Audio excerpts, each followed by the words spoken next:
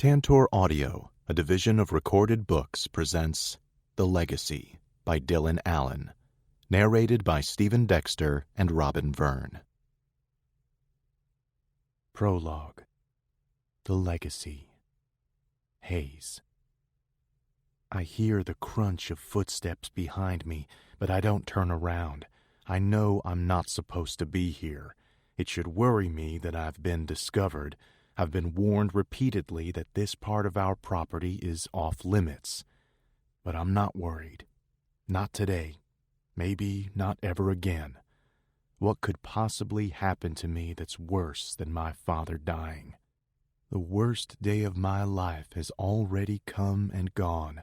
The boulder of pain that has lodged itself into my chest is heavy, and no other emotion has been able to find a foothold in it for weeks. With each day that's passed since my father died, I've become more convinced that what I'm feeling is something bigger, less definable than simple pain. Pain is a basic, localized thing. What I feel is sophisticated, all-encompassing. Pain has a remedy. There's no cure for what has taken root inside of me. "Yo, what are you doing here?" A man's voice calls out from the clearing behind me. I'd been expecting Swish to come looking for me. I did bail on my father's funeral, after all. But that deep, loose, and jaunty voice is definitely not Swish. When I turn around, a tall, young, dark-haired man I've never seen before is watching me with a wary look on his face, like I'm the intruder. Yes, I'm breaking a rule by being here, but this is still my family's property. I stand up slowly and face him. "Who the fuck are you?" I ask with as much aggression as I can manage. "Remington Wilde." He says his name like it's a title, like he expects it to mean something to me. And it does. Even though I've never laid eyes on him before, his last name was among some of the very first words I ever learned. Remington Wilde is the oldest son of my family's biggest rival. His family's heir in training, just like me. I've been raised to think of him as my nemesis. I don't know what I expected him to look like, certainly not so normal. He could be any other teenager at my high school. Like me, he's taller and broader than average. He's got a basketball tucked under one of his arms and is dressed like he's been playing. "Who the fuck are you?"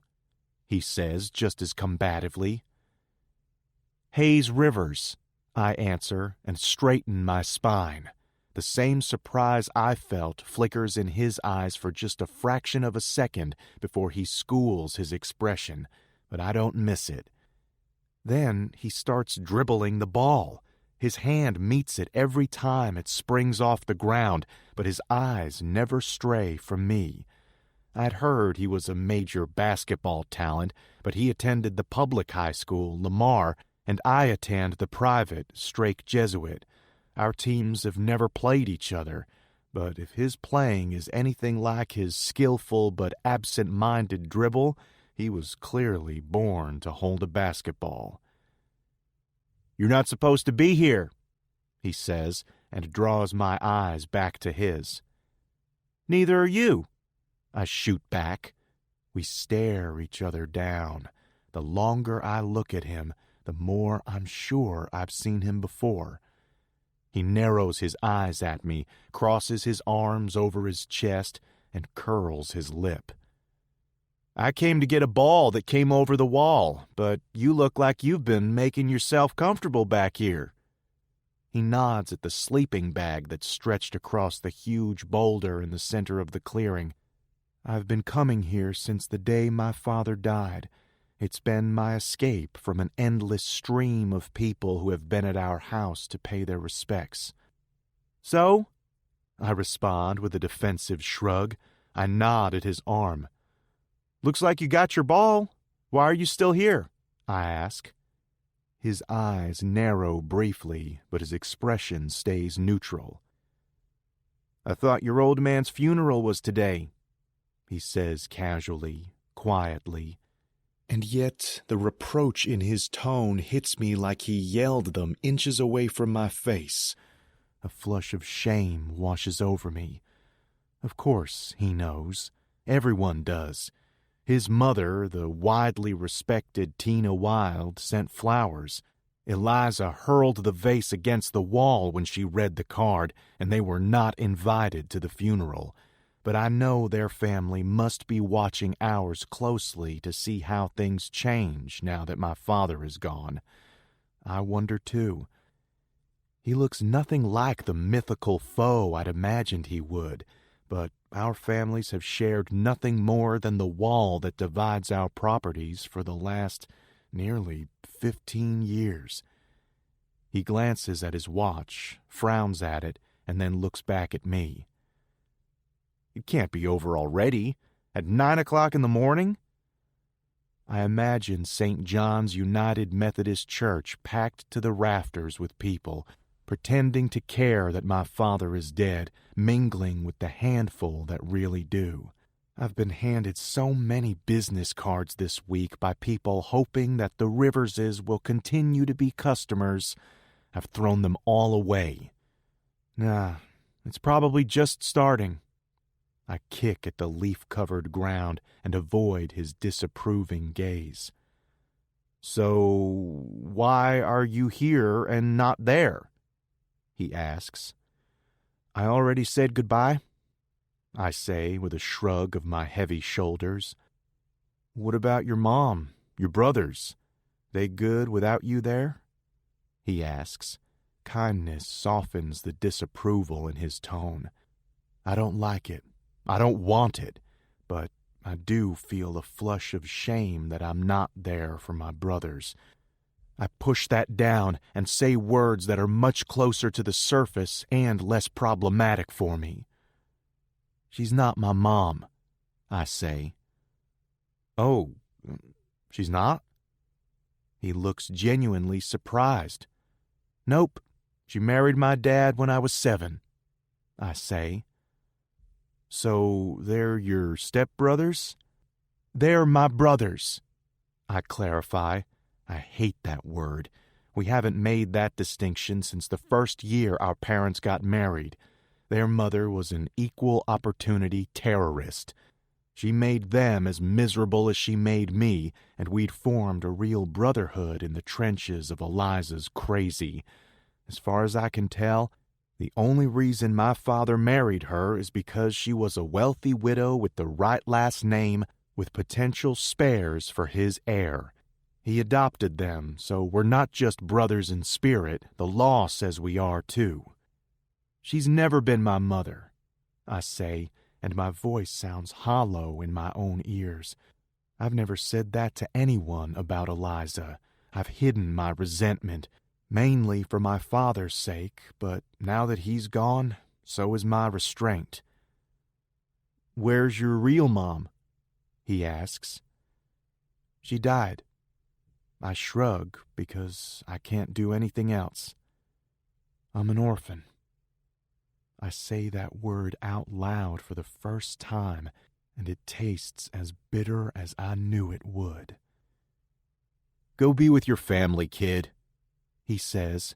I'm not a kid, and you're not old enough to be calling me one, I say. I'm 18, in college. My dad's been dead since I was 2, and my mama hates the sight of me, so I've been old enough for a lot of things for a long time, he says. There's nothing in his tone that implies that he's sad about his father, but now that I know what it feels like to have to say my dad's been dead, or maybe he just has a well-honed poker face, I need to work on mine. Listen. Your brothers are going to need you to act like you have your shit together. If you can't do it for yourself, do it for them. He puts a hand on my shoulder, and it's oddly comforting, not at all awkward. Still, I don't want kindness or comfort, so I shake it off. I'm surprised you even care. Don't the Wilds hate the Riverses? Isn't that why we've never even seen each other before? I ask. First of all, it's the Riverses who hate the Wilds. He bounces his ball once. And I've seen you before. Didn't know who you were. You and that little cheerleader girlfriend of yours come in to eat over on Wesleyan. I work behind the deli counter.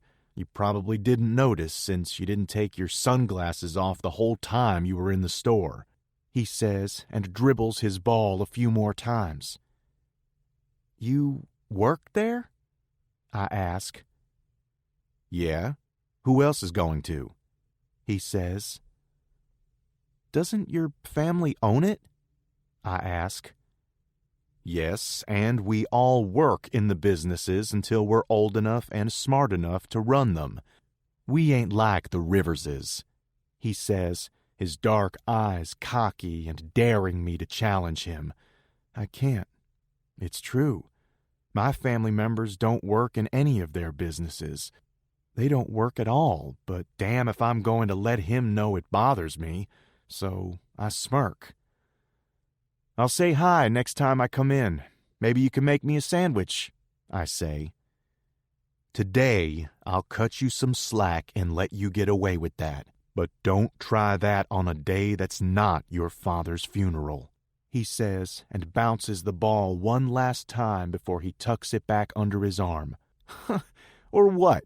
You'll leave the mayo off my sandwich? I scoff. He snorts out a laugh and throws the ball so hard and fast that I barely catch it before it hits me squarely in the chest. Nah, I'll use my hands to show you why I can call you kid any time I want. I throw the ball back with as much force as I can. He catches it without even looking. Then he turns and starts to walk back through the little clearing in the woods that leads to the door I've never dared to open. It's the emergency access to Rivers Wild, the neighborhood the Wild family established when they bought this land from my father, right around the time I was born. He's almost disappeared into the brush when he stops and looks back at me. Go to your dad's funeral. Trust me, you'll never finish saying goodbye, and you'll be glad you saw him this one last time. He leaves, and after a few minutes, so do I. You wanted to see me? I duck my head through the heavy oak door of Swish's office. He's had this office in Rivers' house for as long as I've been alive. The smell of old books, aged leather, and coffee is comforting. I breathe a sigh of relief when I see that he's alone. Everyone else has met with me in pairs, mostly with their lawyer present. I haven't had a truly personal conversation in a whole week. Hello, son. Swish greets me in his swashbuckling East Texas twang that 60 years of living in Houston hasn't ridden him of. Despite the red-rimmed eyes and the disheveled finger-mussed state of his normally perfectly styled, legendary silver hair, he's smiling at me. It's a beleaguered lift of the left corner of his mouth, but it's more of a smile than I've seen on his face in a month. It's sincere and warm, and when he says, "I'm glad to see you," I believe him. He tugs his glasses off his nose, dangles them, then drops them warily onto one of the haphazard stacks of paper littering his desk. "Come in. Close the door." He gestures to it and then hefts his bulky frame out of his chair and strides over to sit in one of the tufted dark red leather seats in front of his desk. "Sit down, please." He nods at the identical chair across from him. The warm smile is gone, and what's replaced it is so grave, so grim, that my stomach clenches. I wipe my suddenly sweaty palms down the front of my jeans-covered leg and do as he asks. He groans through a yawn, presses the heel of his hands to his bleary eyes, and rubs them slowly. He's oozing fatigue, and it's catching because I'm starting to feel weighed down by my own as I watch him. He looks old, and I'm very aware of the fact that time is not on his side, or any of ours, really. But he folds his gnarled, spotted hands over the middle of his infamously large beer belly and leans back in his chair. The last 2 weeks have been difficult. His voice is weighed down by all the things we've faced this week. Difficult? Memorizing the first 19 lines of Chaucer's Canterbury Tales in Old English for class last month was difficult. Having to live without someone you love and knowing you'll never hear their voice again isn't difficult. It's impossibly hard. I wish he would get to the point so I can go back to my room and put on some music and try to sleep. My father loved Elvis. I used to think it was such an odd thing for a boy from East Texas who grew up sucking at the teat of Wednesday night Bible study, Friday night football, and Sunday morning service to love music that my grandmother used to call the devil's seduction. The night he died, I played one of his albums on repeat and fell asleep to Can't Help Falling in Love. Now I can't sleep without listening to it.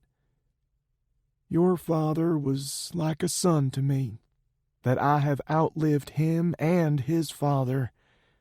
He shakes his head. I don't know how to feel about it, Hayes, but the one thing I know is that I wouldn't wish it on anyone. I've had a real difficult time finding reasons to be grateful for my advanced age, son. But today, I'm glad I'm here because you need someone, he says solemnly. This time, his lips only quirk when he attempts to soften the graveness of everything. You don't have to smile. I don't even try, I say. We're familiar bedfellows when it comes to sitting across from each other with grim sadness between us. When my father's brain tumor returned so aggressively, and within weeks of his surgery, it was Swish who told me it was time to get ready to say goodbye. He was dead 2 weeks later. In so many ways, my life feels like it's come to a screeching halt. I haven't been to school. My stepmother has taken my brothers and gone to her parents' in College Station, and my Uncle Thomas and his newest future ex-wife have moved into the wing that belonged to my father. I don't know how he can stand to be in there. The last time I walked into that part of the house, it smelled like my dad, and I couldn't stomach being there. I can't imagine sleeping in his old bed, breathing air that smells like him. I miss him so much. I was raised in a different time, and your father, God rest his soul, reminded me so much of his father, he adds. They weren't anything alike, I interject and lean forward because I want to see his agreement with my own eyes. Instead, all I see is pity. They weren't, I insist. He sighs. I know your grandfather was ruthless at times. All the time, I mumble. People tell all sorts of stories about him. Your father didn't speak highly of him. Thomas only speaks of him in hushed tones of reverence. The truth of the treatment his legacy deserves is somewhere between those two, but he did what he had to do to preserve the family's traditions of service, as did your father, and you will too. Remember that you've been raised to honor and preserve your family's money and their name. Your grandfather was the first Rivers to serve the family's business in a purely figurehead capacity. Your father expanded some of the roles, but they both saw to it that the family's businesses were run by people who'd done more to prove themselves worthy than just inheriting it. So, as chairman of the board, the title your father held, and that you will hold, is still an important one because you're in charge of the family's personal fortune. You've seen the reports in Forbes? He asks. Yes, I have no idea if they're true. I mean, do we really have $20 billion? I ask. There is no we. It's just you, and it's much more than that, he says, and my jaw drops. Me? I ask. Yes, you, he says mirthlessly. Holy shit. I sigh and lean back. A lot of that comes from your ownership in Kingdom stock, but, Hayes, the trust doesn't give you access to any of it until you're 25. Until then, your guardian has control over it, and the trustee has control over him. The will says that in a case where the heir is too young to assume, a regent or guardian is appointed. It would have been your mother, but... He purses his lips, so I finish his sentence for him. But she's dead too. Yes, she is, he says with a new heaviness in his voice. Your great-great-grandfather Rivers was obsessed with the idea of establishing his own dynasty. Unfortunately for Thomas, it means his inheritance and importance to the family is much smaller. But now, as your guardian, he'll also be the acting chairman, he says grimly. So it's only until I'm 30? Yes, but I know he wants that chairmanship permanently, and he wants to pass it to his heirs. That useless cousin of yours would then inherit after him, Swish warns me, and my worry spikes when I think about my cousin Jesse, who lives with his mother in Miami. We've never gotten along. I can't imagine him leading our family. As we learned yesterday, your father's adoption of your brothers doesn't make them heirs, as he'd hoped. So the only way Thomas could ever take your place permanently is if you died. And you're so young, he has no hope. But he's going to do everything he can to find a way to undermine you, and he'll have 16 years to do it, he says. What can I do to stop him? I ask. Nothing. I think he's going to ask me to resign as the trustee of the family foundation where all the money sits, he says. But you won't, right? No, and he can't remove me. But, son, I'm 82. I'm not going to be here forever, and he'll have complete discretion to pick the next trustee, he says, and I feel a surge of worry. Each word stings like they're wrapped in shards of glass. My stomach dropped when they read the will yesterday. I didn't expect to become chairman right away. I'm only 14. But to have no say at all over anything completely surprised me. What was I going to do for the next 16 years? Okay, so what happens now? I ask. Well, that's what I want to talk to you about. Your father made plans right before he died. His voice is grave, and he stops and watches me while his words sink in. What plans? You're going to live with your Aunt Gigi in Positano, he says. Who? I ask sharply, sure I hadn't heard him correctly. Your father has an older sister, Georgiana, but everyone calls her Gigi, he says again, and I sit back. A cold weight spreads in my core as I look at Swish with eyes that go from wide with shock to narrowed in suspicion. No, he doesn't, I insist. Yes, Hayes, he does, he says softly. He watches me solemnly, and I realize, with real horror building in my chest, that he's telling me the truth. But my father wouldn't hide his sister, would he?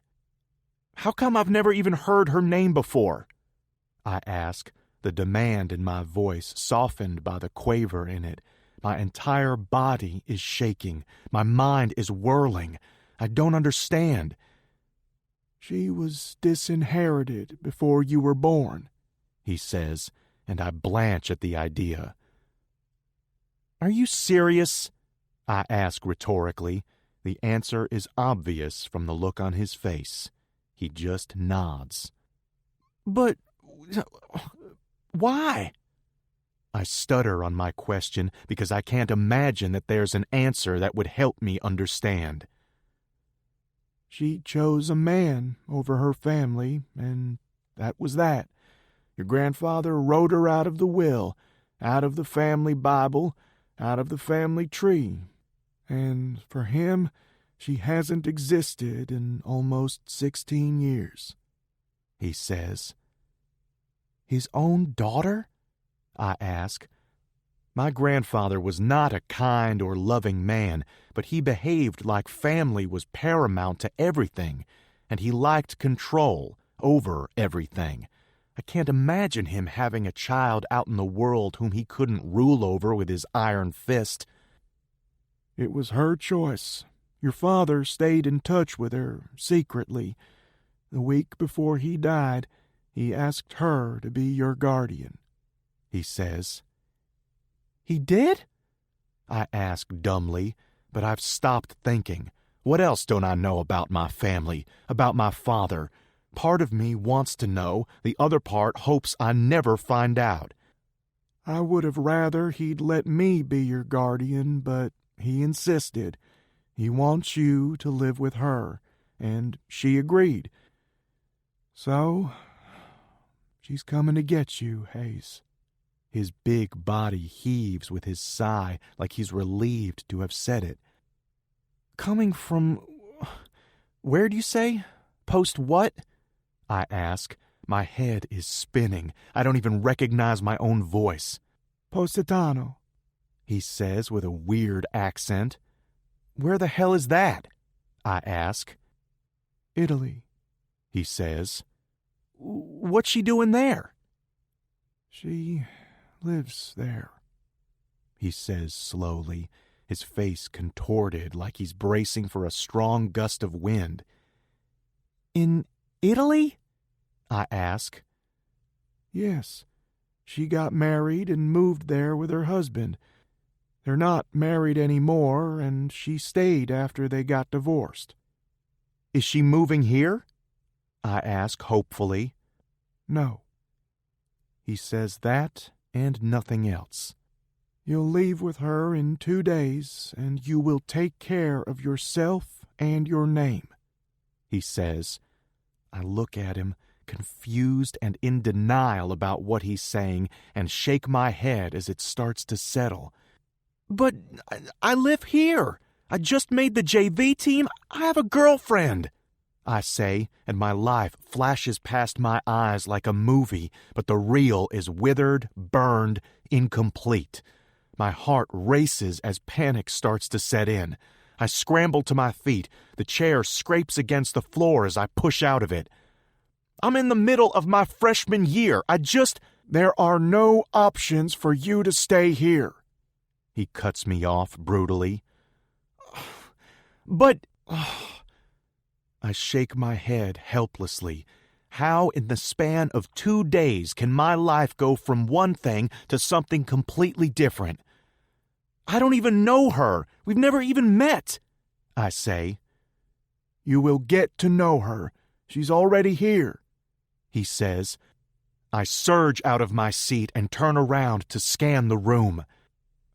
What I mean, Hayes, is that she's in Houston at the St. Regis, not here at Rivers' house. She got in very late this evening. I sink back down in my seat, disappointment ripe in my chest. I sit, my head bowed, my hands dangling from my knees, and only half listen to what he's saying. Now, She's going to do her best to make sure that you're ready for the chairmanship when you turn 30. Chairman of the board at Kingdom is a figurehead mainly, but there's also power and discretion that comes with that role. So, just because you're not an executive making decisions, you need a good understanding of the company's business model. Every year, the chairman, with the advice of the board, revises or reaffirms the platform and goals. The foundation and the family have had decades of solid leadership. I'm sure that when you're ready to take over, you'll continue that legacy. For now, it is up to your uncle to act in your stead. I drop my head into my hands. I know. Since his last divorce, he's taken an advance on his income from the trust nearly every month, he says sadly, but with growing conviction in every word. As the trustee, I have discretion over what happens to your money. I'm going to make gifts to you from the trust every year. It will be a lot of money, and you can't touch it until you're ready to assume the chairmanship. But at least this will keep it out of Thomas's reach. I don't say anything. I can't. And what would be the point? I have no say in anything. And Gigi will take good care of you. You listen to her. Your father trusted her with your life. I do too. My life? I ask. I mean that you are your father's only child. If you die without children or a wife, your uncle inherits, he explains. My jaw drops. Die? I ask in horror. I'm not saying he would try to kill you, he says dismissively. Just that if something happens to you, the entire family's future will be in his hands, and he is not fit to hold it, he says in a display of temper that is rare and telling. I don't know. None of this makes any sense, I mutter, and drop my face into my hands and try to think. One more thing, he says, and I don't even look up. One more thing, a million more things. I don't think things could feel any worse. By virtue of being a Rivers, you'll have people who try to get close to you just to use you for money or access to something they perceive you as a gatekeeper of. This speech, at least, is familiar. My father drilled that into me from an early age, not because he didn't want me to have friends, but because it could never be at the expense of the family. It was first, for him and for me. He married Eliza after a very short time dating. She was a recent widow. Dare, my youngest brother, hadn't even been 1 year old. They never loved each other. He married her because she was young, from an old family, and had her own wealth to bring to the marriage, just like my mother had been. He told me that the woman I chose had to be someone just like that. Love grows where there's commonality of purpose, and if it doesn't, at least you will always have that to hold you together, but you must never yield your family duty to anything else. All of this is your legacy. Swish waves his arms around the vast room that's been his seat of power for the last 40 years. You have to come back and make sure the River's name, mission, values, and ethics remain intact. Your family isn't respected just because it's wealthy. It's because they use that money to do good, to create opportunity. They have been to Houston what the Medicis were to Europe during the Renaissance, and you've got to remember everything your father taught you. Gigi will do a good job of keeping your feet on the ground. What does she know about running a business? I ask bitterly. I resent her already. The running of the business isn't your role. the stewardship of the family's foundation and money is. Your father died too young. You're not ready, but I'm going to make sure that when your time comes, you are," he says. There's a calm in his voice that tears at me. How can he be calm? In less than 2 weeks, my entire world has been ripped to shreds, and I'm being sent halfway across the world to live with a woman I don't know. "I don't want to go," I say, and I wish again that my parents were here. I think about my brothers. They're so little still. Stone, the closest in age to me, is only 10, but we're close. Despite their mother's attempts to put distance between us, we have always gravitated toward each other. "I bet Eliza will be happy," I mumble to the floor. "Sadly, I agree. But even more reason why you should go." I listen to everything he's saying, and with each word, a piece of my world goes dark. I promise myself that when I have the chance, I will be ready. I'll do what I must, go where I need to, and when it's time, I'll come back and make my father and Swish proud. Part 1. 16 years later. Castigliocello, Tuscany, Italy. Hello. Hayes. "Can you hold the door open, please?" A voice calls from down the hall. This is the 3rd time the doors have attempted to close and someone has stopped us. I'm standing by the button panel and have no intention of pressing the door open button. "Excuse me," a woman behind me says, and then a feminine finger, complete with a short but perfectly manicured light pink fingernail, slips around my side and presses the button just as the door is about to close completely. I was reading emails when I stepped onto the lift, so I didn't see who was standing right behind me, but now I can feel her. Her breasts press into the back of my arm, and her perfume, something with roses, wafts up my nose. If there were a single inch of space in the elevator, I would turn around to see who she is, but there's not. As soon as her finger disappears, I press the door close button and keep my finger on it. "That was rude," the woman behind me says as the door shuts in the face of the woman who called out for us to wait. "Well," I say in return. I look up at the top of the mirrored elevator ceiling. I can only see the tops of our heads. Hers is crowned by a mass of blonde waves that appear to tumble down her back. It's pushed off her tanned, delicate shoulders. Each one is bisected by 2 skimpy black strips of fabric holding up what must be a very lightweight shirt. As the elevator stops on consecutive floors and people step off, it becomes less and less crowded, but she stays pressed to my back, and her hand moves like she's fidgeting with something between us.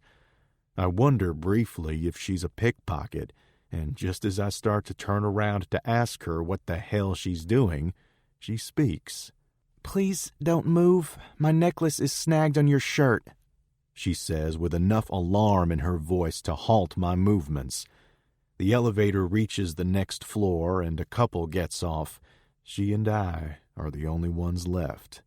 "Ah, shit, I can't get it loose," she mutters. I start to turn again. If you move, it'll break the chain," she says again in her voice which calls to mind smoke and rain and sex. "Yes, got it," she says right as the door to my floor opens. She steps back, and the rush of cool air between us isn't refreshing. It's just a very sharp contrast to the warm, soft heat that had just been there. I step off the lift and turn around. I stop in my tracks. Her eyes are wide-set and almond-shaped. Their color is a medley of the same blues and greens of the sea that surrounds this villa. not clear, but compelling and inviting. They make her face, which is a very nice face, completely extraordinary. Her gaze is direct and questioning while our eyes are locked. Then it travels down my chest, lingers at the waist of my low-slung shorts before they skim my bare legs and my sneakered feet. I cough, and she looks back at my face. The muscles in my chest tighten at the naked admiration in her eyes. "Hello," I say, and extend my hand. She flushes the prettiest shade of pink and tucks her hair behind her ear. Damn. She's got the doe-eyed sex kitten look down to a science. Her eyes are wide with surprise. Her lips are parted. Fuck. Her lips are perfect. She looks like a fucking snack. The perfect portion of everything I like. But it's the one thing I know about her that corrals the compulsion I have to find out if that sweet pink mouth is as soft as it looks.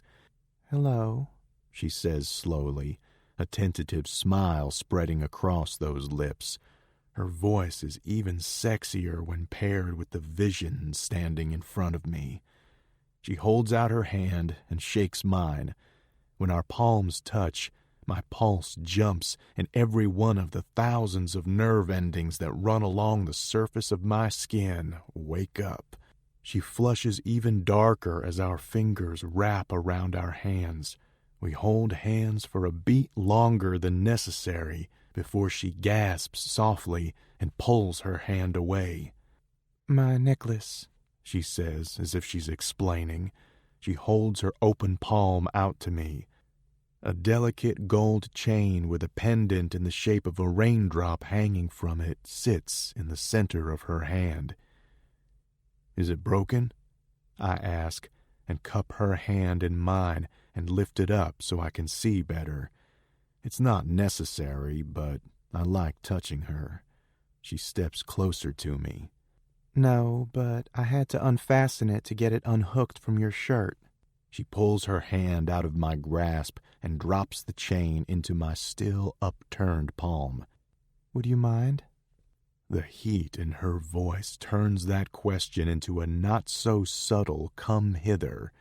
The unmasked attraction in her eyes hits me like a fist to my chest, and I have to clear my throat before I can respond. "Of course," I say.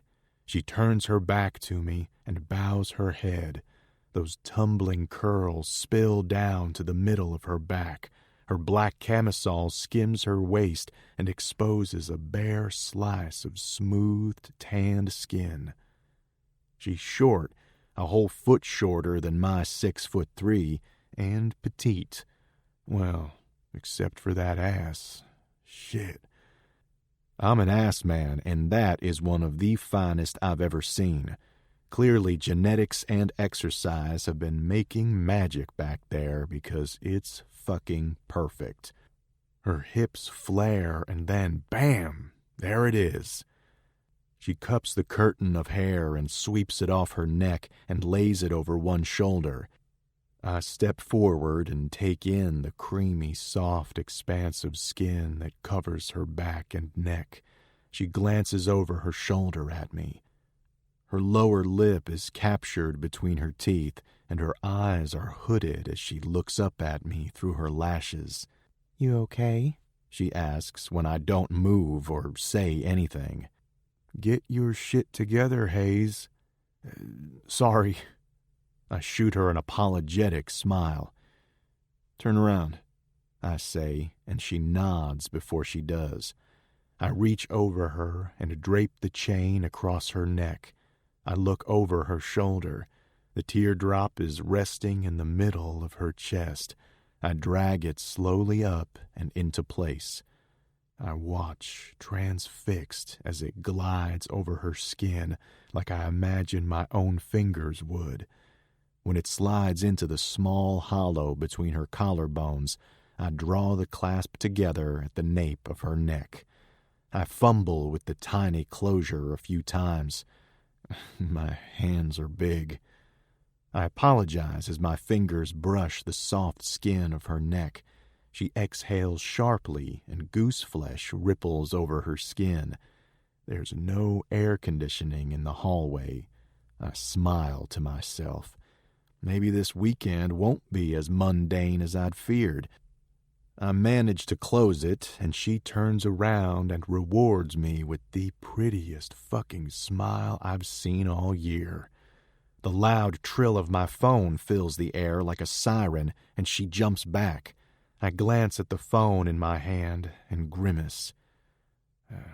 Excuse me, I have to take this, I say, and send her an apologetic smile. She smiles understandingly. Of course, I'm on this floor. Maybe I'll see you later, she says. Absolutely, I respond before I turn toward my room and answer my phone. Hayes, honey, you there?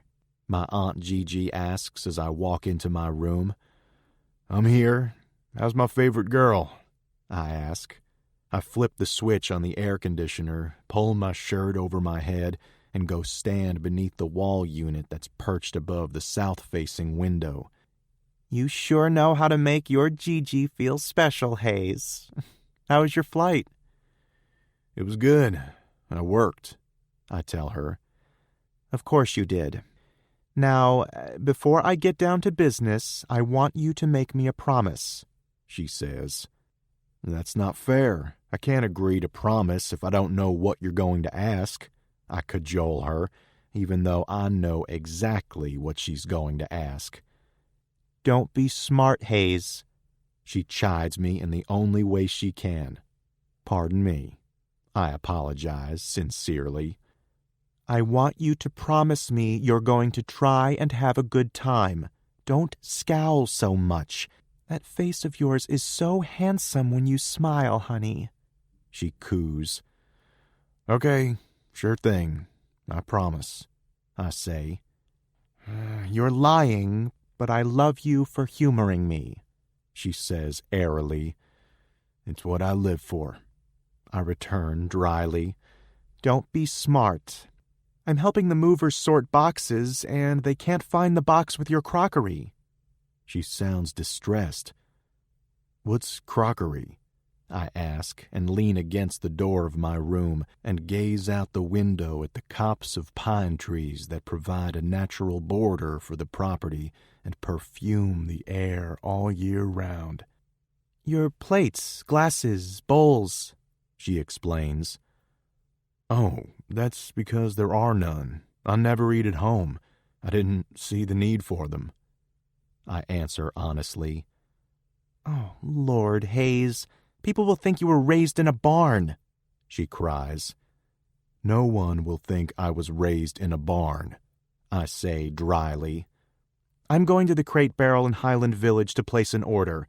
I don't know if they deliver, so you'll need to pick it up when you get back. I'm just going to go over the list of things I'm getting, she says. Thanks for doing this for me, Gigi, I say. Well, it's the least I can do since I won't be here when you actually move in. And I should be thanking you for going to the wedding for me, honey. I know he's a pretentious little shit, but his mother was my dearest friend in Positano.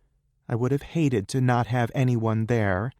And maybe, she drawls conspiratorially, you'll meet the girl of your dreams. She ends hopefully. Have you seen Thomas? I ask, changing the subject. No. She sniffs like she smells something bad. He and I haven't been in touch at all. I just shudder to think what the foundation would look like if he had even one more year with it. I'm so glad you're moving back here, she says. Nice to know you'll miss me, I say dryly. Of course I will, baby.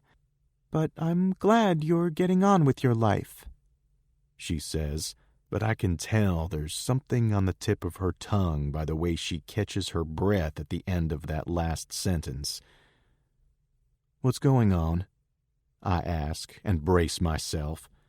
My aunt is the most direct human being on the planet.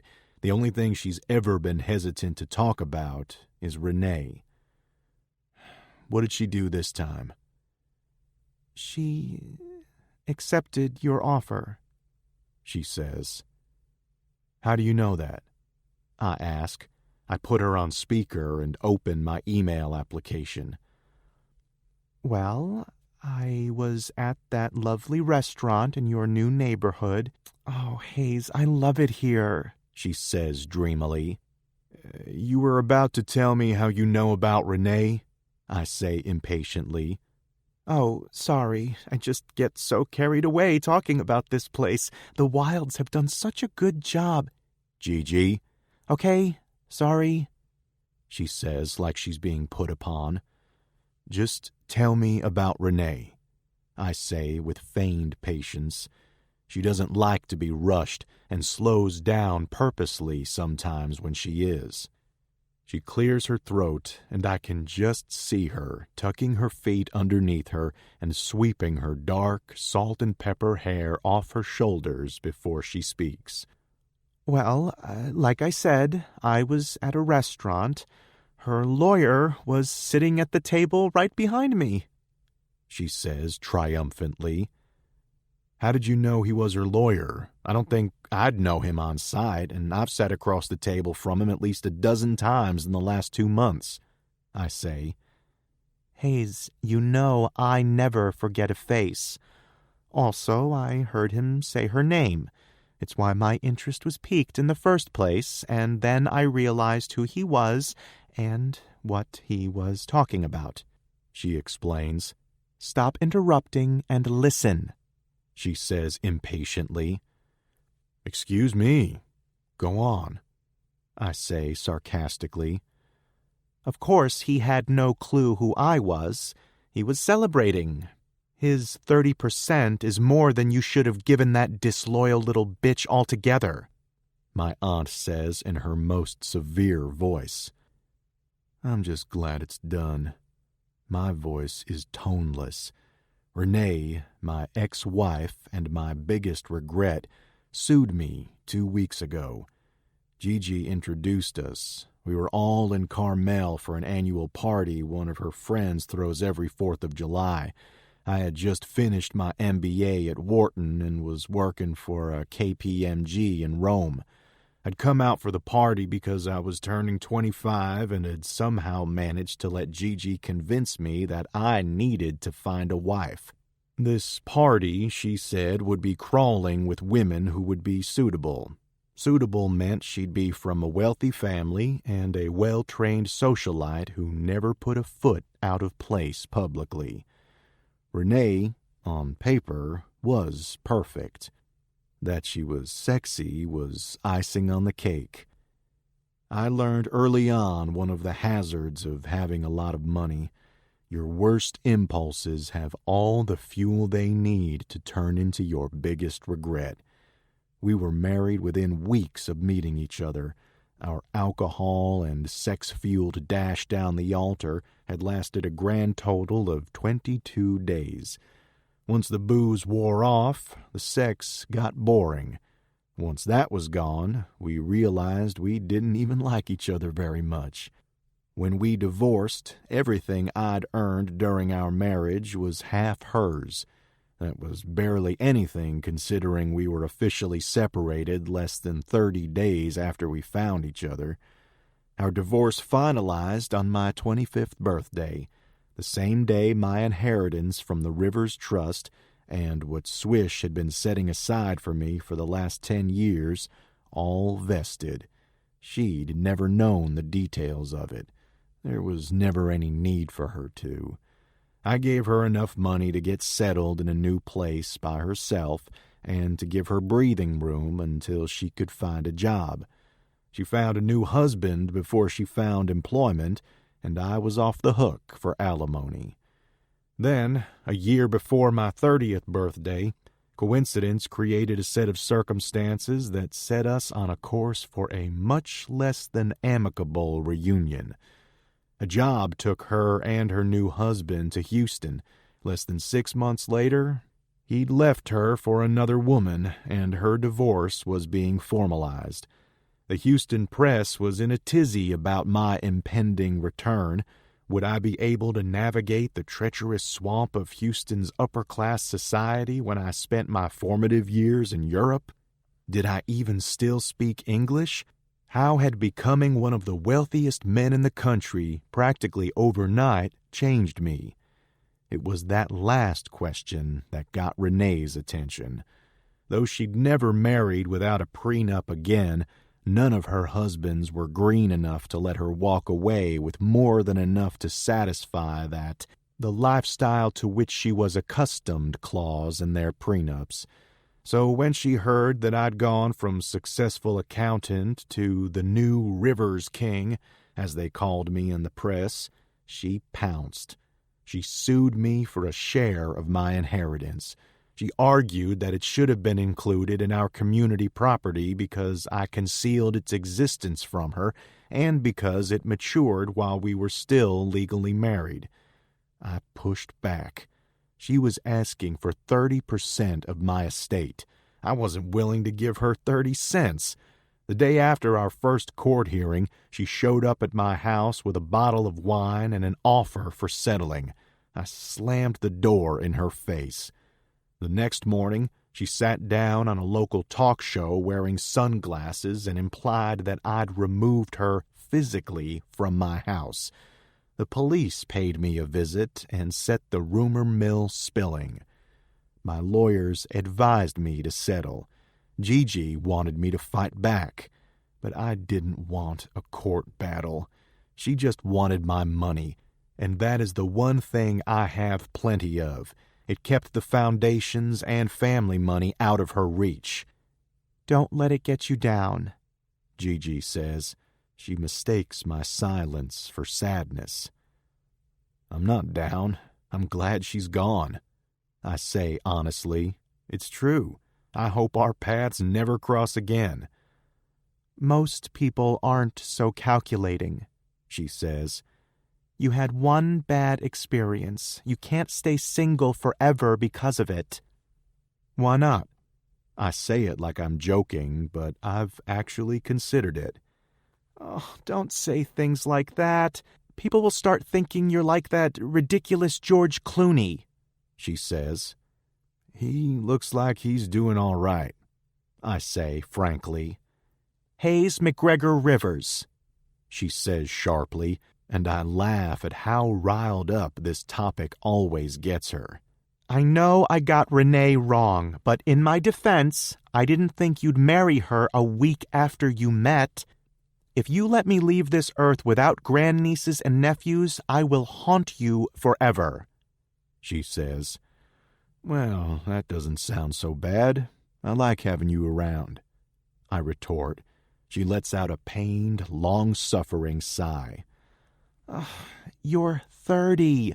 You need to start thinking about it again, especially if you're going to make a successful transition back into Houston society." I can't suppress my groan. We've been having this argument for the last year. "Gigi, let me do one thing at a time. The foundation needs my attention right now. The wife hunt can wait." "Well, there are lots of eligible girls from very nice families in Houston," she says. "Gigi, ooh, if I'm here more often, I could be your matchmaker," she says hopefully. I start to quip that she's done enough by introducing and encouraging my liaison with Renee, but it goes beyond whatever her hopes are. I've watched one marriage of convenience after another fail and fall apart. It's the last thing I want, so I level with her.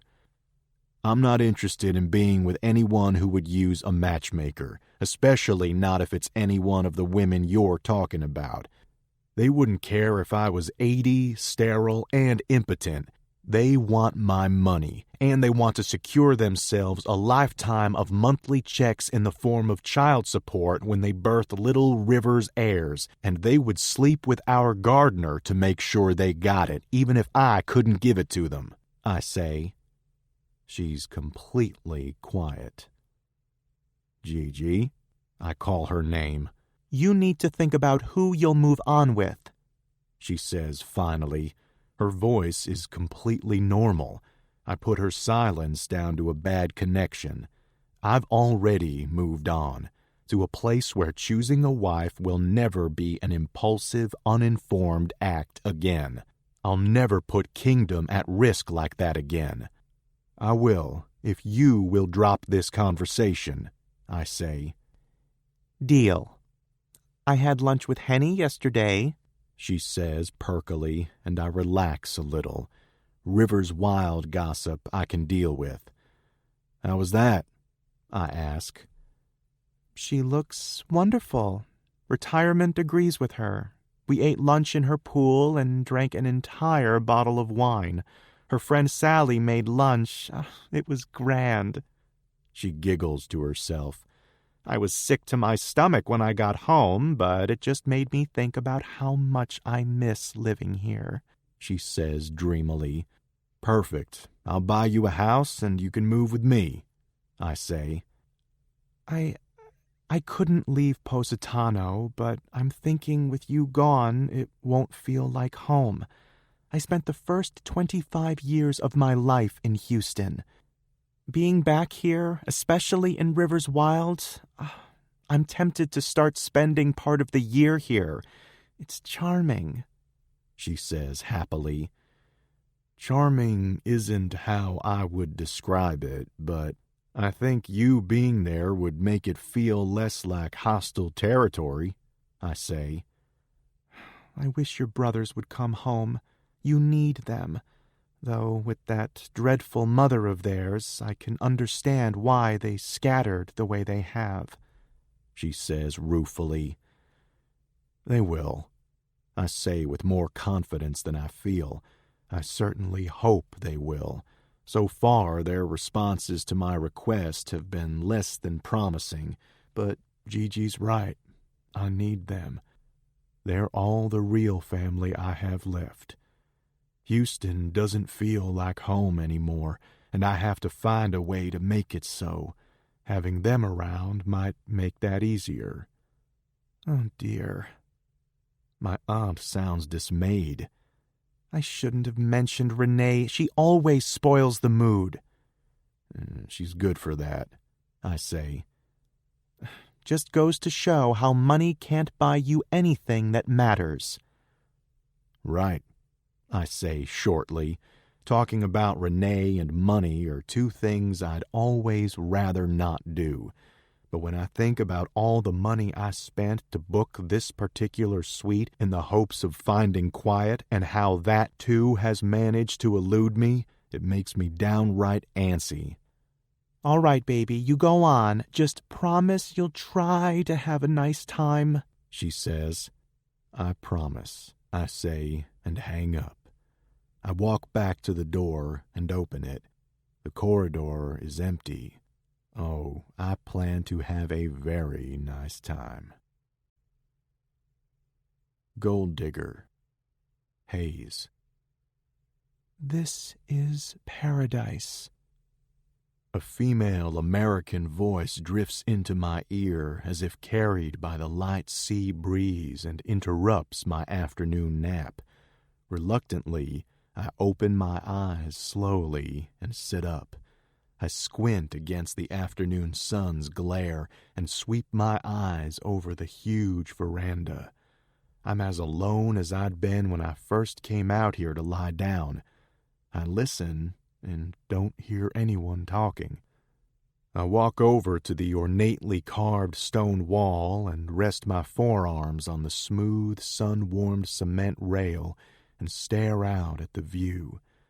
The sweeping green and blues of the sea, sky, and verdant, lush landscape seem endless. The light breeze isn't stiff enough to do more than ruffle the very fine hairs on my arms, but it carries with it the smell of lemon and pine.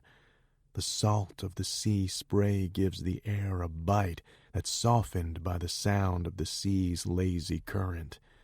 The sea stretches and disappears into the curve of the horizon. I gaze at it and understand why people thought the world was flat.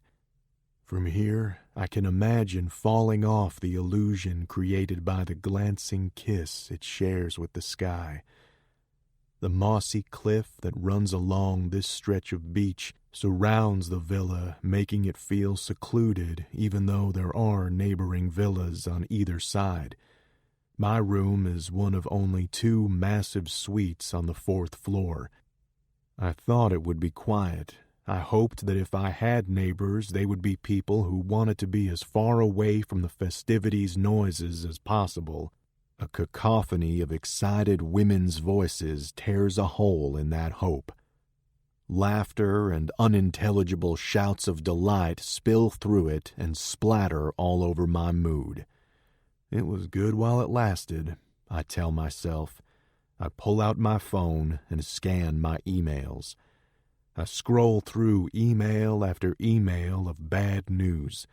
Kingdom is being hit with lawsuits left and right, from breach of contract to improper dismissals. In the last 15 years, my uncle's failure to manage Kingdom and all of its holdings properly is matched only by his lack of transparency. He stacked the board with his minions instead of competent people. We are in violation of hundreds of regulatory guidelines in nearly every facet of our business, and everyone is looking to me for answers I don't have. It's been 2 weeks since I became chairman of the board. The first email I received in my official capacity was from my newly appointed executive assistant. In it, she asked me to send her a guest list for my swearing-in ceremony and banquet. My reply informed her that until we had something real to celebrate, the banquet was postponed. This wedding couldn't have happened at a worse time. When Gigi asked me to attend on her behalf, I said no. She pinched my ear, told me not to talk back, and booked my flight. So here I am. Let's go out here. I want to see the ocean. The same voice that woke me says. Even though I can hear the women, I can't see them, and they have no idea I'm here. Yeah, I can't believe we're here. This is beautiful. Another voice gushes. You know I live 45 minutes from the beach and I don't think I've seen the ocean all year? Another voice raves. Like the other voice, hers is bubbling with excitement. It's the sea, Cass. The Ligurian Sea, not the ocean. And I've got a headache. I'm going to lie down. Have fun with the girls, okay? This voice makes my ears perk up. It's my elevator girl, but she sounds decidedly unhappy. Who wouldn't be happy to be here? You, that's who, I remind myself. Oh, come on, TB. It feels so good out here. The enthusiastic voice calls out to her. No, you guys have fun. I'm just tired after that trip, she says, her words muffled by a very fake yawn. A chorus of pleasant goodbyes rings out behind her, and the door closes with a sharp rattle of wood and glass. Then the claws come out. God, Cass, why did you bring her? One voice drones as if she's in pain. Actually, I brought you. She's my +1, and she's having a hard time, so you guys better not be dicks, Cass responds. Well, from what I heard, it's her own fault. Another voice chimes in. And why is she dressed like that? I mean, if I had thighs like that, I'd never wear shorts. I think her thighs look great, Cass says defensively.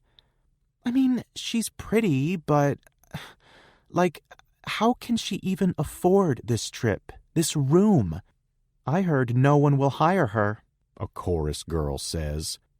That's none of your business, you guys. Cass's voice is rising in anger. Well, if her gold-digging ways are going to reflect on us, You're only here because Liv was nice enough to let you use her room block despite the fact that you're not wedding guests. And if this is how you feel about her, then just keep your distance this weekend." I like this Cass. There's a beat of silence before one of the voices responds in a whiny bray. "She's the one who... I'm back." The door flies open as the voice belonging to TB rejoins the group. Their conversation comes to a complete and utter stop. "Oh, hey. Couldn't sleep?" Cass says in a much thinner, more hesitant voice than the one she's been using since they came outside. "No.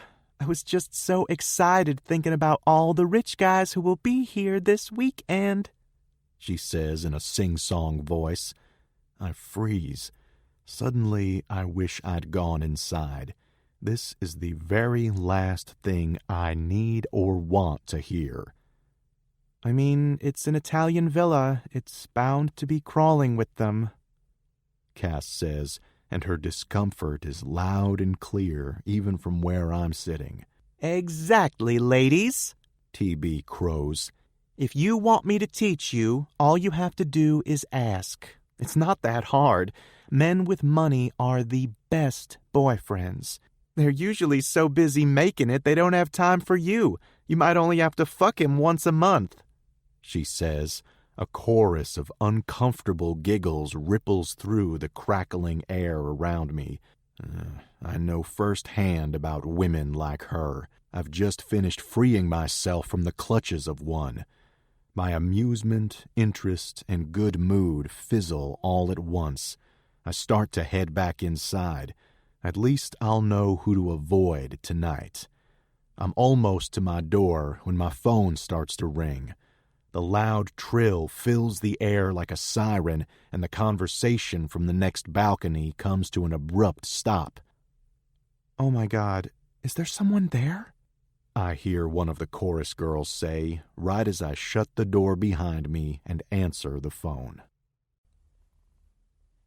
Dolce Vita. Confidence. Who is that? I lean over to Cass and whisper without taking my eyes off the tall, well-built, beautiful man who just strode into the tent like he's about to tell us all he's our new ruler and ask us to pledge our loyalty or die. He's even more beautiful in that suit than he was in that hallway this afternoon. I can still feel the soft brush of his fingers on my neck, the way my breath caught in my throat when he'd dragged that pendant up my chest until it nestled into the small hollow at the base of my throat. His dark, wavy hair is just long enough to curl right at the edge of his crisp white tuxedo shirt. It's unruly and perfectly artless in a way that no human hand and no amount of pomade could create. Those silky dark chocolate waves are the work of God himself. His profile is strong and bold, his nose prominent and straight. His lips are set in a straight line, but I can see their fullness even in his profile. And God, his jaw, it's chiseled and wide and covered in a beard low enough to be a 5 o'clock shadow, meticulously groomed so you can tell it's not. His broad, tall frame is poured into a black tuxedo that fits him perfectly. He looks like he's the sovereign of something, a country, a business, 1,000 women in a harem somewhere. Heads turn as he crosses the room, and I can't blame them, not even a little bit. He oozes sex and power. His long strides eat up the floor, and he reaches the lone empty table at the back of the tent quickly. When he's adorned the chair with his glorious body, he turns to face the front of the room, where the bridal party is sitting and giving their speeches. "Who's who?" she asks, and pokes her head around the room. I tug her arm and nod at him. Him. also known as the man of all my dirty dreams, I purr excitedly, my eyes trained on the finest specimen of man I've ever seen this close up. "Oh," she drawls, eyes widening with interest, and props her chin on her hand and ogles him. "That's Hayes Rivers," the woman on my right says. Cass and I both turn to face her, surpassed by her interjection. "Heir to kingdom?" she says, when neither of us respond. I knew it. He looks like a king. Which kingdom? I ask. I'm already imagining myself in a ball gown, crown on my head, walking down some long, red-carpeted aisle where he's waiting at the end. "No, not a kingdom." And just like that, she kills my dream. Kingdom is the name of his family's business. He inherited all the money when he turned 25, and now he's the new Rivers king, she says. "How old is he now?" I ask, my curiosity overtaking my normal abhorrence for gossip. "He must be 30. He's one of the richest men in the freaking world," she exclaims. "Really? Why is he here?" "His grandmother is friends with the groom," our little canary says. "I can't believe you've never heard of him. His return to Houston is all anyone's talking about," she says, and looks at both of us like we're crazy. "I don't live in Houston," I say. "Well, I heard." Her eyes dart around as if checking for spies, and then she leans into us. Apparently, he had a fight with his ex, and it got physical. She grimaces, but her eyes are twinkling. "I'm not one to gossip," she says, and Cass and I exchange a, "yeah, right," look. But she was all over the place wearing sunglasses. No one saw her, mind you, and she never said, but it was obvious he roughed her up, she says. My lawyer hat comes on, and my eyes slide away from the delicious man to her. I make sure there's no warmth in them, and her silly, careless smile falters.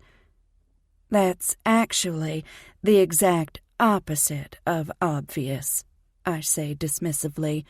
"Only if you're blind. I mean, yeah, he's nice to look at, but he looks so angry, don't you think?" I glance at him, and just then, like he knows what she said, his jaw clenches. "Well, if people were talking about me like this, I might be angry too," I say, and Cass pinches me. "Well, if you think you know better, you can ignore me, but don't say you weren't warned," she says, and turns back to the victim on her other side. As if I need any warning. I can smell a violent man the minute he enters the room. I grew up with them under the same roof. I watched them do more damage than any of the natural disasters that were a way of life for us in the Mississippi Delta. I lean toward Cass. "He's staying on our floor," I whisper. I can't take my eyes off him. My whole body is tingling just from looking at him. "Thank you, God," I say, pressing my hands together in gratitude. Cass laughs. "I mean, he does clean up nicely, but he looks like he'd be more comfortable in a boxing ring than on a dance floor," she says. "Yes, exactly." I practically purr before I take another sip of my gin and tonic. My thighs clench when I think about how rough things could get. "His nose doesn't look like it's been broken, though," she muses. "No one's perfect," I joke, and take a final swig of my drink. "Enjoy. My fantasy Italian fling is more in the style of Jude Law and the talented Mr. Ripley. He looks like he could eat Jude Law in a single bite." "Or me," I drawl with a wink and stand up. I run my hands down my dress. Cass grabs my arm and yanks me back down in my seat. "Where in the world are you going? You are not going to approach him," she says, as if scandalized. I glance over at her and grin, because I am so going to approach him. "You never approach anyone. You're still getting over Nigel. Who are you?" she asks, green eyes wide with surprise. "I'm Confidence Ryan, and I'm about to go climb my very own Mount Olympus," I say with a suggestive waggle of my eyebrows. "Are you drunk?" she asks when I start to stand up again. "Yes, but so what?" I say. "You'll regret it in the morning," she frets. "Maybe," I shrug. "This isn't you." She peers up at me. "Again, so what?" I shrug off her questions. "I'm in Italy. I'm single, and I think that if I'm ready to walk over and put my ass on a table for another man to make a meal of me, then I might be over Nigel," I say. "True facts," she says, with an enthusiastic nod. "And if I have regrets, then at least it will be for something worth regretting." "I want to know what that kind of regret feels like," I say in a moment of rare vulnerability. "Okay," she says, relenting in her attempts to stop me, even if she doesn't quite sound convinced. "Just be safe. Get your own drinks and drop your glass so it shatters if you need a rescue," she says, and takes a sip of her drink. "I won't be breaking any glasses. If I need a rescue, I'll do it myself." A sudden bolt of doubt flashes through my mind. This is very unlike me. I self-consciously glance down at myself. Do I look okay? I cast a sheepish glance at Cass. My bravado has failed me now that I'm about to walk the walk. "You look better than okay. You look wonderful," she says, with all of the sincerity of a dutiful and loving friend who would never say anything other than how wonderful I look. I lose my nerve and lower myself back into my seat. I grab my wine and take a moody, resentful sip. Cass puts her drink down and grabs my forearm. What happened? Her dark brows are furrowed in concern. "I thought you were off to get laid."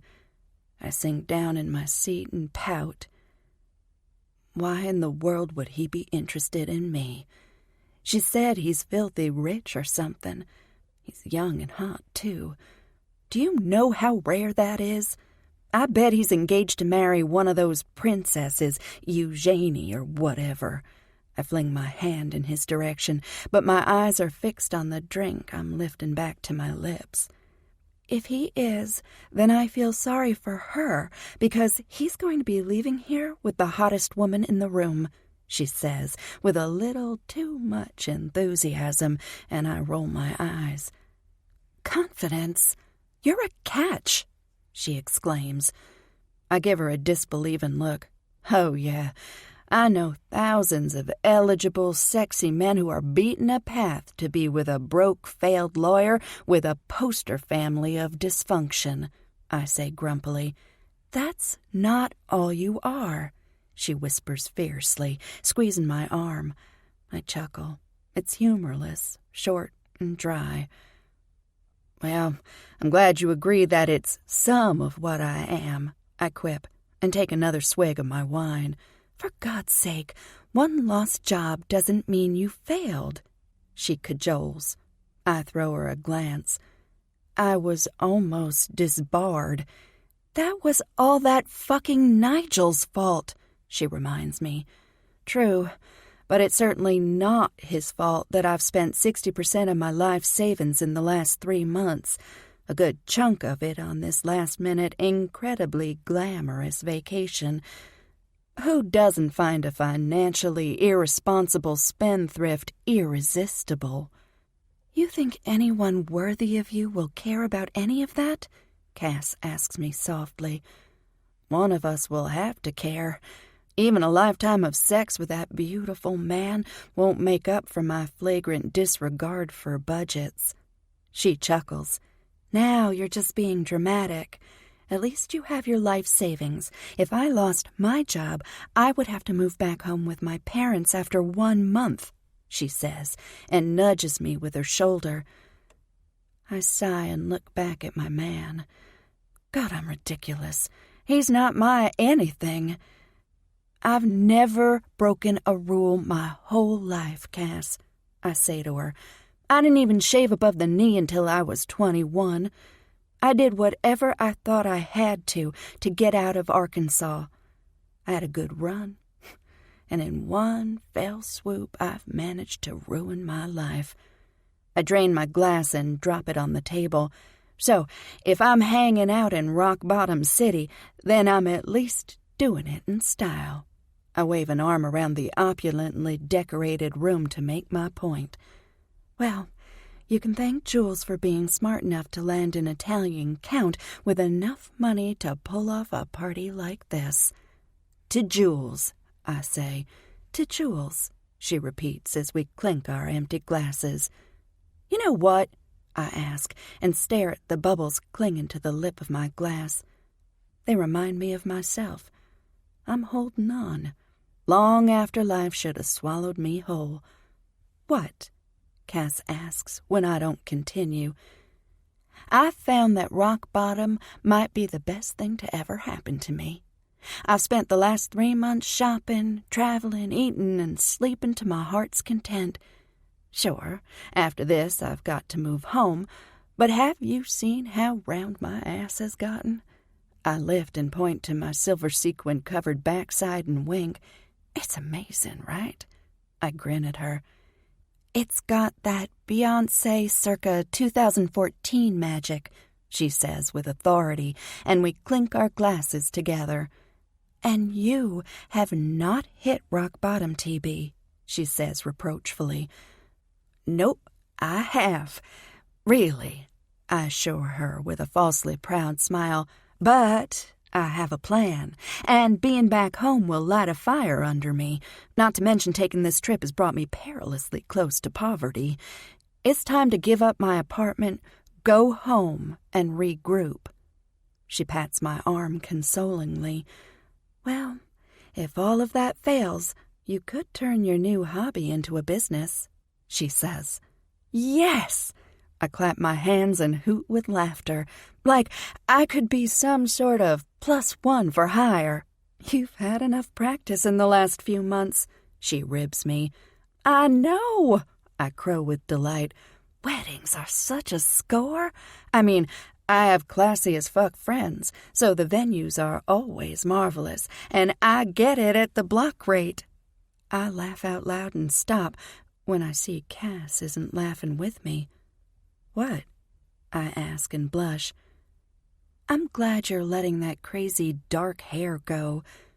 Your hair is the prettiest natural blonde I've ever seen. I've missed the fits of jealousy I used to have every time you wore it down. I do look good, don't I? A life of leisure is apparently the real fountain of youth. I wink. But tell me why you're looking at me like my mom did the first time I managed to bait a hook myself, I tease, but I'm blushing at the unfiltered pride in her eyes. It's just that I'm glad that you're doing what makes you happy. It is slightly reckless to blow through your savings this way, but I also know that you're a brilliant, passionate attorney, and the minute you're ready, you'll have a score of job offers. I'm thrilled you're being a sexy, lazy beach bum for once in your life. You've earned it, Cass says with the most sincerely delighted smile on her face. I smile back at her with equal delight. This is why she's my best friend. She loves me as much as I love her, and when I'm happy, she is too. My heart swells with gratitude that I have her in my life. I look back at my dream man. He's sitting with his arms crossed, watching the dancing people like he'd rather be anywhere else. His heavy, square chin has a cleft. I want to stick my tongue in it. I regain my resolve. I'm about to add slutty to that sexy and lazy, I say, and give her a bawdy wink. Then I stand up again before I lose my nerve. I'm about to turn and walk his way when I remember something and lean down to talk to Cass. The guy behind the bar, his name tag said Luca. He's a dead ringer for Jude Law, and I saw him checking out your ass when we walked through earlier, I say. She leaps out of her seat. I can't believe you saw him and didn't tell me. She scowls and starts to gather her phone and the lipstick and gum that spilled out of her tiny gold clutch. How was I to know what you were in the mood for? And if I told you every time a guy checked you out, we'd be here all night. You sweet talker. She swats my arm and presses a quick kiss to my cheek. Be safe. Have fun. And remind me to stick an extra long pin in my Nigel voodoo doll when we get home. I love you, I say through a giggle. She really has a Nigel voodoo doll at home. It's a pathetic little stick figure made of popsicle sticks. All of its limbs are broken. How could you not? She wiggles her fingers goodbye and disappears into the crowd. I run my fingers through my heavy hair. Thank you for low humidity and great hair products. There's not a hint of frizz in sight, and there hasn't been since I got here. I take all of this as an omen. Beautiful setting, great company, best hair day of my life. The stars have aligned. Of course, the man of my sexual dreams would be here, too. With that thought, I take a deep breath and turn to face my future conquest. I hope that tonight, though, I'll be the one who's conquered. I'm 5'3". Tall, well-built men are my weakness. The strapping, dark-haired Duke of Midnight across the room looks like he might be up for the job. I say a quick prayer that I didn't misread things in the elevator this morning, and that I'm not about to make a fool of myself and start toward him. As I weave my way across the moderately populated dance floor, I lose sight of him once or twice. But when I step off the other side of the dance floor, my view of him is completely unobstructed. When his eyes swing in my direction, they land on me right away. His eyes sweep up my body, his head's angle marking their current position. My feet, my legs, my hips, stomach, my breasts, and on my face. I feel a shot of confidence that propels me forward. I've never done anything like this before, but when I saw him this afternoon, I thought, mine. Despite my little blip of doubt, I'm excited about the possibility of having a night with him. That's all I really want. Since we've been in Castioncello, I've felt different, freer, happier. It's the most beautiful place my admittedly limited travels have ever taken me. The sea's perpetual whispers and roars lend an air of magic to the cove of neighboring villas we're staying at this weekend. As soon as we stepped off the dreary shuttle that brought us the 40 miles from the airport in Pisa, I knew this would be a trip I'd never forget. Until now, I thought it would be because of the spectacular views, the clean, fragrant air, and being with Cass. Yet, as I approach Mr. Tall, Dark, and Glorious, I know that this is going to be the experience that defines this trip. Lord knows I was in desperate need of something glorious and unforgettable right now. When I'm 2 tables away, his eyes come into focus. Like my mama would say, Lord a mercy. While I'd been gawking at his body, the shadows in the hallway had been hiding the real treasure. They're a heart-stopping disc of pure hazel, ringed in what could be a mossy green or nutty brown. The light doesn't allow me to see clearly. They're fringed by a thick tangle of lashes and burning with intelligence and wariness. He stands up just before I reach him. His tall, broad frame is a little leaner up close.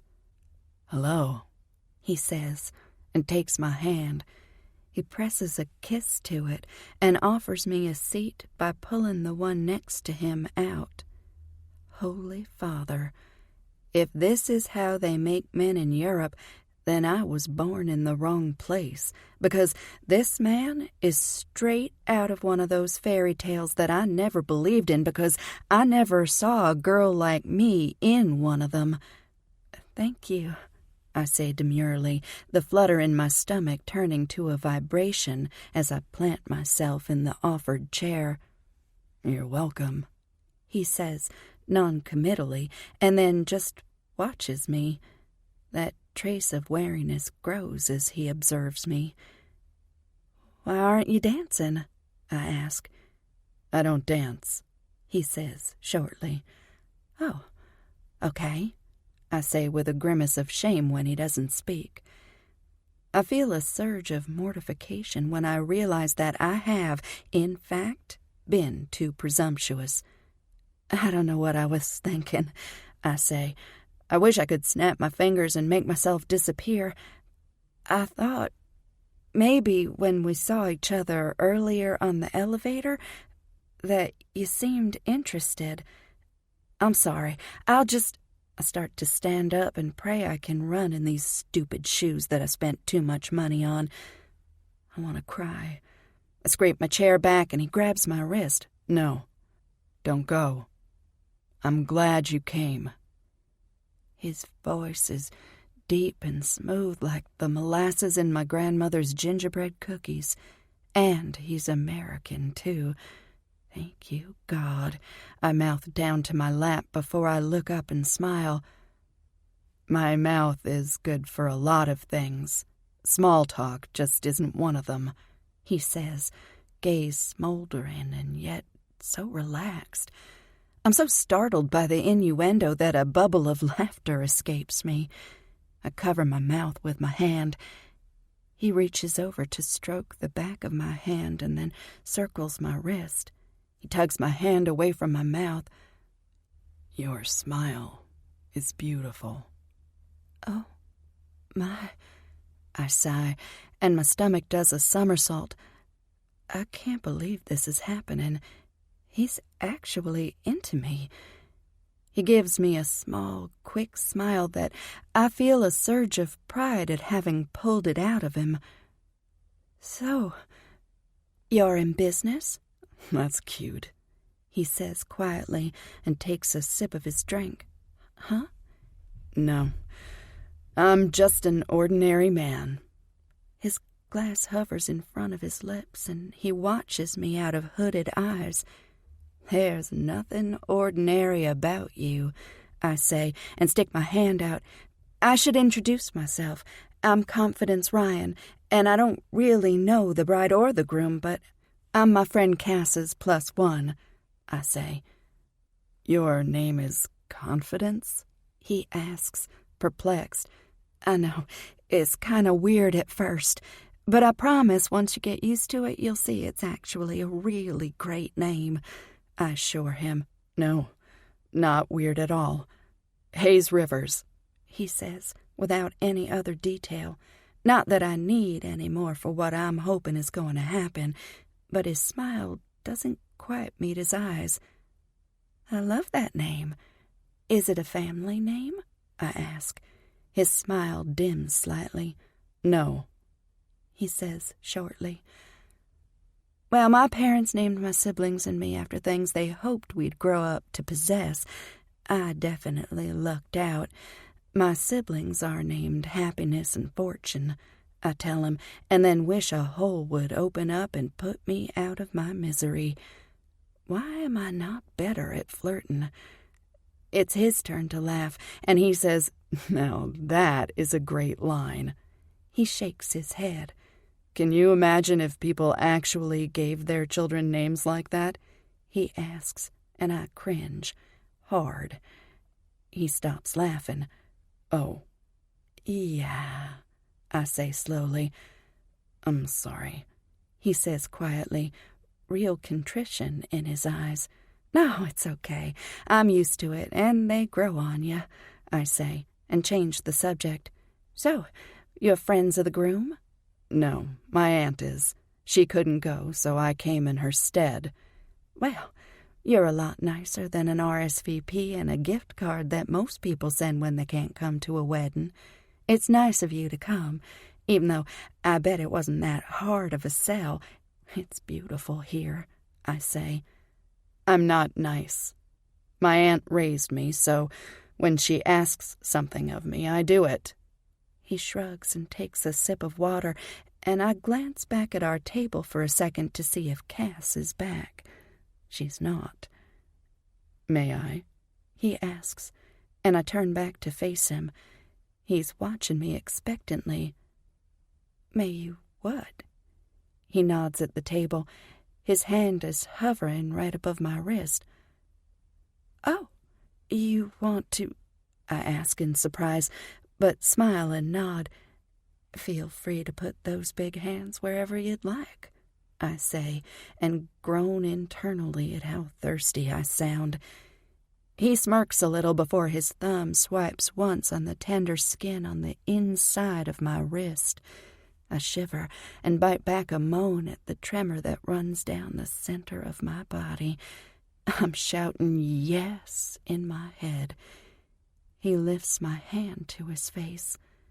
His breath tickles me before he draws in a deep breath, his eyes closed as he rubs his nose back and forth across my wrist. My insides liquefy. "You smell like roses," he whispers so softly. His breath floats over the inside of my forearm, and a tingle dances all the way up my arm. If I'm dreaming, please don't ever wake me. I lean into him and put on my sauciest smile. "It's this body lotion I bought in duty-free. It smells cheap." His voice is no longer soft and seductive. Heat rises up my neck and spreads on my cheeks as his words sink in. I yank my hand out of his grasp and lean away. "Excuse me?" I ask in affront.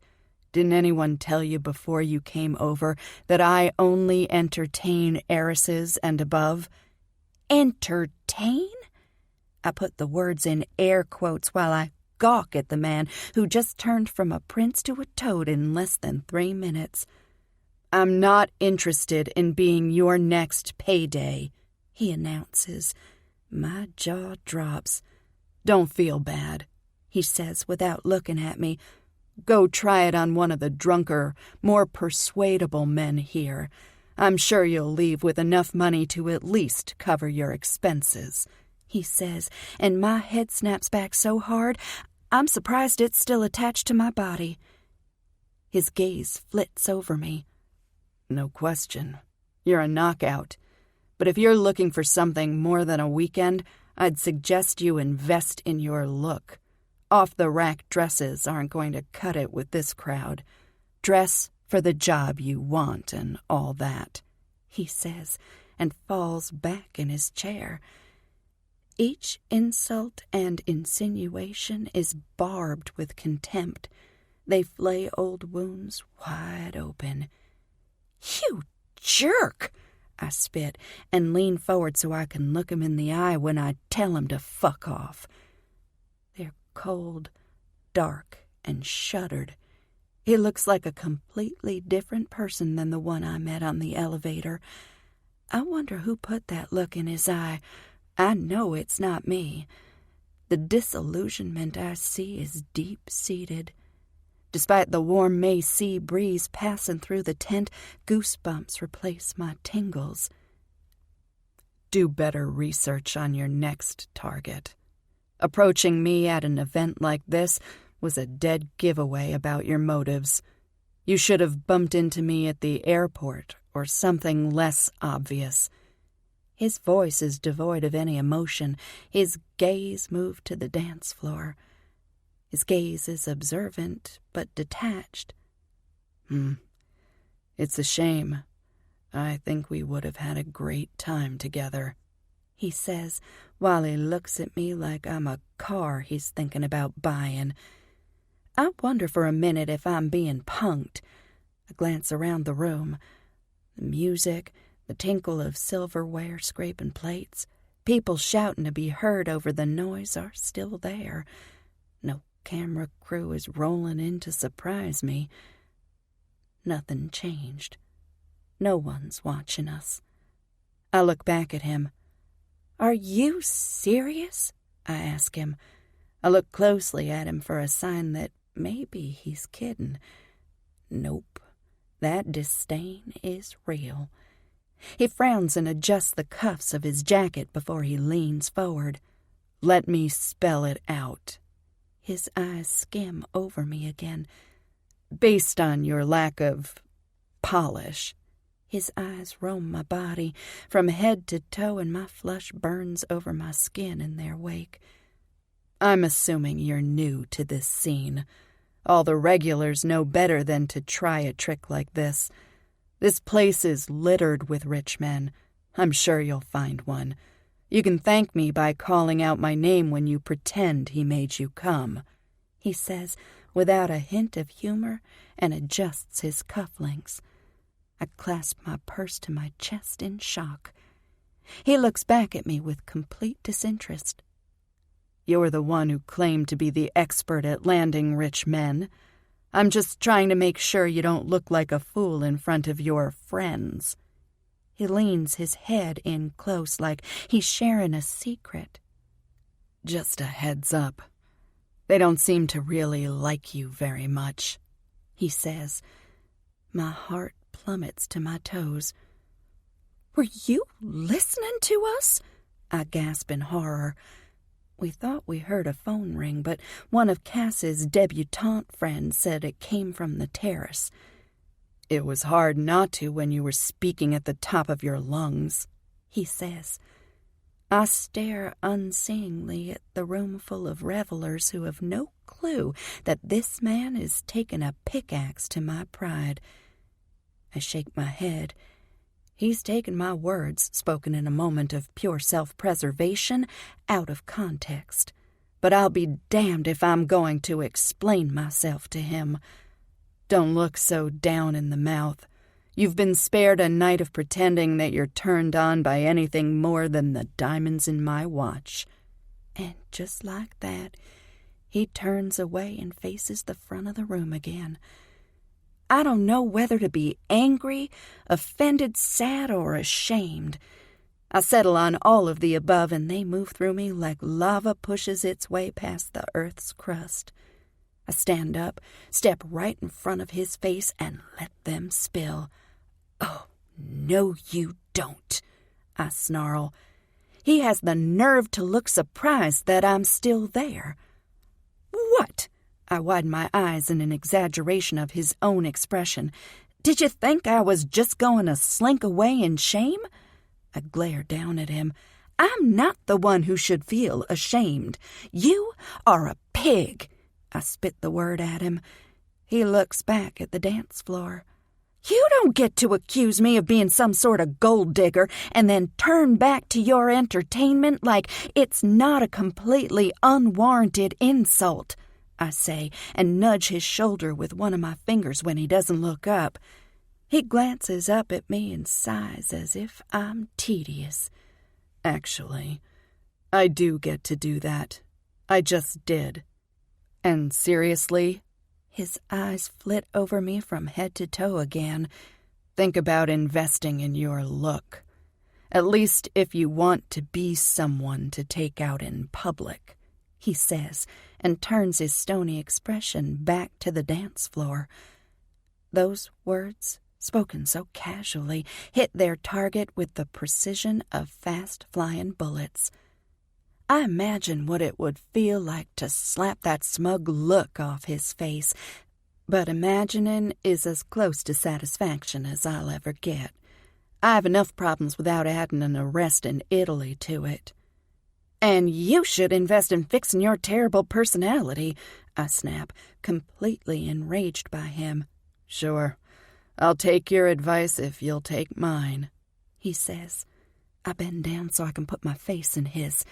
I see a flare of heat in his eyes, but I can't tell if it's ire or desire, because even as I face off with him and burn with real dislike, I can feel a tug between us. His mouth is inches from mine, and I can't keep my eyes off it. Before he shudders his expression again, he looks at my mouth the same way. That bored, blank expression is back, and I pull back from him. I don't know what kind of upbringing you had that you feel like you can talk to someone the way you just talked to me. Your money doesn't make you better than me or anyone, I say. He says, and stands up and takes a step toward me. The heated expression in his eyes makes me take a reflexive step backward. What? I ask. His hand darts out and he grips my hip before I can take a second step. He trails a finger down my arm and wraps his fingers around my wrist. He presses the pads of his fingers to my pulse point. It's a shame. You're fucking beautiful, he whispers, and I can hear real regret in his voice. It offends me at the same time as it thrills me. Damn him for being an asshole while looking the way he does. Let go of me, I say, but I make no effort to free myself. I don't want to, he says quietly. You don't want me to either. His thumb strokes my pulse point and I shudder. I tug my arm free. No way will I give him the satisfaction of knowing that his touch is the most exciting thing I've felt in a long time. Tesoro dolce, he murmurs.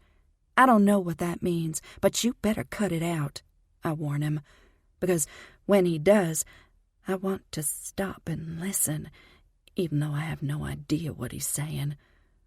Why? Don't you like it?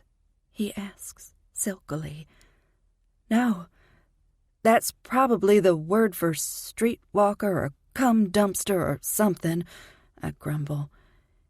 His hand skims my hip, and the rest of my body quivers, throbs, tingles, and yearns for the same treatment. I can teach you. While I fuck you, I think you'd still let me, he says, and that wakes me up. I pull out of his grasp. I cross my arms over my chest and glower down at him. Right. You called me cheap, and now you're calling me easy? I say in my best offended Southern woman voice. I wasn't calling you easy, but if you are, he raises his eyebrows suggestively, I'll overlook the cheap and even take you back to my room, he drawls with an amused smirk on his face. I have never itched to slap someone more than I do right now. Fuck you, I spit. See? We want the same thing, he quips with a grin that's cold as ice. You must be in a world of pain to act like that. You're a total asshole, and you should be ashamed that you take joy in trying to make people feel small. You failed, by the way. Good night. I spin on my stupid heels and walk with as much ass-shaking as I can back to my table. Ugh, who cares? I mumble as I arrive back at my table full of strangers and no Cass. No luck? My doggedly gossipy neighbor asks when I sit down. Don't worry, he looks like he would break you in half, she says with a conspiratorial wink. And that's exactly what I'd been hoping. I drop down in my seat and grab one of the sesame rolls from the bread basket and slather it with the fancy butter that's served with every meal here. I'm about to take another huge bite when I remember the little joint I dropped in my purse, and I decide that I'll just do another one of those things on the Confidence Gone Wild list. I grab my purse and head toward the back of the tent. When I get to his table near the rear exit, I give him as wide a berth as I can when I walk past him and push the flap of the tent open. Where are you going? His hand is around my wrist, and it brings me to a jerking halt that nearly sends me tumbling into his lap. I brace myself with a hand on his shoulder. "None of your business, you rude man, and if you're thinking about apologizing, you can save it. I'll never forgive you." I yank hard. He doesn't let go. "It's not safe out there. The path is uneven and the steps are slick," he says. "Thanks for the tip. I'll make sure to break my neck," I say with as much asperity as I can muster, and he has the grace to wince. "What? I thought you'd like the thought of that," I grit out and pull my arm again, in vain. "Let go. You can't manhandle me like this," I say when his grip only gets tighter. "I'm not manhandling you," he says, but his grip on my arm loosens. "And I'm not letting you go until you turn around and head back into the party. Think of all the potential benefactors you'll miss out on if you plunge to your death," he says sarcastically. "Are you actually making fun of me?" My anger is reaching a boiling point. I need to get out of here. I narrow my eyes at him. "If you don't let me go, I'm going to scream," I threaten. He lets go immediately, and I see a flash of worry in his eyes. I recall my gossipy table mate's comments about him and his wife and immediately feel guilty.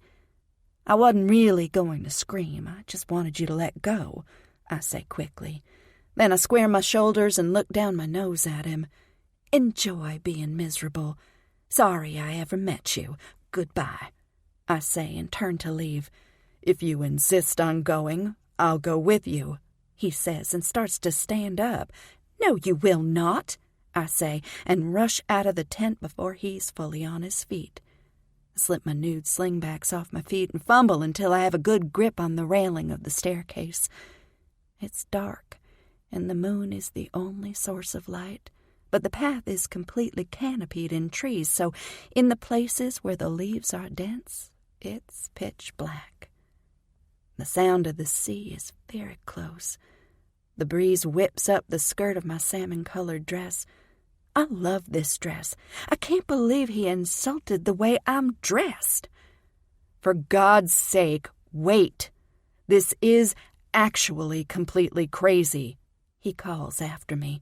"Then why don't you go back to where you were actually being a jerk?" I call back over my shoulder. I pull my phone out of my purse and fumble to find the flashlight button. The light is comforting, and I take one more step before I look back. "Confidence! Come back before you get yourself killed," he shouts, and he actually sounds concerned. He's good. Just one less evil gold digger in the world, right? Leave me alone. I grip the rail and take another step. My heart and foot plunge simultaneously. There's nothing but air under my foot. Whoa! I find my balance quickly. I glance down to see the gently lapping waves of a small inlet. I sigh in relief and sag against the rail. "No! Confidence!" is the last thing I hear before the awful crack that seems to split the night in half. The entire rail collapses underneath my weight, and I fall backward off the side of the cliff. My scream is swept up by the wind and carried off in soundless current. I close my eyes and imagine the sea rushing up to meet me. The last thought before my world goes black is that I wish he'd at least kissed me before he opened his mouth and ruined it. The ledge. Haze. I break into a sprint when I hear the crack of the wooden railing. My stomach sinks like a 20-pound stone in water. I slow down just in time to stop myself from following her over the ledge. I stand in the spot where I'd seen the flutter of pink fabric before she disappeared. One shoe and her small gold handbag are scattered on the ground close to where she had been standing. I close my eyes, count to 3, and prepare myself for whatever I might find. It happens so fast, I know that it's a long drop from there to the shallow pool of water that's been formed by erosion. Trepidation and horror make my heartbeat slow down, even while it thuds hard against the cavity of my chest. I hold my breath and look down. Relief floods me, fast and wild, and it makes me dizzy. Her fall was broken by a ledge jutting out of the side of the stone face of the cliff. The cliff has dozens of them. It's an elite rock climber haven, and every fall, just when the weather starts to clear and cool, they descend to risk their lives climbing cliffs like this all over Tuscany. The sound of the sea roaring is gone, and I realize that it hadn't been the sea I'd been hearing. It was the rush of my own blood as I imagined the worst. It's actually very quiet here. The water laps gently on the rocky shore. The waves break in the distance. Behind me, the strains of music from the tent create a strange dichotomy. They have no idea what's happening out here, and I'd like to keep it that way as long as I can. I pull my phone out of my breast pocket before lying on my stomach. I slide forward until my head dangles over the ledge, and I can see her clearly. She's a little less than 10 feet down, not too far, but not close enough that I could reach her by extending my arms. She's moved since I first spotted her. She'd been lying on her back, legs splayed. Now she's curled up in a fetal position.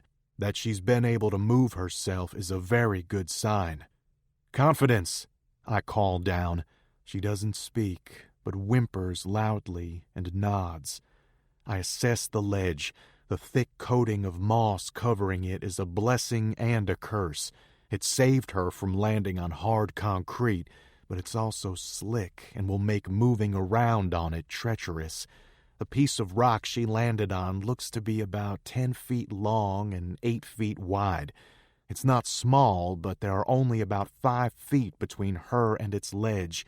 If she rolls over a full-body turn, she'll fall off. I glance up at the sky. It's dark, but the moon is very bright. The cloudless sky is good news, but even that comes with the caveat of the unexpected showers that are very commonplace in Tuscany during the summer. I need to get help in a hurry. I dial the pre-programmed number for the villa's security and explain to Marco as succinctly as I can what happened. Just as I hang up, she moves her foot, and a loud, gut-wrenching moan floats up to me on the wind. I drop my phone next to me and clear my throat before I speak. "Confidence, can you hear me?" I shout down. She nods and puts a hand on her head and starts to roll her shoulders. "Don't move, please," I shout. She freezes immediately. "The ledge is 5 feet from your left. Don't go in that direction. Can you roll backward until you touch the cliff wall?" I ask. "In fact, if you could just not move at all, it would be best. Does anything hurt?" I ask her. "Oh, my God," she shouts tearfully. "Everything hurts so much," she cries, but she does what I ask. When she reaches the cliff wall, she scrambles up to sitting and looks up and over her shoulder at me. I can only see the shadow of her profile in the inky moonlit dark. "I'm really scared," she says softly, and the vulnerability in her voice twists my gut. "I know," I breathe, and then realize I whispered it. "Help will be here soon, okay?" I say in a louder voice. "You're rich, right?" she calls up to me. "What?" I call back in surprise. "You said so," she presses impatiently. "It had better be true.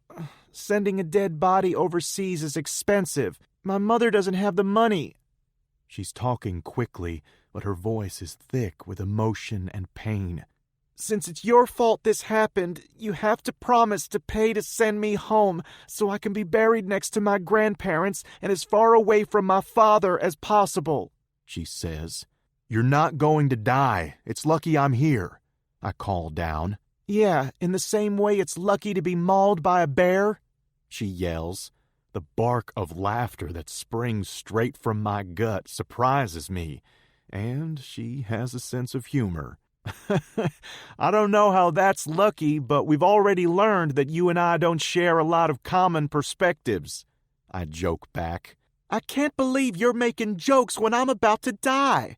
She screams, and the pitch of terror in her voice is enough to squelch my little burst of levity. You're not going to die, I tell her. I will never forgive you. Not for what you said and not for killing me. I will haunt you from the grave. She shouts. I remember about Gigi's threat earlier and almost laugh. Almost, but I don't dare. Not yet. I haven't asked forgiveness. I gave you an honest assessment, and for the final time, you're not going to die, I tell her. What do you mean for the final time? She cries up to me. You mean you'll stop reassuring me? You'll just let me sit here and panic about dying and not try to make me feel better? She's nearly screaming, and her words are punctuated by sobs. You're making yourself hysterical, I call down in a voice that I hope doesn't betray my unease. You'd be hysterical if you were the one down here facing impending death, she cries angrily. I promise you're not going to die, I repeat. Don't say that. You can't promise that. Everyone dies. I had a feeling something significant would happen while I was here, she says mournfully. 20 minutes ago, I thought it was that I would get to have a fun little fling with a sexy stranger. What a joke, she cries. She turns her head more so that nearly her full face is visible. A beam of moonlight breaks the dark shadowing them. I can see those eyes that tempted me so much tonight. Her face, even while twisted with pain and fear, is like a painting, with features that separately you'd never think to pair together. Big eyes, a tiny nose, that lush but small mouth, yet they come together and create an expressive, very interesting, and beautiful masterpiece. My phone rings, and I answer it with my head still over the side so I can keep an eye on her. 1 sec, it's about the rescue, I tell her before I put it to my ear. Marco starts speaking right away, and my heart sinks when he gives me the status. What's wrong? She asks as soon as I hang up. Nothing's wrong. Your face says otherwise, she snaps.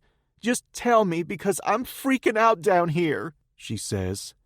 It's not a big deal, I reassure her. The station's rappel team is 1 man short tonight. One of the guy's wife went into labor about an hour ago, I tell her.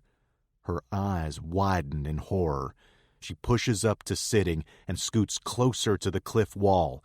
I listen for signs of cracking or shifting in the rock. I hear nothing and exhale in relief. There's a team 30 minutes away, and he's already on his way to them. This is what I get for being so goddamn selfish. I'm going to die on a cliff in Italy, and all because I wanted to live a little, she cries. You're not going to die, I repeat what has become my refrain.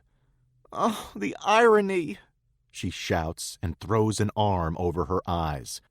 Well, it will certainly be a loss to the theater if you decide to throw yourself to your death, I say dryly. It's not funny. You come down here and see if making jokes seems like a nice thing to do, she says, her eyes still covered by her arm. My anxiety and guilt are tangling with each other. I don't know what to do, and everything I say seems to only make her more upset. Do you want me to go get your friend? I ask, feeling like a failure. No, please don't leave me. Her hand stretches out to me, and she looks up over her shoulder again. Her eyes are full of sorrow. She's having the time of her life. I've already ruined her trip by coming in the first place. I don't know why I did, she says. I'm sure she's glad you came, and maybe... I need to confess something, she calls, lips having been pursed in pain, and now they twitch. I feel a prick of unease. No, you don't need to confess anything, and it wouldn't even count. I'm not a priest, I call down. Save your energy and try to think about something. You will listen. You owe me. She yells in a high-pitched, primal voice that is rich with anxiety and fear. I give a sigh of resignation. I need to do whatever it takes to keep her calm and still while we wait. I'm listening, but not because I think you're going to die, I say. I got fired from my job 3 months ago. It was my dream job, and I was supporting my entire family with it, and I haven't told my mother what really happened. I've lied to everyone, she says in a rush. You don't have to. I try to stop her, but she just keeps pushing forward. I wish I hadn't because I'm going to die, and those cunts who are making fun of me are going to think I'm really someone who uses men for money, she says angrily. Aren't you? I ask her. She glares daggers up at me. Really? I mean, if I were, I'm clearly terrible at it. You practically threw me off a cliff to get rid of me, she says. I laugh despite the real anxiety I'm feeling waiting to hear back from Marco. I thought you were about to confess lies. You're just telling more of them, I quip. Just because you didn't put your hand between my shoulders and shove me doesn't mean you're not the reason I'm out here, she snaps. Sorry. I feel instantly contrite. I heard them talking about me out there on the balcony, she says quietly. I was leaving and came back for something and overheard them. I just wanted to make them think that I didn't care, but of course I care. But all anyone knows are the rumors, and they would rather believe the most ridiculous theories with no basis in fact than hear the boring truth, she says. I know exactly how she feels. Renee dragged my name through the mud, and I know most people believed her. There's an instant kinship, an invisible knitting of recognition and connection that I feel for her. I've been struggling with this very thing since I moved back to Houston, and I've had to endure gossip, not respond to innuendo, and have everyone think, oh, look at the size of him, of course he choked her out, or whatever. The gossip campaign that Renee started has died down in fervor, but I know that these people think they know things about me, and they know absolutely nothing. Tell me what really happened, I hear myself asking before I can think about it. It would be bad form not to ask, I tell myself. But I can't deny that I'm eager to know more about this woman who has me lying on my stomach with my head dangling off the edge of a cliff in the dirt, playing the role of confessor. I was living in Nashville. I had a great job at the Southern Poverty Law Center right out of law school, but the money was shit, and I wanted to be able to do more for myself and my mama. So I started applying for jobs in law firms, big ones where I swore I'd never work. I went to a shitty law school, but I was first in my class, and I wrote an article that the Harvard Law Review published, so I had no problem finding a job. I moved to Washington, D.C. It was great. The cost of living was crazy, but I was renting and took the train in. Everything was great until I started seeing someone at work, she says. Well, I don't know how you could have foreseen that wouldn't go pear-shaped, I say sarcastically. Oh, it gets even worse. He was my boss, she drones. Oh, damn. That's not the best part. What, was he married? I joke. Engaged, she says quietly. That was the last thing I was expecting to hear. Shit, I keep putting my foot in my mouth with you, don't I? You did say you were terrible at small talk. She laughs with real humor and shakes her head in what I have to guess, because I can't see her face, is chagrin. I lived in Rockville. That's a suburb of D.C. It was affordable and not crowded, you know. I didn't really spend much time in D.C. beyond work. I didn't have any friends there, so my time in the actual district itself was limited to my office in Chinatown. But earlier this year, I ended up having an unexpected free afternoon after a deal closed early. You have no idea how rare that is. It's fucking brutal, that life. I worked like a mule at harvest time. On the days we were prepping for a deal to close, I would go 48 hours with no sleep. I never complained. I was proven to be something of a wunderkind in the practice that dealt with large insurance settlements. We were charting courses no one had ever even thought of. I was making an impact, and I was making money. I never complained about the shitty treatment, the shitty hours, and the constant sexual harassment. That's intense, I say. It was, but like I said, it had its upsides, she says, and she sighs up at the sky in nostalgia. On the first free day I'd had in a year, I woke up feeling like doing something special. I decided to go to DuPont Circle and walk up Connecticut Avenue to Nigel's favorite store so I could buy him a fucking tie. He was in California for the week, and I thought I'd be wearing it and nothing else when he got back in a couple days. The image she paints turns me on until I remember that she did that for another man. The surge of jealousy I feel is dismissed for the ridiculousness that it is. She's not mine, nor do I want her to be. But I have to admit that seeing her naked with only one of my ties around her neck would have been fucking nice. Well, turns out his "I'm going to be in California for work all week" was a lie, she says. He was at the store? I ask. Yep, with his fiancée.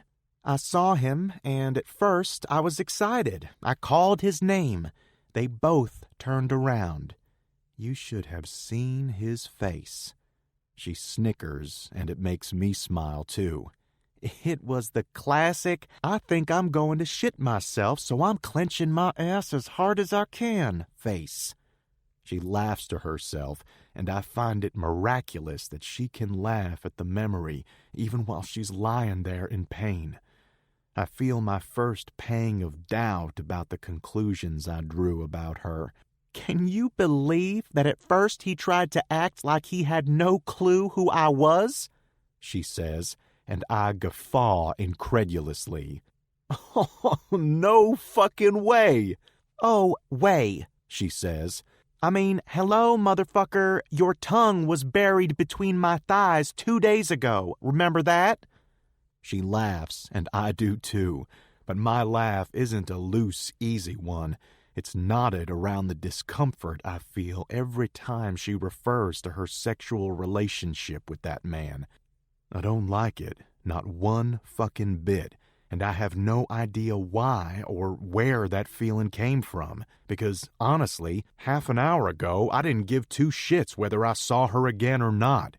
Come on, Rebecca, look at her. Would I date a girl who shops at the Gap? She says in a deep voice that I'm assuming is meant to be the boyfriend. I mean, who says things like that? Well, apparently your boyfriend. So, what'd you do? I hope it was worse than throwing yourself off a cliff, because what he did was way worse than what I did, and look how you've punished me, I quip. And when she laughs, I feel a swell of pride, and then immediately wonder who the fuck I am. Maybe I've had too much to drink. I didn't throw myself off a cliff, and I wasn't trying to punish you. You're so vain. Not everything is about you, she says angrily, but with no malice. Anyway, I wish I'd done something to punish him then. It would have been much more satisfying getting arrested if I'd actually done something to earn it, she says irritably. You're like one of those Russian dolls. So many layers, I say in wonder. Huh? She replies. Nothing. Keep going, I prompt, eager to hear what came next. He had the nerve to call security. In seconds, they swooped in and escorted me out. I was truly speechless, shocked beyond belief. I can be ruthless with people I'm not happy with, but I can't imagine pretending not to know someone you've been intimate with. What next? I ask, intrigued beyond belief. I get back to work and find out the girl he was with is the daughter of our firm's managing partner. Overnight, my job became a different kind of hell. It wasn't just long hours and hard work. It was impossibly long hours. Being assigned to cases in practice areas like white-collar crime, places where I had no expertise and no interest. They gave me all these extremely technical questions to answer for super valuable clients. Then they'd tell me they needed the answer back in a matter of hours. These questions required a full day's worth of work in less time than I was given to complete the job. So, of course, I made mistakes. I fucked up assignments. I took too long to return phone calls. Whatever you can think of, I did it. I was constantly being called to task. She rants. They started saying things like maybe I couldn't do the work because I didn't go to Harvard or Cornell like everyone else. For nearly an entire month after the incident at the store, they did everything they could to get me to quit. I knew what they were doing. I tried to stay strong. I was finally taking care of my mother the way she deserved, so I hung on because I liked the money too much and I thought I could outlast them. I'd never lost a fight in my life, and I have fought some really big demons, she says, and her voice is clogged with heavy emotions. Wow, is all I say, despite the dozens of questions I want to ask. Her honesty is so refreshing. I want more of it. But one day, the fuck-up was too big, and a partner threw an entire 3-ringed binder at me from across a conference room, she says. I was stunned at that. I know, she says, as if she can hear the shock in my silence. No one did anything. In fact, they asked me to clean up the papers that had fallen out when it slammed into the wall next to my head. I started to think about quitting. I decided that there was no amount of money worth all of this, and if at the age of 28 I was making nearly $200K a year, it meant I could find something like that again, right? She posits. Right, I agree. Wrong, she deadpans. When I leave here, I'm moving back home to Arkansas because I can't afford my rent in D.C. anymore. This trip was my last hurrah. But now, I'm going to die. Her chest rises and falls rapidly as she tries to catch her breath after that diatribe. I ask her the question that's been on the tip of my tongue. How could you not know that your boyfriend had someone else in his life? I hear a voice in my head say, not now. She's in the middle of what she believes could be her deathbed confession. But the woman I'm looking down at, that I'm listening to, that woman is smart and damn perceptive. So I double down when she doesn't respond right away. Really? How could you not have known? I ask myself that every day, she responds miserably. You seem like an astute person, I muse. Then you're clearly not, she says with disdain. Thanks, that's nice, I say dryly. Haven't you been listening to my story? Don't you see the parallels? Parallels? Yes. He fucked me on the down low, but basically said I was too low class for him to be seen with in public.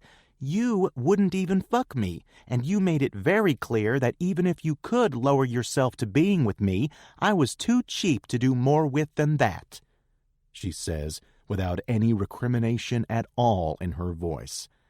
I must be the world's biggest kind of fool. I keep meeting and liking the same kind of guy," she says. "Hey, I am not the same kind of guy as that asshole," I say. "What says you're not? Certainly not the way you spoke to me.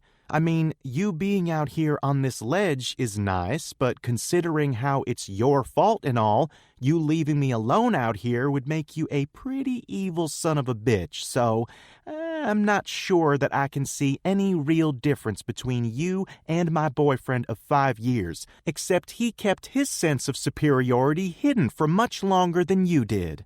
She lays this indictment on me with the force of a sledgehammer. Swish would be so disappointed in me right now, and there's nothing worse than feeling that certainty settle down on my shoulders. Anyway, all I'm saying is, clearly I have a type. With Nigel, all I lost was my job. You're about to cost me my fucking life, she says. Don't say they actually fired you. Didn't you have a contract or something? I ask, ignoring her melodrama. I know you only date heiresses, so you wouldn't know much about jobs and employment like the rest of us working stiffs. She snarks. She's making a joke, but a lash of shame strikes me right in the center of my chest when I remember the way I spoke to her. Most of us who have jobs are what's called at will. I can quit whenever I want, and they can fire me for any reason. They found their reason and fired me, she says simply. What did you do? Nothing. I left. They offered me money to sign a non-disclosure, something saying I wouldn't sue them for wrongful termination. I was tempted. That money would not have gone begging. So you signed it? I ask. Hell no, she says like it's the stupidest question she's ever been asked. Of course not. I would dance naked on a pole in Little Rock before I took their hush money. I've worked too hard to let them drag my name in the mud. That is my story, and I'll tell it if I want to, she declares. So, have you? I ask. She sighs loudly. No, because it would destroy what's left of my career.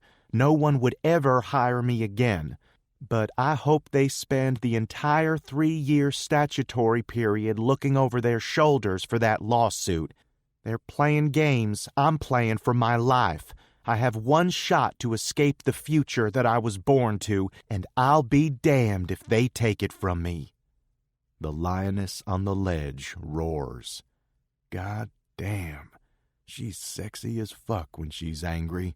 Her voice is strong. There's no fear, no apology.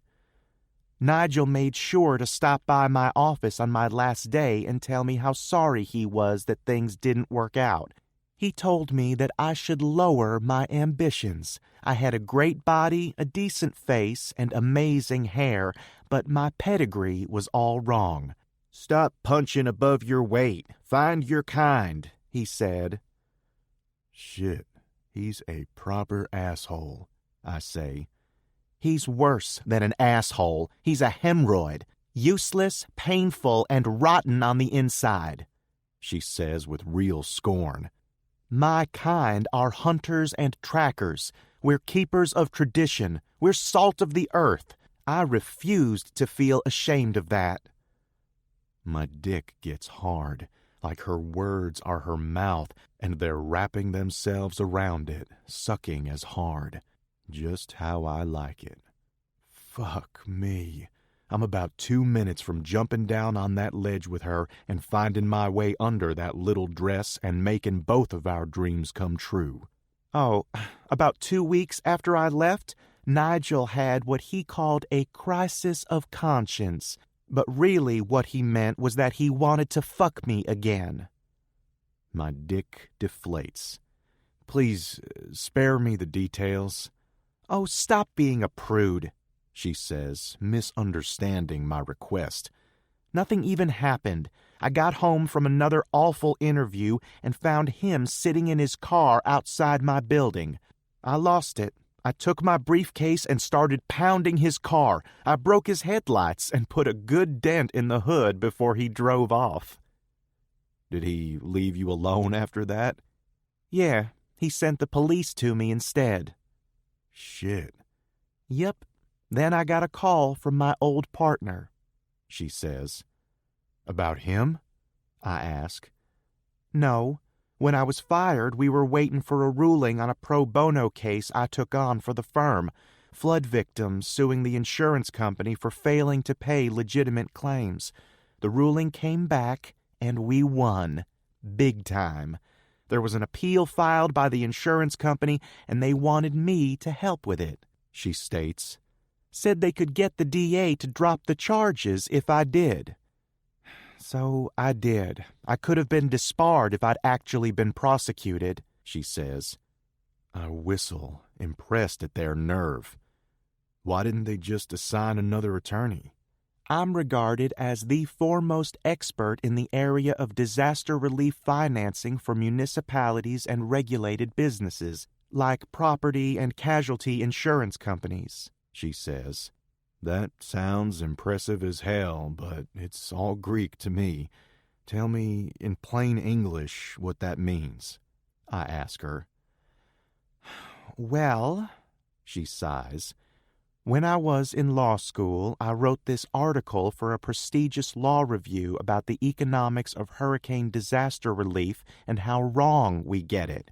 That we focus on the bulk of the money of the issues that are sexy and headline-worthy, like helicopter rescues and helping resettle displaced people in new cities and states. But what about the people who stay, whose homes aren't washed away but simply flooded? The news cameras ignore them. It's not sexy to sit in your house and suffer quietly. No one wants to tell stories that would force us to really think about how we treat poor people in this country. So instead, we see the people lifted out of their homes by helicopters, moved to entirely new cities, given new clothes, new lives, and that makes us look benevolent. And I've been advocating for the litigation of cases that will force the federal circuits to take a position, or maybe even make it to the Supreme Court. She shakes her head. Sorry, I could talk about this all night, she says. I could listen to you talk about this all night, I confess. Because of you, I'll never get my Nobel Peace Prize. I had so much potential, she cries and shakes her fist up at me. Stop speaking of yourself in the past tense, I chide her gently. You've ruined my life, she yells up at me. And you know what's worse? What? Forget it, she says. Forget what? Nothing, she responds sullenly. Okay, I acquiesce. I guess it doesn't matter if I tell you now, she grumbles after a few seconds pass. I smile, but hide it in my voice when I speak. Shit or get off the pot, Confidence. Tell me or stop talking about it, I say. See? You're rude. But because I'm stupid when it comes to men, I like you. She says it like it's a fate worse than death. You do? I ask, completely surprised and pleased. Of course I do. I saw you and thought, yes, he's mine. She leans her head against the wall and gazes up at the stars. Did you? Really? I ask. I like the way that sounds. Yes, something is very wrong with me, she says miserably, and I snort out a laugh. It's not funny. Every time I look up at you, I think about how much I want to kiss you. Heat coils my chest. I want to kiss you too, I admit. Of course you do. Now that I'm lying down here about to die, she says angrily. I laugh again. God, she's funny. I should be inside eating cake, getting drunk, and taking some beautiful stranger to bed. What kind of karma is this? she wails to the sky and slams her open palm on the ground. I watch helplessly from this stupid ledge. I feel like total shit. I'm sorry about what I said. I start. She doesn't respond. I haven't apologized for anything in a long time. I don't even know if I'm doing it right, but her increased volume makes me think not. These are my what would Swisher do moments. As soon as I ask myself that question, the answer comes. It was shitty, and I was an asshole for no reason, I call down. Yes, it was. She sniffles and looks up at me over her shoulders, which are pressed flat against the rock. No one's an asshole for no reason, but I really hope yours is good, because I want to forgive you, she says begrudgingly. I laugh. You sure about that? I ask. Only because if I get off this ledge, I'll be able to have the night I wanted. She scowls up at me. I like that scowl. I like her very much. The fearlessness of her conviction is so fucking attractive. It's a very rare trait. It's the lack of that trait that makes the saying, "and there are no atheists in foxholes," very true. But here she is, in her proverbial foxhole, and she's not finding her faith, or compromising. I've only known 4 other living people who are like this, and 3 of them are my brothers, so I give her a sign of respect that I give very few, the truth. I can count my family on one hand, my aunt, my brothers. To everyone else, I'm a means to an end, and that end usually has something to do with my money. I've stopped minding. I just wish I would meet someone who would be honest about it. I say the words out loud that I've only ever let fester in my chest, and they sound as awful as they feel. Her voice softens. Oh, Hayes. The blare of sirens and the glowing from their flashing lights cuts her off. The spell is broken, and I switch to action mode. I speak quickly and urgently down to her. I told them not to alert anyone inside, but it's going to be impossible for them to get out here without that now, and people are going to come out and see what's happening.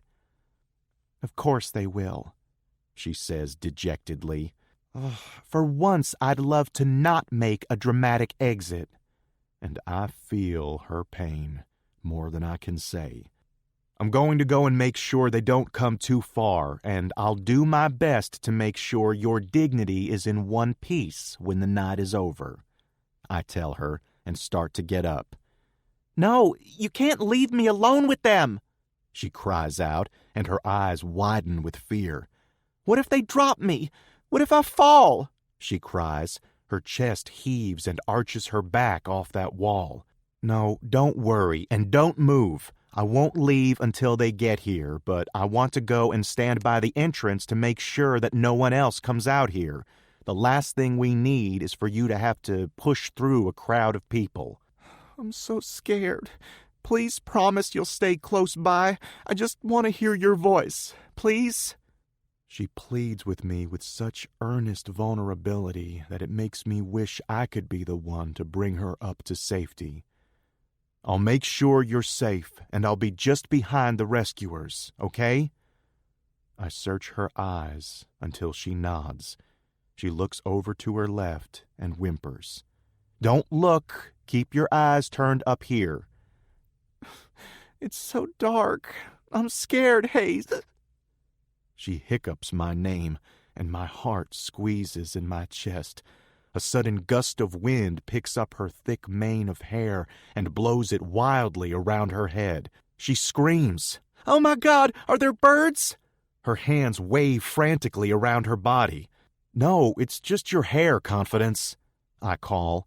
I look over my shoulder when I hear shouts and chairs scraping the ground. What if they can't find a way to get me up? She asks tearfully. It's really not that far. It'll be a breeze, and I'll be right here. I'll make sure you're safe. I promise. I've barely managed to keep myself safe, but I'll be damned if I don't excel at it for her. I hear the commotion before the back flap of the tent explodes open. "Down here!" I call out and start to lift off the ground. "Hayes, I can't see you anymore," she screams. "I know, but I'm here. I need to make room for the rescuers. 1 second." I yell and then rush a few feet to meet them. A woman in a short, multicolored sundress comes dashing out. Her eyes are wild with fear. She runs at me. "When I heard a woman had fallen, I was afraid it was TB, and then I see you." She reaches me and shoves me in the chest. "And I knew it was her. What did you do to her?" She snarls in my face. Then she crumples against my chest and covers her face with her hands. "I should have stopped her," she wails. I put my hand on her shoulder and pull her back. Her green eyes are clear of anger, and I can see her distress is real. "Come on," I say, and start walking again. I told her I'd be close enough to hear her, and right now I'm not. When I reach the rescue party, Confidence is shouting, "He left me!" over and over. "No, I didn't," I shout over her. "You did!" She sounds unhinged. "You promised me, Hayes," she wails.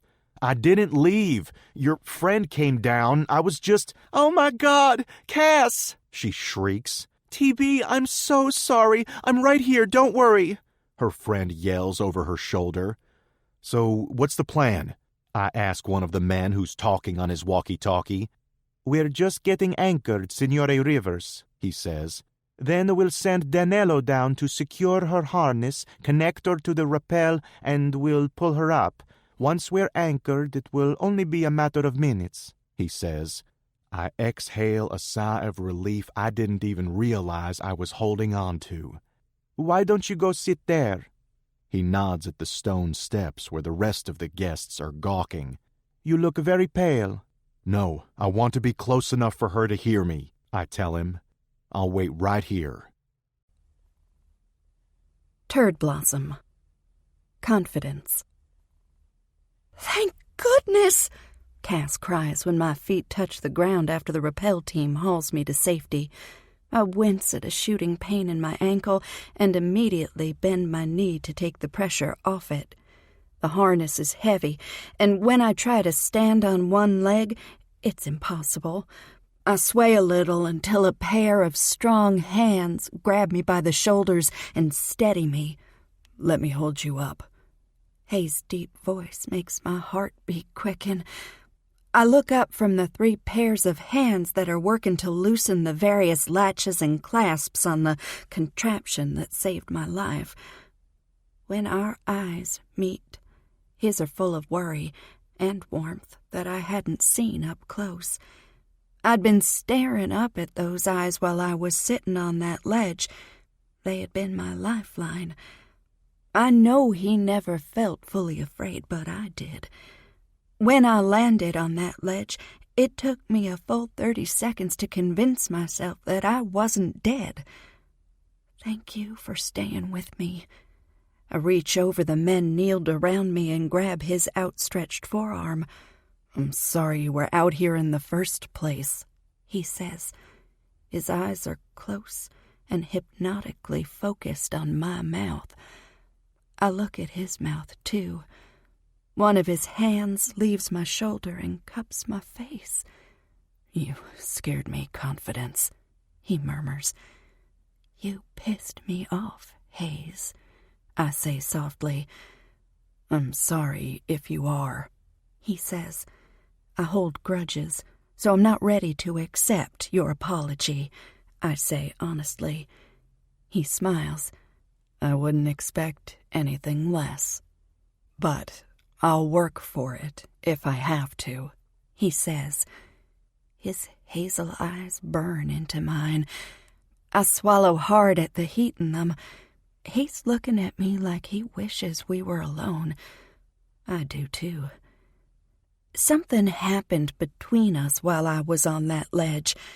I didn't feel it fully because no matter how much he did to distract me, I couldn't forget that I was a few feet away from falling off. But now that I'm safe and in his arms, I'm catching up. And my body is buzzing for an entirely different reason. I smile up at him, bright and wide with my perfectly straight teeth that my mom always called God's apology for fucking up everything else in my life. I'm so glad you followed me out, even though it was your fault. You kept me from going crazy, I say softly. We've run the full gamut of emotions, and we've ended up at intrigued and much more than interested. He leans in slightly. His eyes are open and on mine. My heart is thudding like I've just sprinted for a mile. My face is tingling. His fingers move in slow, small circles at the base of my neck. His thumbs massage the muscles that are clenched in my jaw. My head falls back, and his fingers slip into my hair and cup the base of my skull. He cradles my head like it's the most delicate thing he's ever held. I'm liquefying. The adrenaline is mixing with lust, and I'm turned on in a way that I've never been before. What they say about near-death experiences making you horny is true. His fingers caress my scalp and send chills through me that curl into heat-seeking missiles that turn my entire body into an erogenous zone. I'm going to kiss you now, he murmurs and leans forward to brush a kiss on my mouth. But my lips want more, and they cling to his greedily. Kissing him is like being hit with 1,000 lightning bolts of full-blown pleasure. He feels like the most worthwhile regret I'll ever have. I want to make this count. I sink my teeth into his lower lip and tug. He hisses, but he takes control of the kiss and covers my mouth with his. And then he kisses the shit out of me. It's so perfect that it feels like I fell off the edge of the cliff just so this could happen. His lips are soft and demanding. I could get addicted to this man really fast. My body is singing like it's just had that first singular hit of its new favorite drug. He pulls back after one of the men working on my harness coughs loudly. I hold on to his lips until simple biology makes it impossible for me to hold on anymore. We smile like lunatics at each other. He looks like a kid on Christmas morning, and that's exactly how I feel. When they pull the harness off me, I know 2 things for sure. 1, this was just the first of many kisses I'm going to share with him. And 2, that I'll never forget him or this trip as long as I live. I still don't forgive you, I remind him. I want to make it up to you. Okay, I whisper when he leans away. Hell yeah, TB, Cass calls from over Hayes' shoulder. The harness loosens, and the men crouched in front of me working it loose all stand. Hayes lets go of me, and I drop my leg back down for balance. I immediately regret my decision because pain, almost blindingly sharp, shoots up my leg from my ankle. We're in my bed. The EMTs decided my ankle was only sprained. They put me in a soft knee-length boot to mobilize it. Considering that I fell down that ledge, I'm amazed I walked away with that being the only thing wrong. I also walked away with the most unexpected, beautiful surprise. Hayes Rivers. He's still mostly pretty rude, but he's been attentive and tender, and I can't keep my hands off him. So, tell me, what's TB mean? He asks, His breath is warm and tickles the fine hairs near my temples. "Turd blossom," I say, and his chest tightens against my cheek. "What in the world is that?" I laugh hoarsely and pat his chest softly. "And you call yourself a Texan," I say. "Is knowing what a turd blossom is a prerequisite for being a real Texan?" he asks. "No, it's not a prerequisite. It's a requirement. To call yourself a real Texan, you've got to have had some shit dumped on you and come up smelling like roses," I tell him. "And how do you know so much about being a Texan?" "I went to college in Texas," I tell him. "UT?" "Not UT. I couldn't afford that. I went to Texas State in San Marcos. It was like Paris, France compared to Armorel," I say, and laugh as I remember how googly-eyed I'd been for the first couple of weeks. "Where's Armorel?" he asks. "It's where I'm from, right in the armpit of Arkansas, just across the Tennessee border and along the banks of the great Mississippi River." "Is it a small town?" he asks. I laugh. "That would be a generous description. We have one road running through town, and really, it's just there because the railroad tracks need a place to cross." I laugh. I wiggle the toes of my healthy foot along his shins. It's why my feet are extra wide.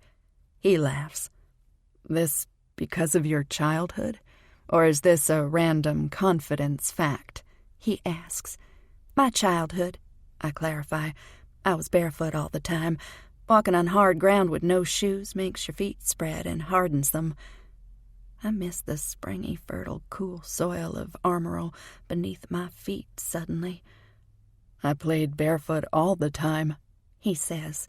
"I didn't play barefoot. I lived barefoot.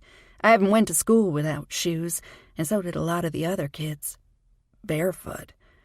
Were you—" He trails off like he doesn't want to say it. "Was I poor?" I ask and laugh.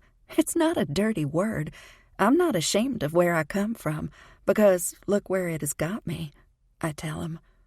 "Well," he hums low in his throat like he's thinking deeply, "I think you defied the odds, getting out of there to where you are now." He leans back and looks down at me. "I have a feeling you left a string of broken hearts in town when you left, and I'm sure half of them never managed to make it out and come after you," he quips. "Yeah, no." I laugh out loud at the idea. There was nothing romantic about my existence. It was a hard life, but my town did everything they could to make sure I got out, and there was no string of broken hearts. I nudged the center of his chest with my nose. I was too busy doing chores, hunting, cleaning, going to school, and reading everything I could get my hands on. "See, you did what it takes to get out of there, and your family helped you," he says. "Not by myself, and not because of my family, at least not my blood family. It was the sheriff, my school librarian, the woman who ran the food market. Family for me isn't because of blood. It's because we decided to be each other's support system." A strange expression crosses his face. "What? Does being a trust fund baby negate the need for family?" I ask. "Of course not. And I don't like that phrase. I've never been comfortable with the idea of being idle. I've worked since I left university. My brothers are the same way. We all have professions," he says. I pull back. "Profession? Well, that sounds fancy. What did you do?" "Nothing as fancy as a big firm lawyer," he drawls. "I'm an accountant. Or I was," he says, and for some reason it tickles me to death. I laugh. "You're an accountant? You look like James Bond, the superhero version. I would never have guessed," I tease. "Kinda. Yeah. And I worked for my family's company for a while. I'm the first Rivers in 2 generations to do so," he says with pride. "But I think that if I didn't have the benefit of all that money, it would have been a lot harder." I shrug. unimpressed. Sure, having to work a second job while going to school full-time meant college wasn't a barrel of laughs, but you know what? I ask him. What? He responds with an indulgent smile. I don't even remember the hard work. I just know it's paid off.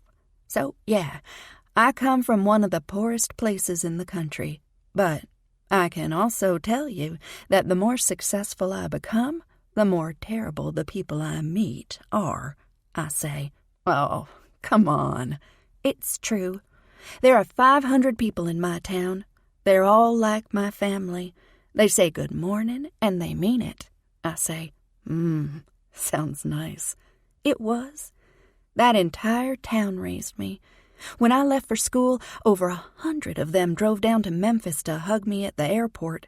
They couldn't give me money, but they gave me the work ethic to fuel my ambition just because they love me. Now everyone around me wants something in return. Maybe. But I still think you defied the odds, he says. So did you, I throw back. If you have disposable income, good health insurance, and job security, then you've defied the odds. Do you know how unattainable that is for so many people? The odds are stacked against most of us, I tell him. Honestly, I have no idea. I've never had to think about any of those things. He muses, like he's never considered the mundane aspects of life. Lucky him. Do you volunteer? I cock my head at him. Like, you mean my time? He asks, like it's the most far-fetched thing he's ever heard. Yes, your time. You know, in your community. Worked a soup kitchen, repaired a roof, cut grass, read to someone who couldn't read to themselves? I ask. No, I support those things financially, he says. I shrug. Yep, that's great. And we should all do that if we're able. But if you don't interact with the people you're writing those checks to support, you'll never see them as anything but poor, which, contrary to popular belief, is not a character flaw. He doesn't respond, and after a full minute of tense silence, I can't stand it anymore. I'm sorry. I'm just passionate about everything. I admit, everything. He laughs, and it rumbles around his chest and rolls over me like thunder. I snuggle closer to him. Well, yeah, everything I do, anyway. I don't see the point in doing something if I'm not all in. It'll take the same amount of time to do it whether I'm enthusiastic or not, and I've found my greatest passions that way. What you give is what you get. I acquired a lot from my experiences, so I know that means I've got to give them my all, too. He didn't say anything, and I start to feel uneasy, me and my oversharing big mouth. Did I just scare you off? I press my forehead to his chest and close my eyes. I'm a little neurotic, I say. Where did you come from?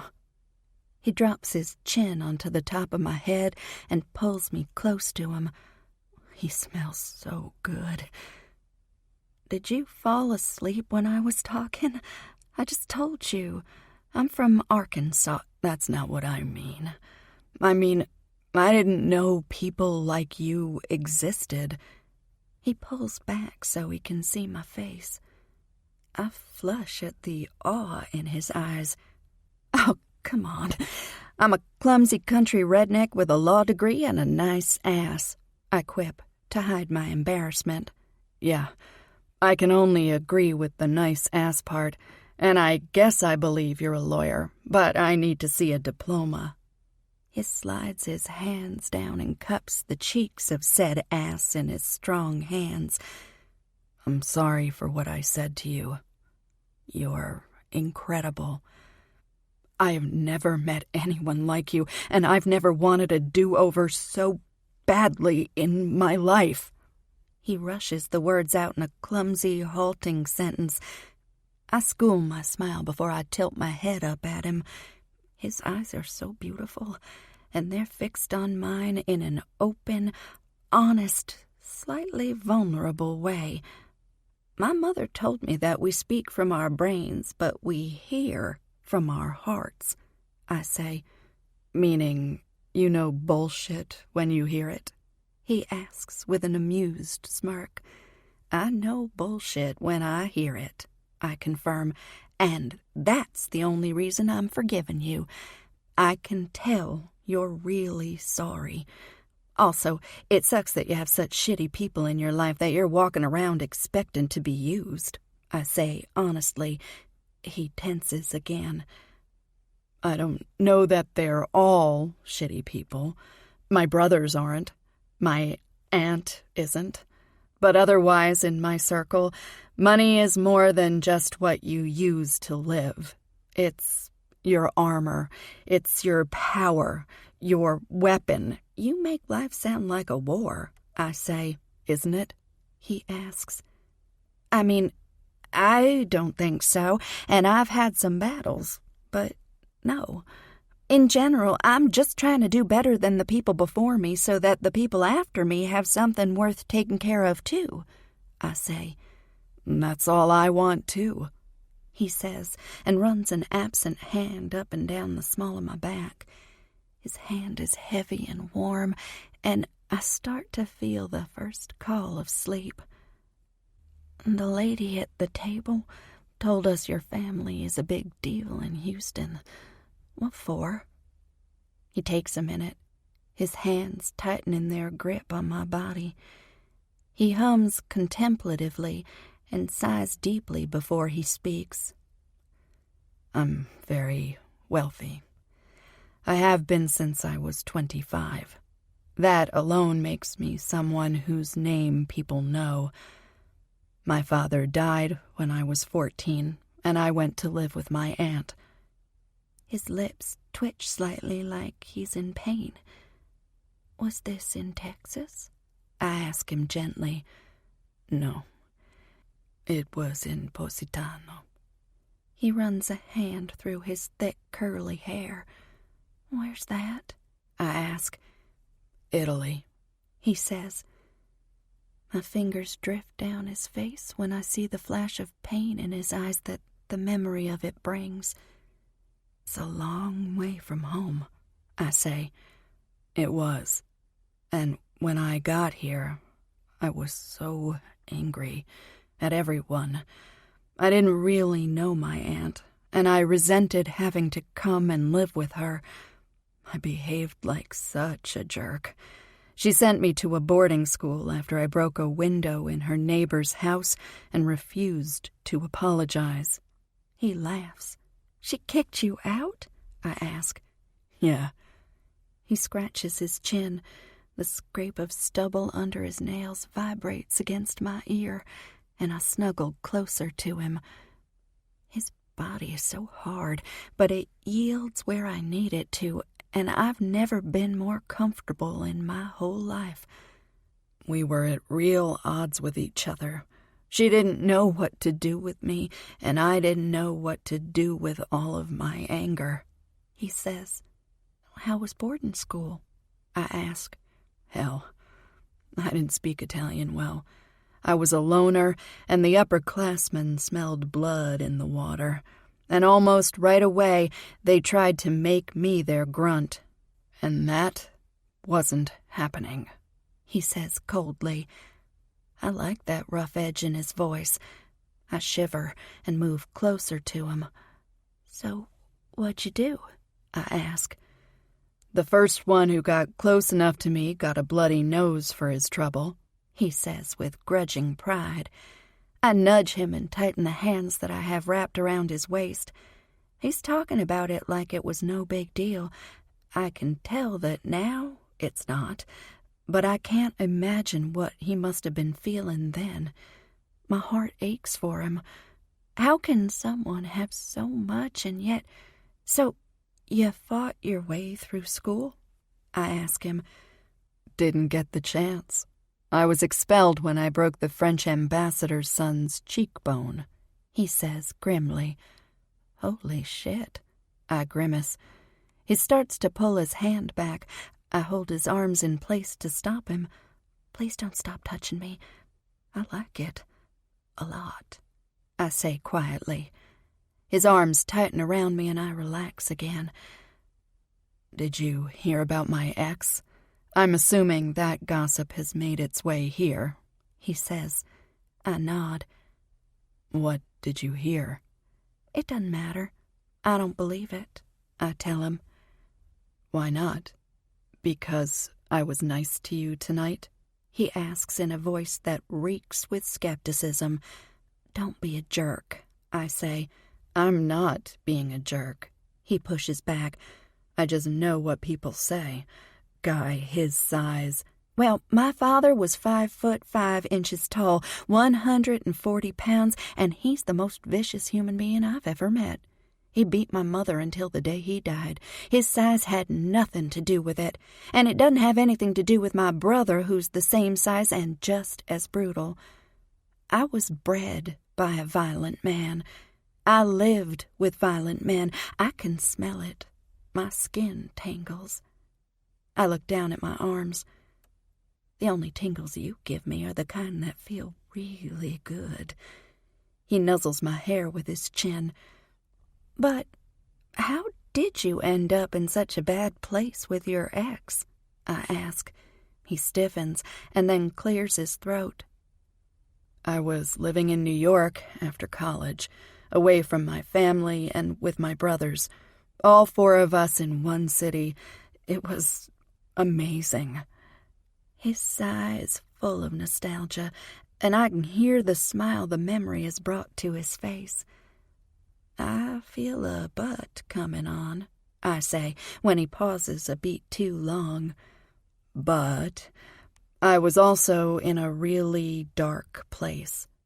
I was almost 25. My inheritance was vesting, and yet I still couldn't go home.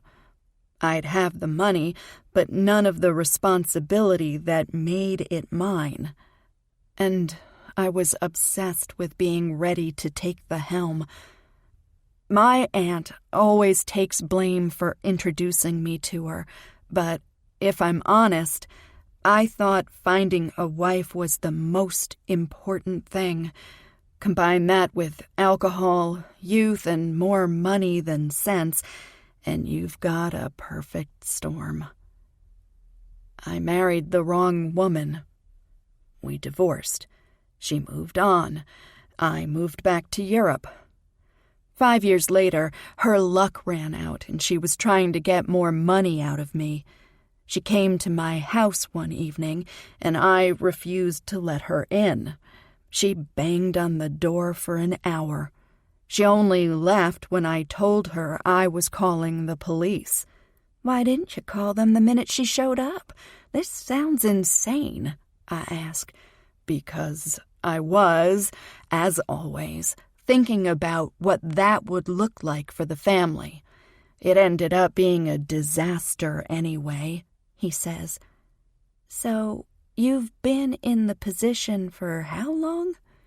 Since I turned 30, 2 months ago. It's been a total disaster. My uncle and stepmother have spent the last 16 years making a mess of it. So, first order of business is trying to climb through all the shit they've piled on top of us. Ha! Just like a turd blossom. I wiggle my fingers against his ribs. I'm not ticklish, he says dryly. How boring. Listen, I like the idea of that nickname, but I can't see myself calling you anything that has to do with shit. Well, I don't need a nickname. I'm good with you calling me by my name. He watches me with pursed lips. His eyes narrow, and then he holds his wrist up so the face of it is in my line of sight. See those stones? Can you tell if they're real? I drag my finger over the halo of diamonds on his watch's face. I can't tell. I don't think I've ever seen real diamonds in my life, I admit, and peer at them. What's your first impression? He asks. I examine them again. They're pretty, but they kind of look just like the stones in a ring I bought myself for Christmas at Macy's, I muse. I think, unless you're an expert, you probably can't tell them apart from other clear stones. So why do people pay so much for them? I ask. They're rarer than most stones, stronger than most, too. So, yeah, there are lots of things that might look like them, but when you test their strength, they'll show you why they're worthy of the price tag. His voice is roughened by exhaustion, but it's soothing. Everything about him is. His voice, his hands, his body, the way he touches me. It all feels right. It's almost 6 o'clock in the morning, and we've been talking all night. The buttery morning sun peeks through the dark green wooden shutters that are ubiquitous to all of the villas along this stretch of coast. I watch the dust motes dance in the rays that fall on the tangle of white sheets that we've cocooned ourselves in.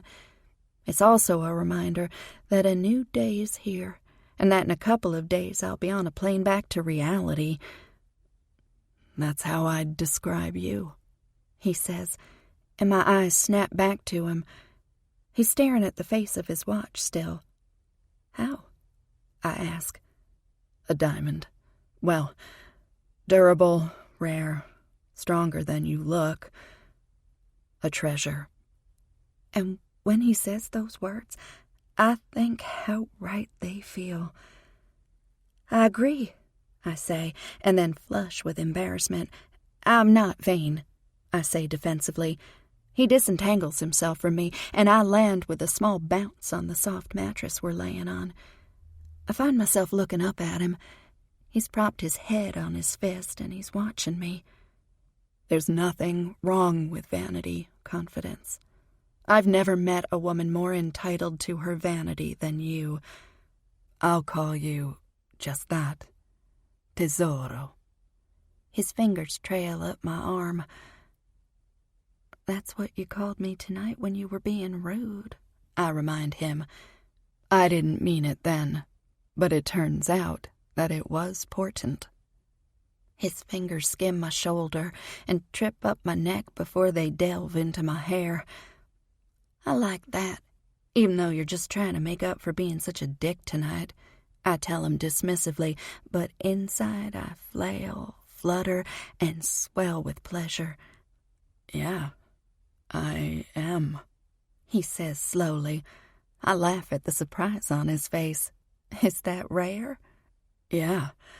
I'm not usually worried about making up for being anything.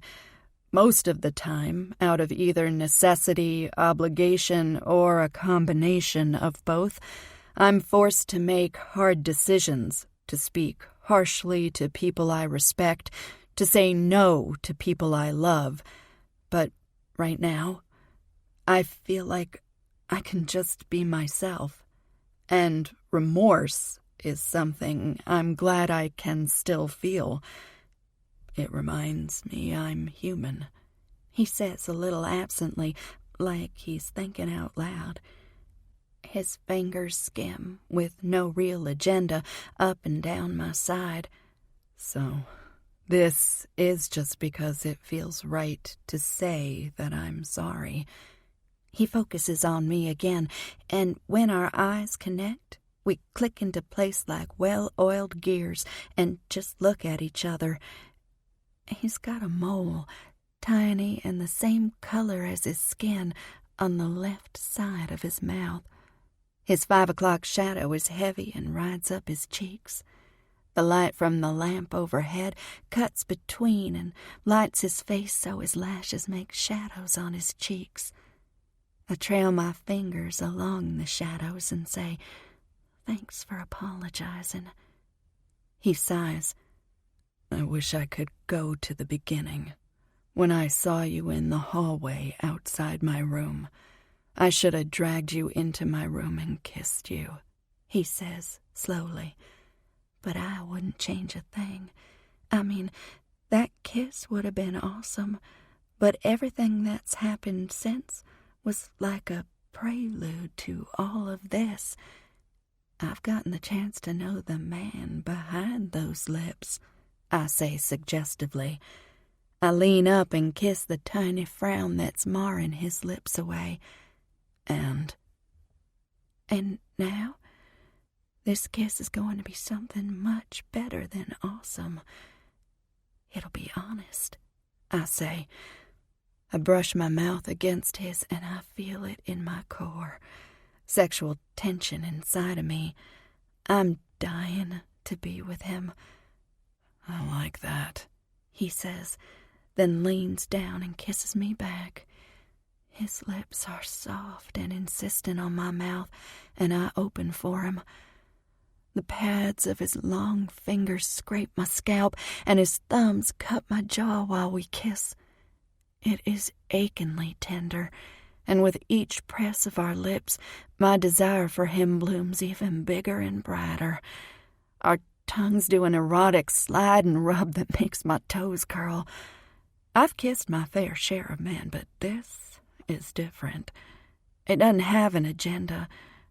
It's not foreplay. It's just a kiss for the sake of it. He groans into my mouth and bites my lower lip before he sucks on it, and heat floods my body. My heart rate rises. This kiss is everything. He's my river. I am drowning in him, and I don't want to be rescued. Your mouth, it's so fucking sweet, he whispers before we're kissing again.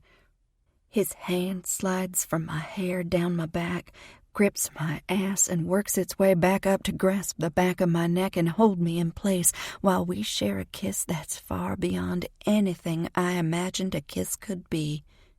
Heat is licking at my skin. I feel like I'm on fire. I sink my fingers into his hair and nibble on his lips before I break our lip lock. I drop kisses on his chin and underneath.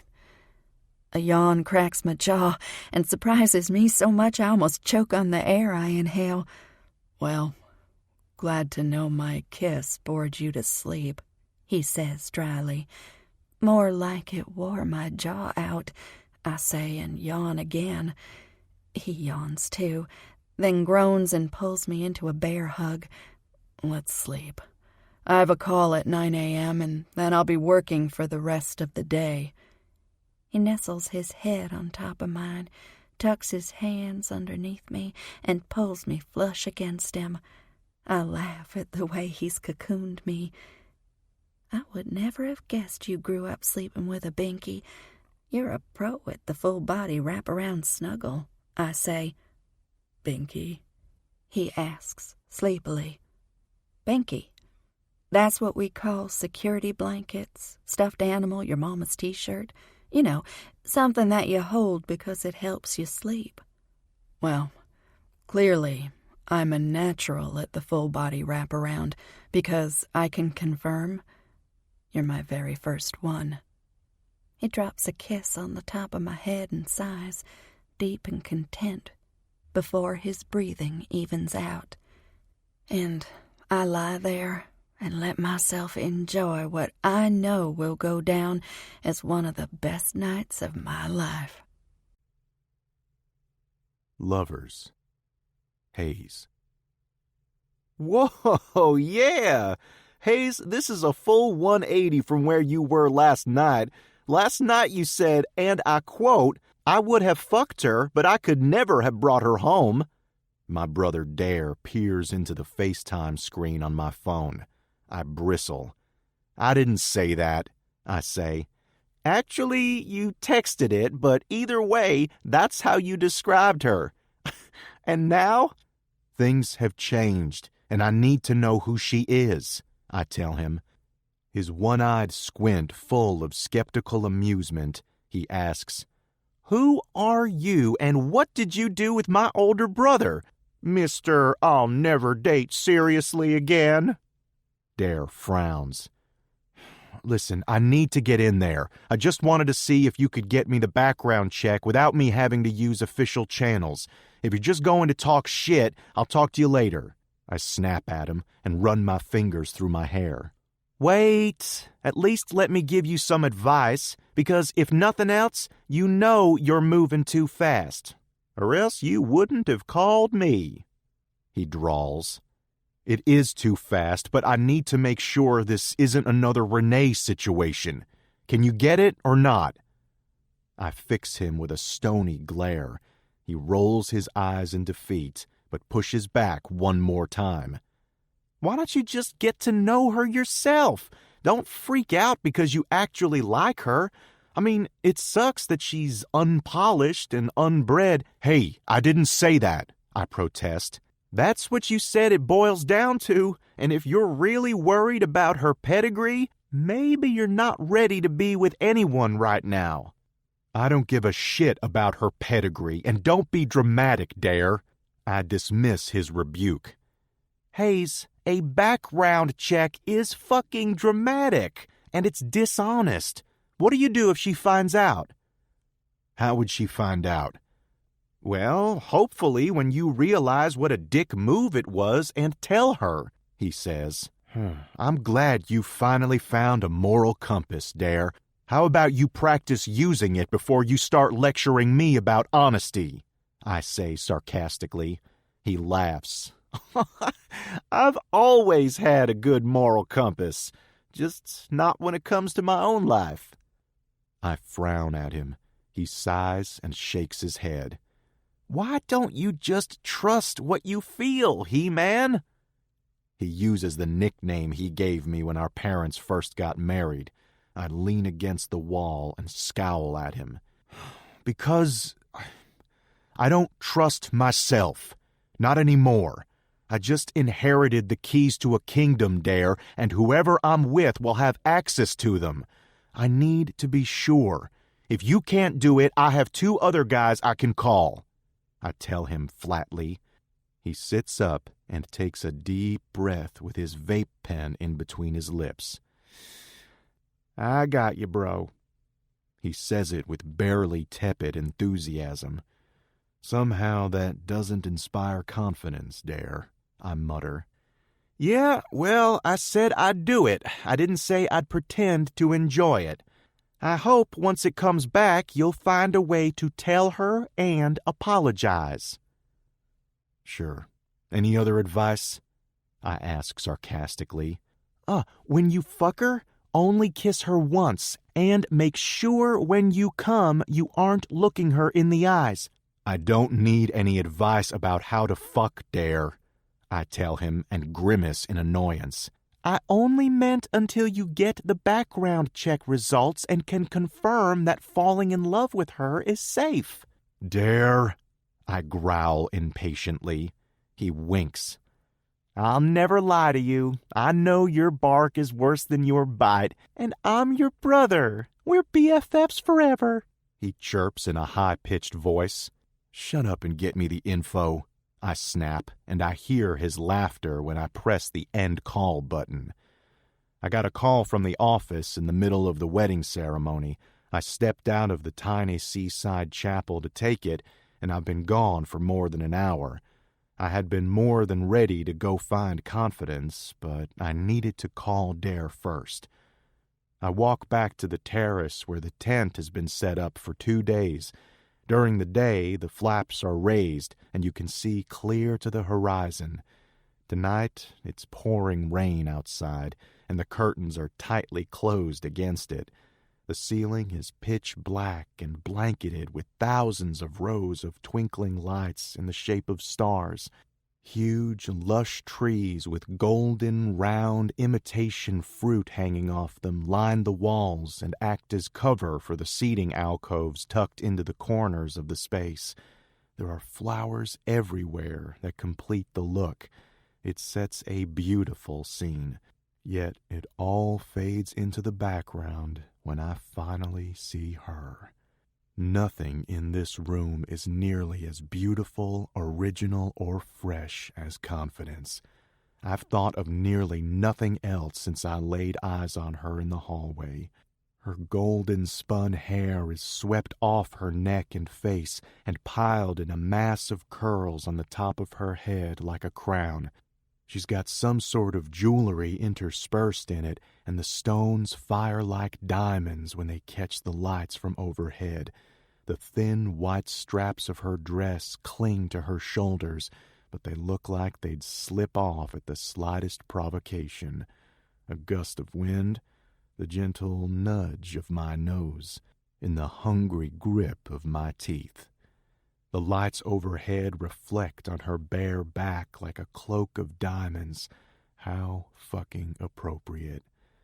I keep my eyes on her as I approach and watch the movements of her back and the elegant sway of her neck as she laughs at something.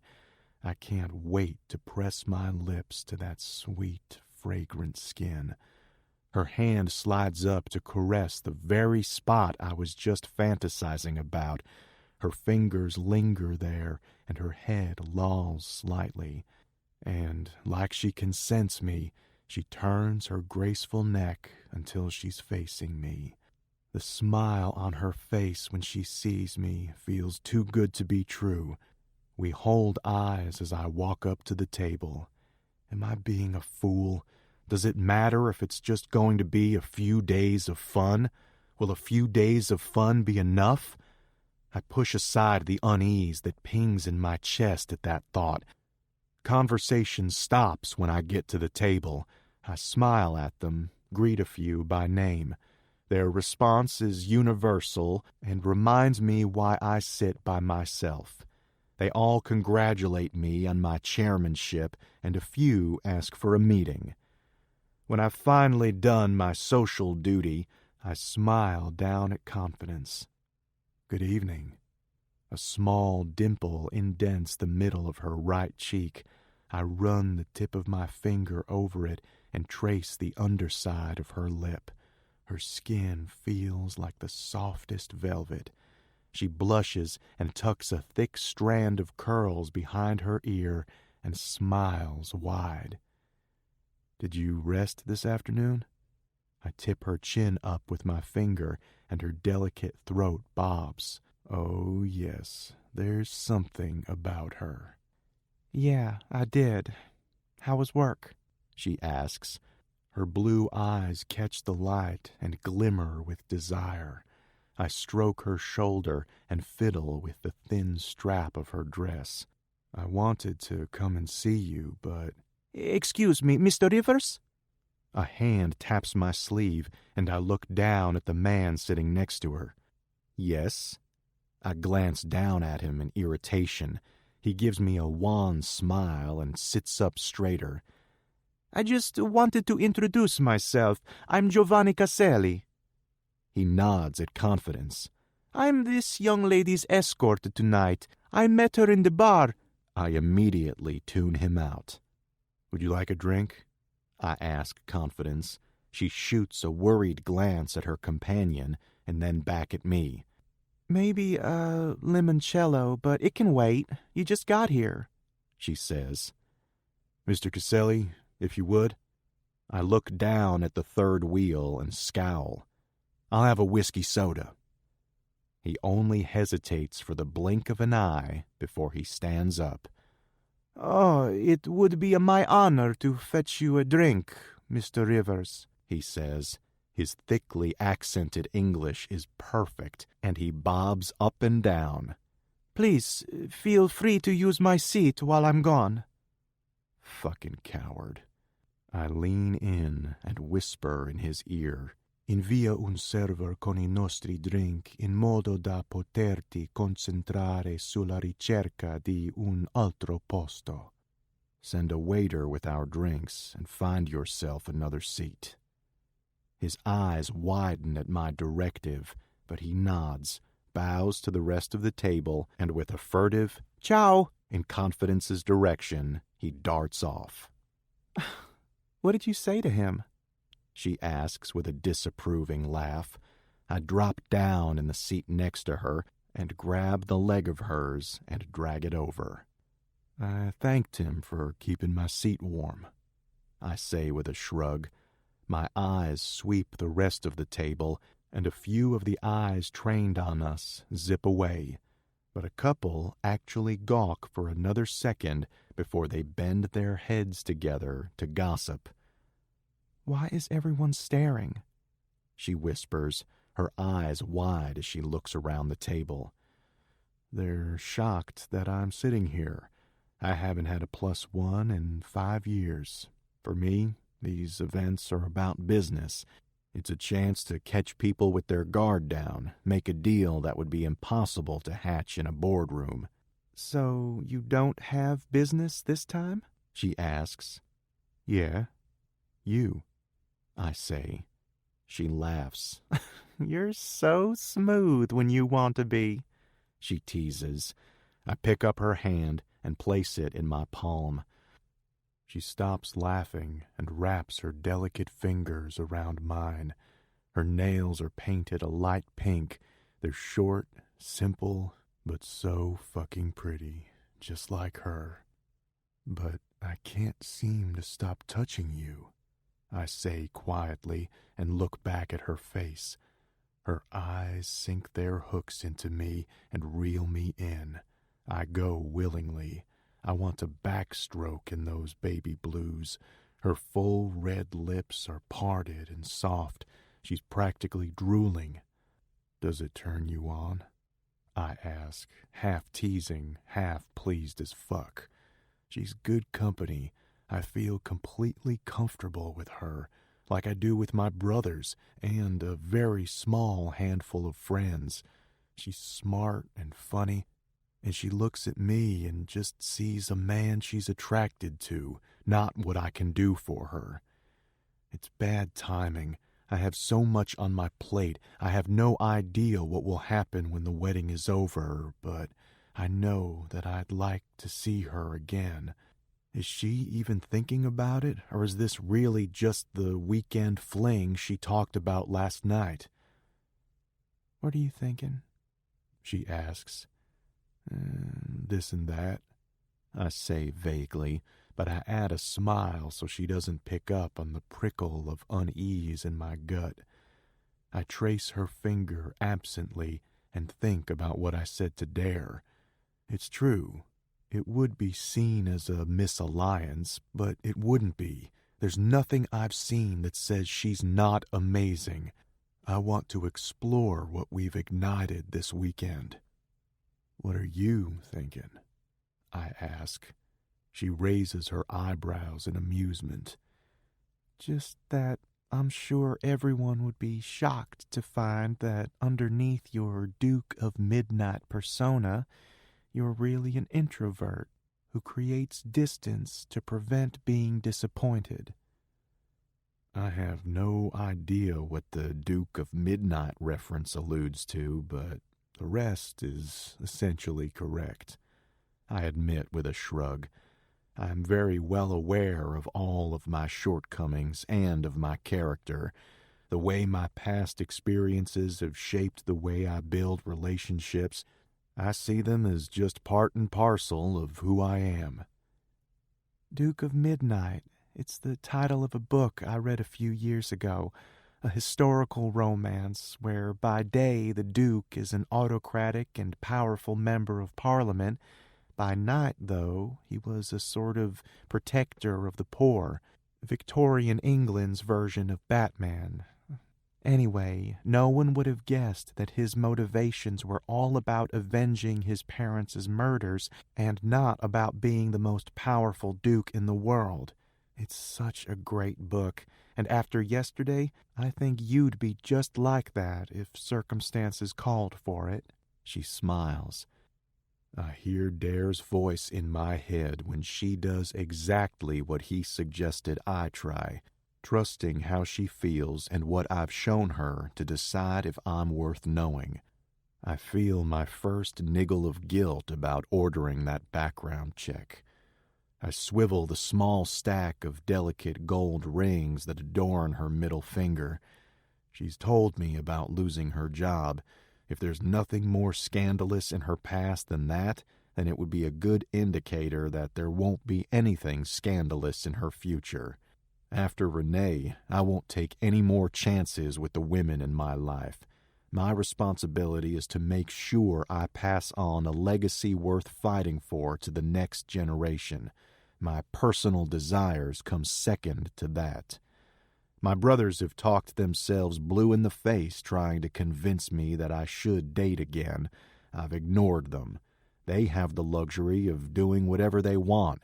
As long as I'm alive, it's my responsibility to continue the family name, have children, grow what we have, to continue funding medical research, continue investing in the city that made us who we are, and to steer us in the direction of being what we've always been, leaders, contributors, powerful, and respected. The tickle of her fingers tracing my knuckles draws me back to the moment. I glance up at her face to find her watching our joined hands, lost in an internal conversation of her own. I watch her unobserved and lose the ability to breathe. She's more beautiful than anyone has a right to be, and the longer I look at her, the more I'm sure she's the most beautiful woman I've ever seen. Her lush lips are coated in an obscenely sexy, slick red lipstick. Her cheeks shimmer with what looks like gold dust. How fitting, since she looks like a very sexy fairy. Her dress is white lace confection that's stark in contrast to the smooth, tanned skin of her chest and arms. Her hair sits in a blonde knot that kisses the nape of her neck, and I'm jealous of it. I imagine closing my lips over that spot and whirling my tongue over it before I sucked her hard enough to leave a mark. She's still staring at our hands, and her lips lift in a quirk. She traces the network of veins that cross the back of my hand. "You've got such big hands," she says absently. "Yours are so small," I respond. I feel eyes on us, and when I look back at the table, their eyes all dart away like roaches when the lights come on. I should give them something to make their gossip worth it. "Let's dance," I say. "I thought you didn't dance," she says. I answer by standing up and holding my hand out to her. "May I?" I ask with a formal bow. She giggles, but pouts and points down at her booted foot with a frown. A large plastic boot that's holding her sprained ankle in place sticks out of the bottom of her long, flowing white lace skirt. "I can't dance on it. Walking is about as good as it gets." "You can if you're standing on my feet," I tell her. Her eyes widen with surprise, and her mouth drops open in a happy smile. She stands up, grabs my hands, and beams up at me. "That's the nicest thing, but I'm not exactly small, and this boot—" "You're tiny," I retort. "I'm short, but I'm certainly more than a small handful."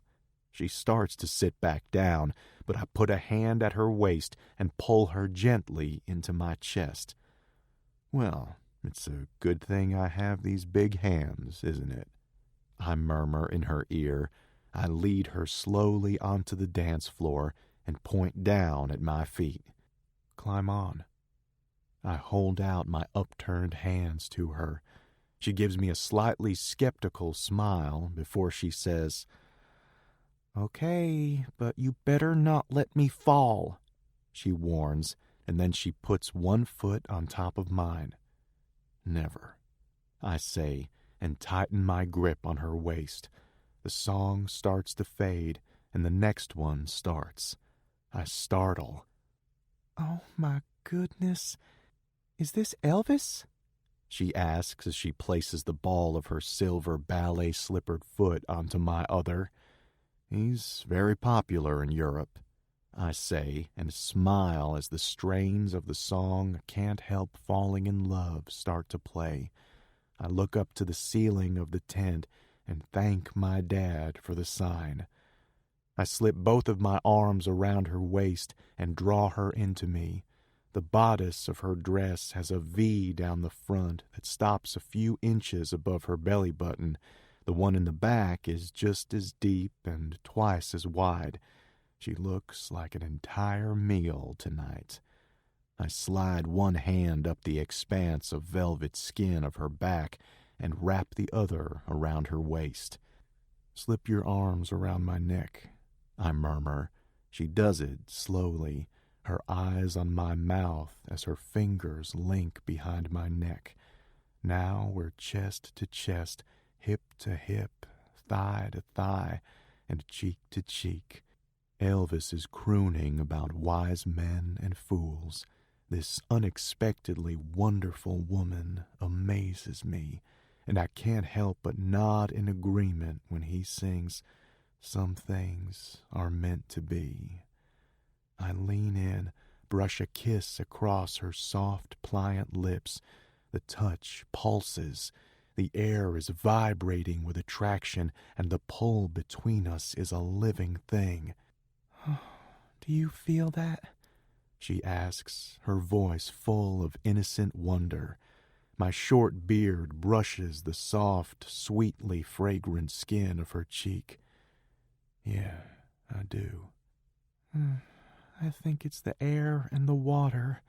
It's so beautiful here," she says softly. She drops her head on my shoulder. I glare down, and her eyes are closed. A small smile pulls at her lips. "I think it's us," I whisper in her ear and drag my lips to that dimple and drop a kiss on it. "You're beautiful." "So are you," she replies with a drowsy smile, and I laugh dismissively. I step back and forth, my hand at her waist tightening to hold her flush against me. "Not one single person has ever called me that before." I laugh. Her eyes pop open and cast a haze of desire that traps me in its azure net. My heart jerks in my chest, and the laughter dies in my throat. "Then they must not have been looking at you at all," she whispers. Then she takes my big hand into her much smaller, much prettier one, puts it to her delicious lips, and drags a kiss across my knuckles. I'm moving in a small circle of slow two-steps. The music blends in with the rest of the background noise, and all I hear is the beating of my heart and the thud of my racing pulse in my ears. There's a storm brewing between us. It's loud and it builds in a slow stream of tension that's permeating the air. I feel it in my racing pulse. I feel it in the tingle at the base of my spine. And when she sways into me, she feels it in the ardent pressure of my rock-hard dick between us. "Oh my God," she gasps and twines her fingers into the hair at the base of my neck. Without a single thought for propriety or gossip, I bend and slip my arm under her knees and lift her into my arms. A loud cheer goes up in the crowd as I shoulder my way through the dance floor and out of the tent. "Oh my Lord, what are you doing?" she asks in a whoop of laughter as she tightens her arms around my neck. "I'm taking you to the closest room with a door. When we get there, I'm going to throw up that skirt and take off whatever's underneath it and fuck you," I growl before I kiss her hard and fast. We step into the carpeted lobby of the villa and scan the room until I see a swinging door with the light off inside. I head straight for it. "This is crazy," she gasps into my neck. "I feel like I'm on fire, Hayes. I don't know what it is." She starts to squirm. "I do. It's whatever fucking pheromone you're secreting. It makes me want to beat my fucking chest and rut with you while everyone watches," I say, and kick the door open. I set her down before I feel around for a light switch. The bright fluorescent bulb flickers a few times before it floods the room with light. It's a utility closet with a waist-high counter running down the middle. "Perfect," I whisper. I wrap my arms around her waist and hoist her up, the voluminous layers of her skirt crushed in my hold. I stare at her face for just a second, and I'll never forget the way her eyes burned with need right before I took her mouth in a kiss I'd been thinking about for almost 24 hours. She opens like the beautiful flower she is, and my tongue slips into her sweet, warm mouth. She's like nothing I've ever felt. She feels like mine, so much like mine. For tonight, at least, she will be. I drop her onto the workbench and break our kiss. I shove her lace skirt up to her waist, and her hand falls to my belt. I slide my hand up her thigh. "Oh, your skin is so soft. May I?" I ask. She growls. "Please, just touch me." I kiss her again and press my palm to the damp, heated slip of silk between her legs. I pull it so it slides between her lips. She moans into my mouth and unzips my pants. "Please hurry. I want you inside me so badly it hurts," she moans. I slip my hands back in between her splayed thighs, and I play with her pussy. I slip a finger inside her, rub her wetness up her slit, and rub her clit. She lets loose a broken sob when I pinch it at the same time that I nip the tender skin on her throat. "Oh, what are you doing to me?" She pants and throws her head back. It hits the wall behind her. "I'm about to fuck you until you come so hard and loud that they'll hear you in the other room." "Oh, yes, God." She groans and leans forward to wrap a hand around me. She strokes up, and I thrust up into her hand. "Oh, I want you so badly," I groan and grab a handful of her ass and squeeze it until I'm sure my fingers will leave an imprint. She moans and her legs spread even farther apart. "Oh, then fucking take me," she says impatiently. I pull her off the bench and turn her around. I lift her skirt and expose her round, luscious ass. I slap it and she jumps, but then her hips loosen. "Let me fuck you how I know you need." I slip my fingers around the soaked piece of fabric that's drawn between her lips. "Yes, please." "Why did you even bother wearing these?" I slip 2 fingers inside her and press up. "Oh, because I imagined that you might want to rip them off," she says, and shoots a satisfied grin over her shoulder. I give the silk scrap of fabric a sharp tug, and they give up their hold on her body and fall into my hand. I stuff them into the pocket of my shirt. I push her legs even farther apart and thrust 3 fingers inside her. Her back arches and she groans into the tabletop. "Oh, your pussy is fucking unreal." I swivel my hands and she pulses around my fingers and rotates her hips. I pull out of her and fish a condom out of my pocket. I roll it on and spread her wetness from my fingers all over it. "Oh, I want you so much," she moans. "Then get your pussy on my dick, Tesoro," I say, and pull her back onto me. She thrusts back and starts fucking herself. I watch my dick glide in and out of her and wonder if I could build a shrine to her cunt. I grab her hips and slam up on her next downward slide. She screams, loud enough that it carries out into the hallway and mingles with the sounds of conversation on the other side of the door. "Do you like that I'm fucking you where everyone can hear?" I whisper in her ear. I slide the strap of her dress down and I pull down the bodice. Her round, full as fuck, pink-tipped breast spills out. "Yes," she pants in my ear. "Why?" I rain kisses down her throat and bite her shoulder, nudging her entrance with the head of my cock. I want them to know I fucked my dream man tonight," she croons, and I laugh. "Dream man?" She turns her head over her shoulder and holds me in the sweet snare of her azure gaze.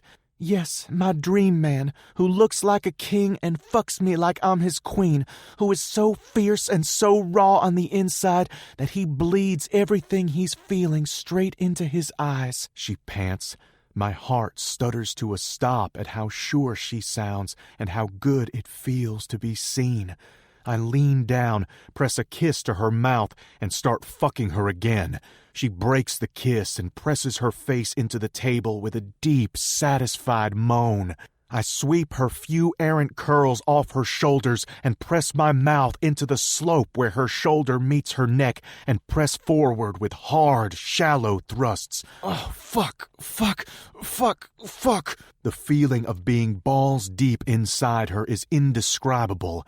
I feel like a fucking king. I surge forward and drive her into the table. Her booted foot makes contact with my shin, and I ask, "Are you okay?" Without slowing my rhythm. She nods. I fist my hand in her hair and pull a fistful of her hair back. I press our cheeks together. "Oh, Jesus, you feel like a goddamn dream. I want to watch you come." I pull out of her and turn her on her back. I thrust back into her in one long, hard push of my hips. "Ah!" she wails, and I get to watch the achingly beautiful expression on her face when my name pushes up her throat and out of her mouth in the sexiest whimper I've ever heard. I push even deeper. "Yes, sing for me, tesoro." I coax her. Her facial expression ebbs between ecstasy and pain, and then to bliss while I fuck her. My hand is grasping her thigh, and her arms are flung wide on the table. I pull the straps of her sleeves down so that both of her breasts are exposed to me. I bite down on one of her hard, pink as the inside of a seashell nipple, and she starts to cry my name over and over. I focus on the satin fist her pussy is making around my cock.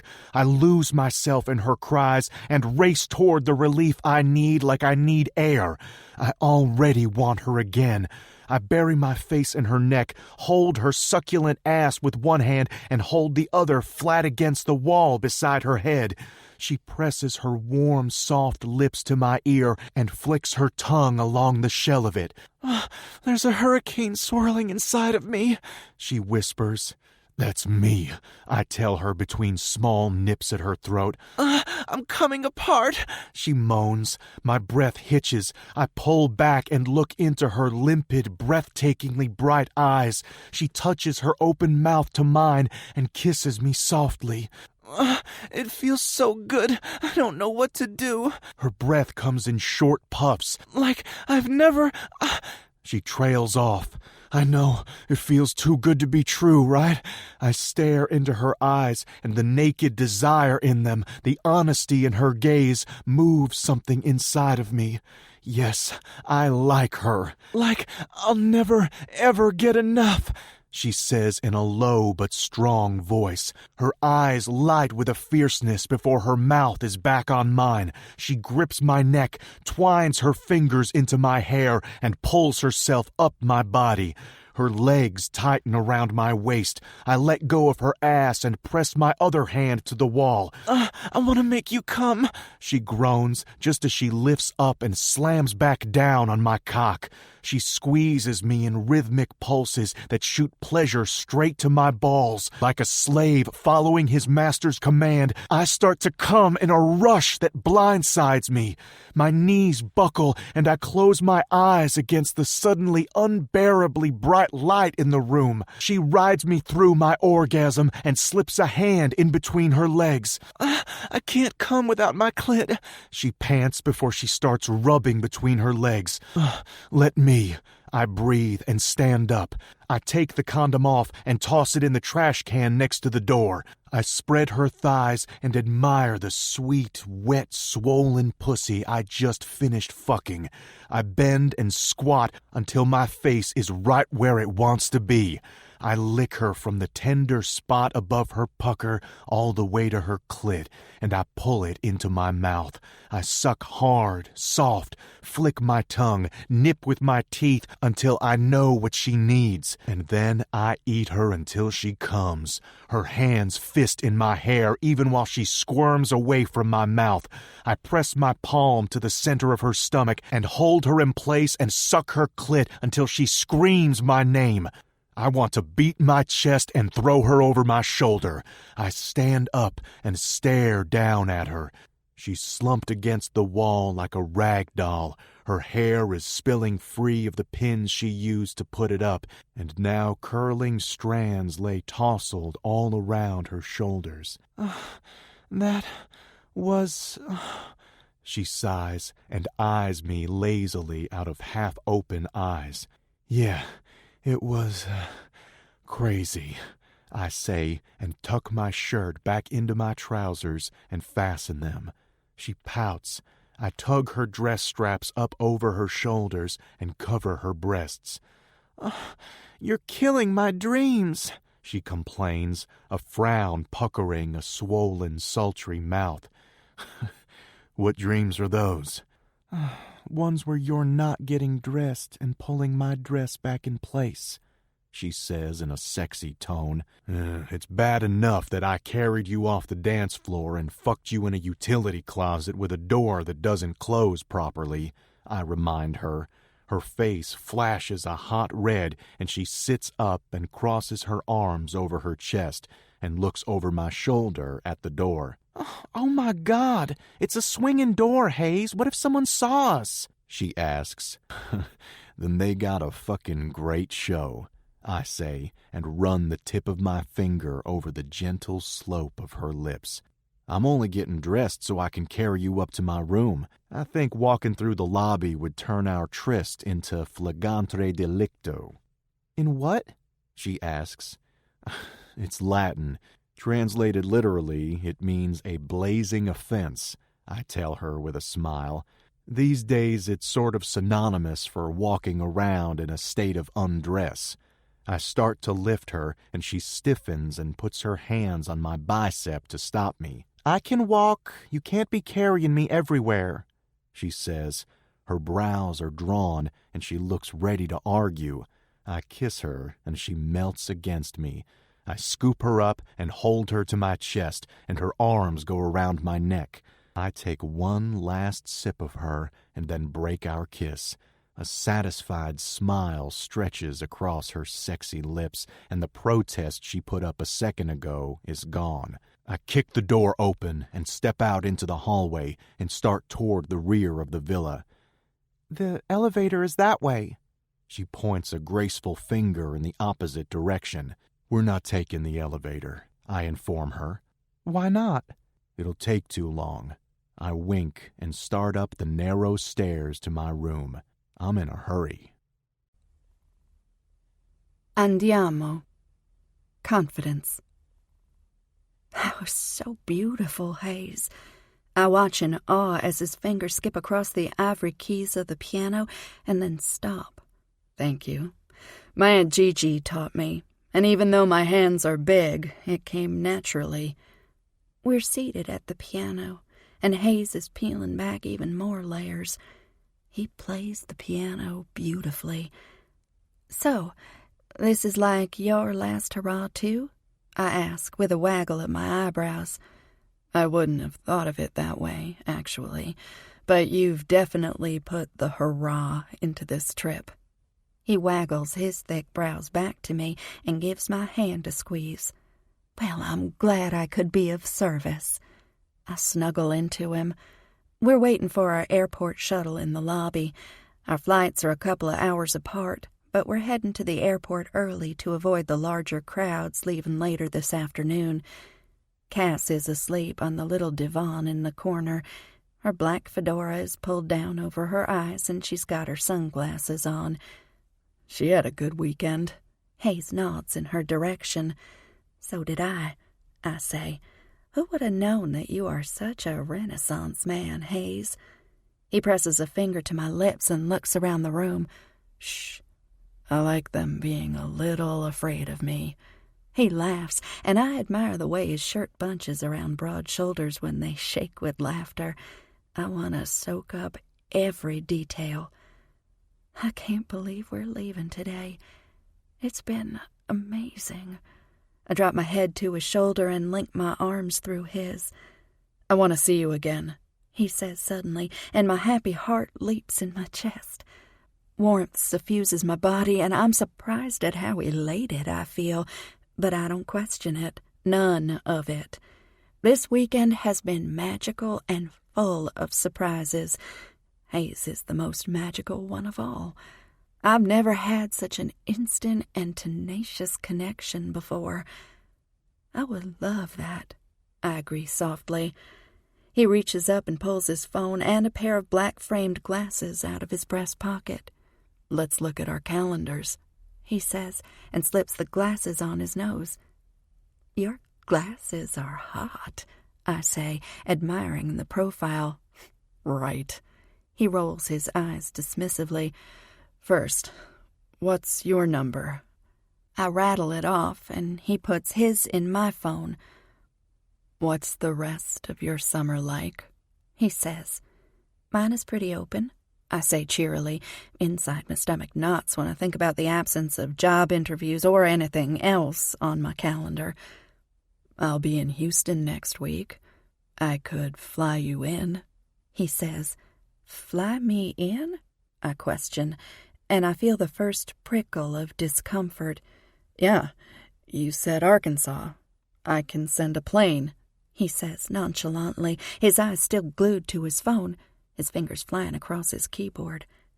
I can fly myself to see you. My pride is bruised a little. Why would you do that? You're not working, right? He asks quizzically. Why did you get a job instead of living on your family's millions? I ask him. He pauses his typing and slides his gaze sideways in my direction. What? I ask when he doesn't say anything. That's hardly the same. It's just a quick flight, he says slowly. To you, it's just a flight. But this is my first time out of the country, and only the 5th time I've ever been on a plane. It took me 4 months of dedicated saving to afford the flight from Memphis to Austin when I left for college, I tell him. I'll never see a flight as nothing, and given the way things between us got started, I couldn't even imagine you buying me a plane ticket or anything else. He stares at me for a long moment. His gaze is assessing, and I can practically hear the wheels spinning in his head. Fine, he says, then I'll come visit you. Okay. I clear my throat. I'm telling you, it's probably not anything like what you're used to. I'm good at getting used to new situations, he says pensively.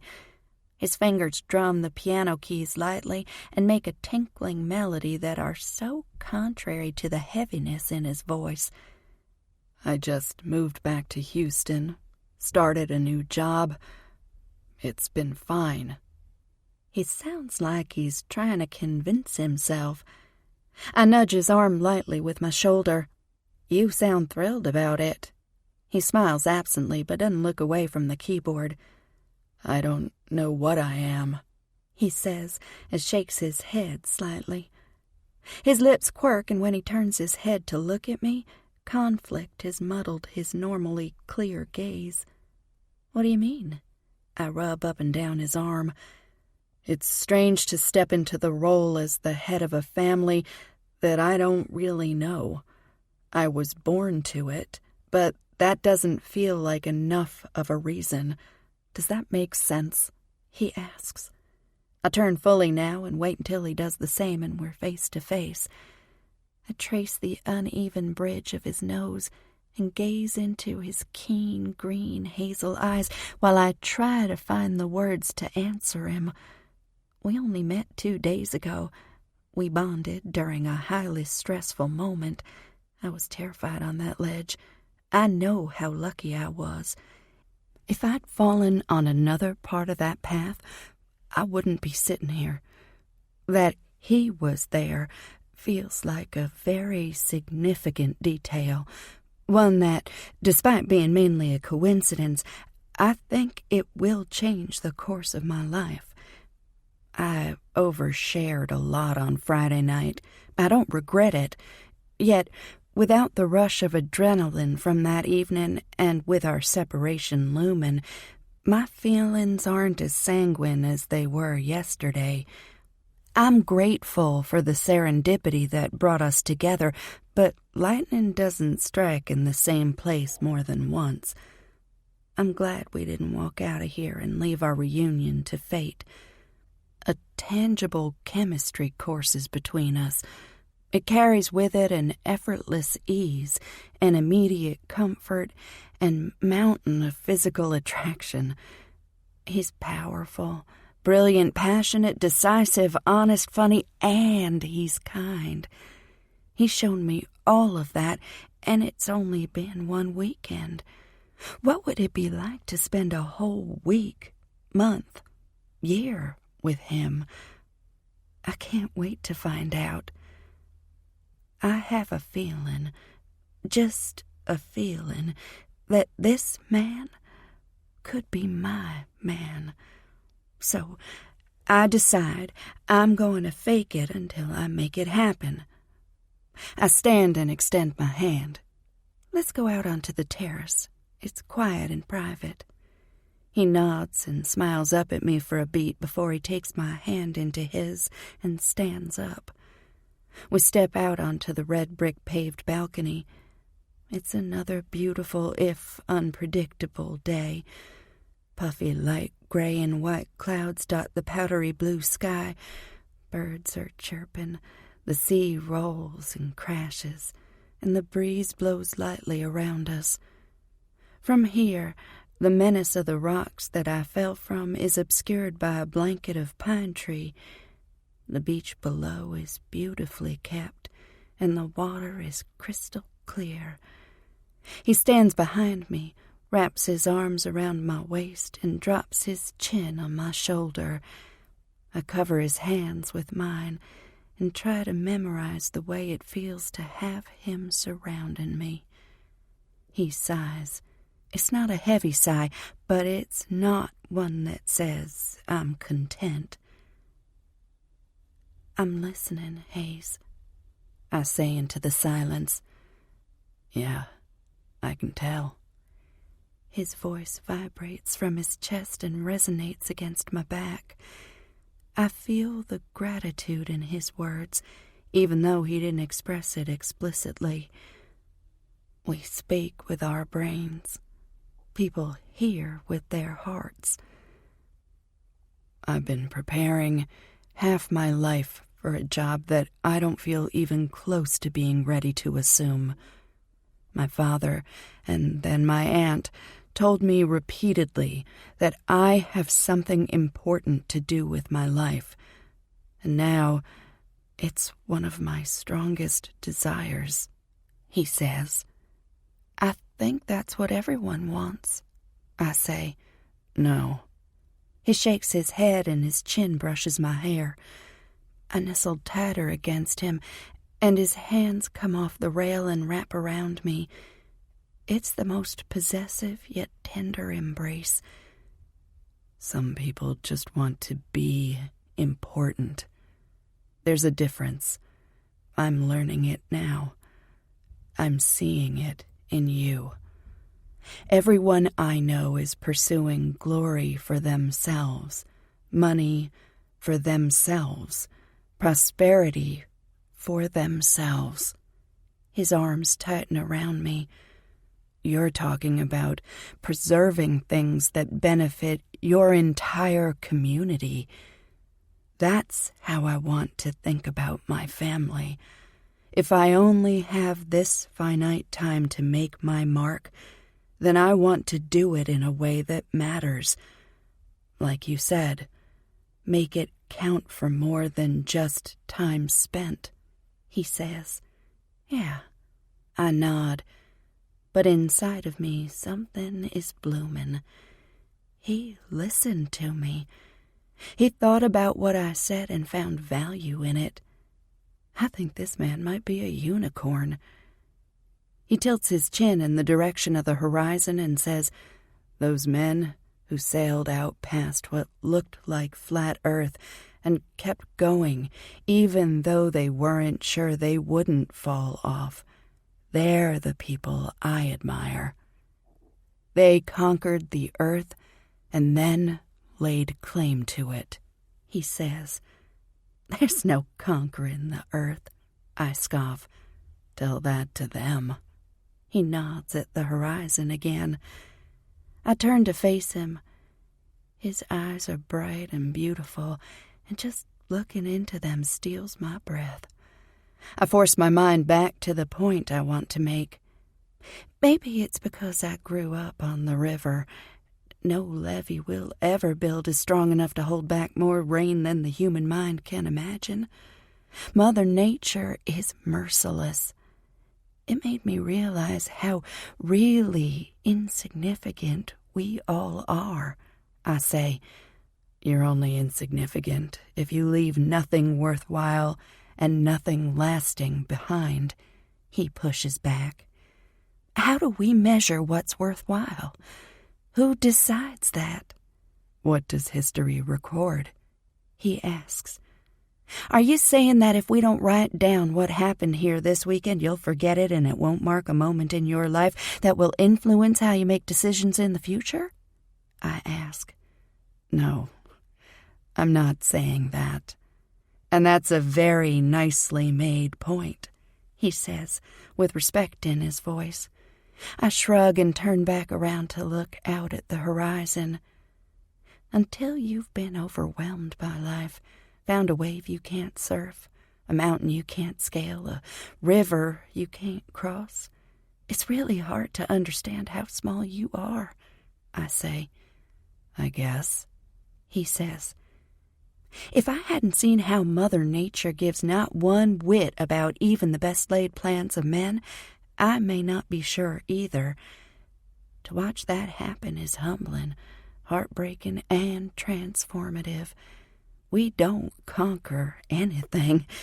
We just have use of it for a short while, but those trees, they grow back. Those monuments, they need men to write their existence into history. On the other hand, the acts of bravery and kindness those horrible events inspire may not make it into history books, but they will pass from generation to generation by word of mouth. And when people hear about them, they'll get goosebumps, I say. So, instead of conquering, I should be thinking about contributing something lasting, he muses. That's for you to decide, but it's what I hope for. That I'll do well enough with my life that when my story is told or read, I drawl, and he laughs, that people will feel something. I sigh, his arms tighten around me. If you really want to make a difference, you don't have to chase horizons. Just look around you and do something that calls you, I tell him. I touch the pendant around my neck. This necklace? I touch the small pendant at my throat. Yeah, I like to think of it as your fishing hook, he teases, and I smile. It was the very first thing I bought for myself when I won that case. It's a reminder that I may just be a drop in the bucket, but it only takes one drop to overflow it. Little old me. I did something. We all can, I say. We stand there quietly for a few minutes. I'll get off my soapbox now, I say sheepishly. I like the way you look up there, he says quickly and presses a kiss to my cheek. That's because you've only had one weekend of it, I joke. I think if I'd had any more, I'd be trying to find a way to keep you right where you are for as long as I could, he murmurs in my ear, and my heart that's been tripping all weekend finally gives up the ghost and falls. Sure thing. Confidence. 1 month later. King. Tesoro, you awake? Yeah, just barely. You home, baby? Yeah. You too tired to talk? Well, my man was here this weekend, and he wore me out. smiley face emoji. My woman wore me out too, but I've forgotten how to sleep without her next to me. Oh, King, I'm calling you. Heart emoji. You miss me? I murmur softly as soon as the call connects. Too much. The words, enveloped in Hayes' fatigued, roughened voice, deliver a delicious jolt to my heart. I miss you too, I say, and hug my pillow tightly to my chest and inhale the lingering scent of him on it. I'll be back next week, and I think I can come up on Thursday, so we'll have an extra day. I feel a pang of guilt that he's the one doing all the traveling. I can't wait until I can come and see you, I start, and then trail off because I know what he's going to say. This is our constant argument. I can't wait for that either. Say the word. I'll make it happen, he says, and a yawn escapes. Do you want me to get us a hotel in Memphis next time? I ask him and do the math in my head really quickly. I should be able to swing it even after I pay Mama's rent for the month. No, I like staying at your place, he says.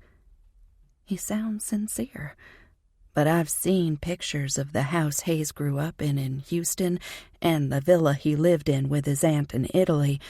Our double-wide is clean and cozy, but it's a huge step down in terms of the luxury he must be used to. My bed is so small. Don't you want a weekend without your feet hanging off the edge? I ask. Nope. That small bed means you can't roll away in the middle of the night. In fact, when we get a bed, I think we should make sure it's not too big. He jokes. We're getting a bed? Yeah, we are. One day. And in the meantime, I've never slept better than I do in yours, with you beside me. My heart it's going wild. Every word he says is kryptonite. I'm falling so hard for him. You sound so sure. I am. I'd lay good odds on us, he says easily. I would too, I sigh. I'm so happy it's surreal. We're such an unlikely pair. Our paths should never have crossed, but here we are. There's something really right about us together. His visits have been so easy. Not a moment of awkwardness. My mother loves him. The people he's met in town think he's some sort of rock star, and he's nothing but gracious and patient with their questions about what he does. He brought Trip, my neighbor's 9-year-old, a new fishing rod this weekend because he overheard him talking about his being broken last time we were down at Harp's for groceries. He's brought my mama every book on Abraham Lincoln he can get his hands on, and they sit and talk outside together every night after dinner. Your mother home? He asks.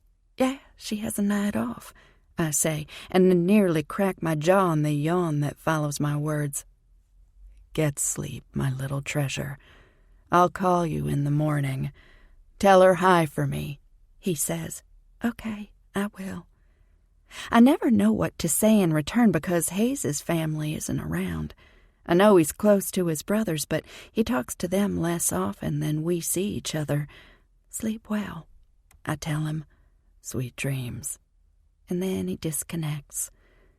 When I drift off a few minutes later, it's with my pillow cradled in my arms, a smile on my face, and a song in my heart. Wild River. Hayes. 1 month later. All of these rivers, St. Francis, the White, and the Arkansas, come together and empty into the Mississippi from this delta. Confidence points out to me. So it must have been booming once, I say, and look around at the dead downtown of Amarel. There's the one church building that looks like an ice sculpture that's melting, and the two long park benches chained to the ground in front of the town's police station. It still is, she tells me. She's been idly running her fingers through her hair, and she slips the end of her ponytail in between her smiling lips. Yeah, all of these abandoned buildings scream a booming town. I laugh, and she bumps me with her hip in reproach. No, but the blues festival that still happens every single summer does. Her voice is tinged with defensive love and brims with pride.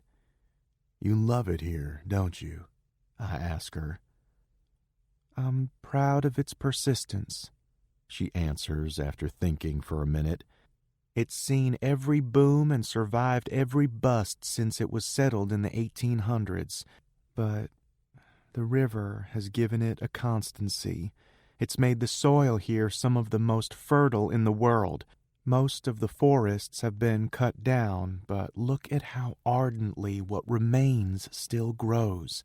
There's only a small fraction of people who live here when you compare it to before. Where'd they go? I ask. To the city, for jobs, like me. She shrugs and leans back into me.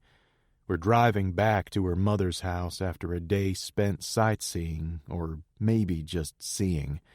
This is my 5th trip here in 8 weeks. It's the first time we've ventured beyond her small town. She drove us out in her mother's beat-up old Oldsmobile Delta 88. I'm driving us back. The front bench seat that lets her sit right next to me is the only thing that has made driving around in a car with sponge and wires poking out of the seats, no air conditioning, and a barely functioning radio through the swampy Mississippi Delta bearable. We roll over the railroad tracks that seem to run through every town in this part of Arkansas and turn onto her mother's street. The place still calls me sometimes. My love for it.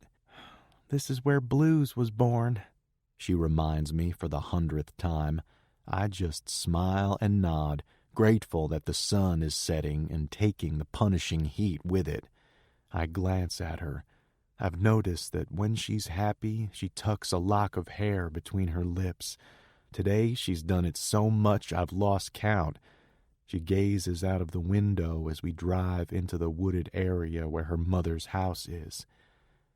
The Delta is the soul of the South, and while the rest of the South is looking to become the new South, we still own our past.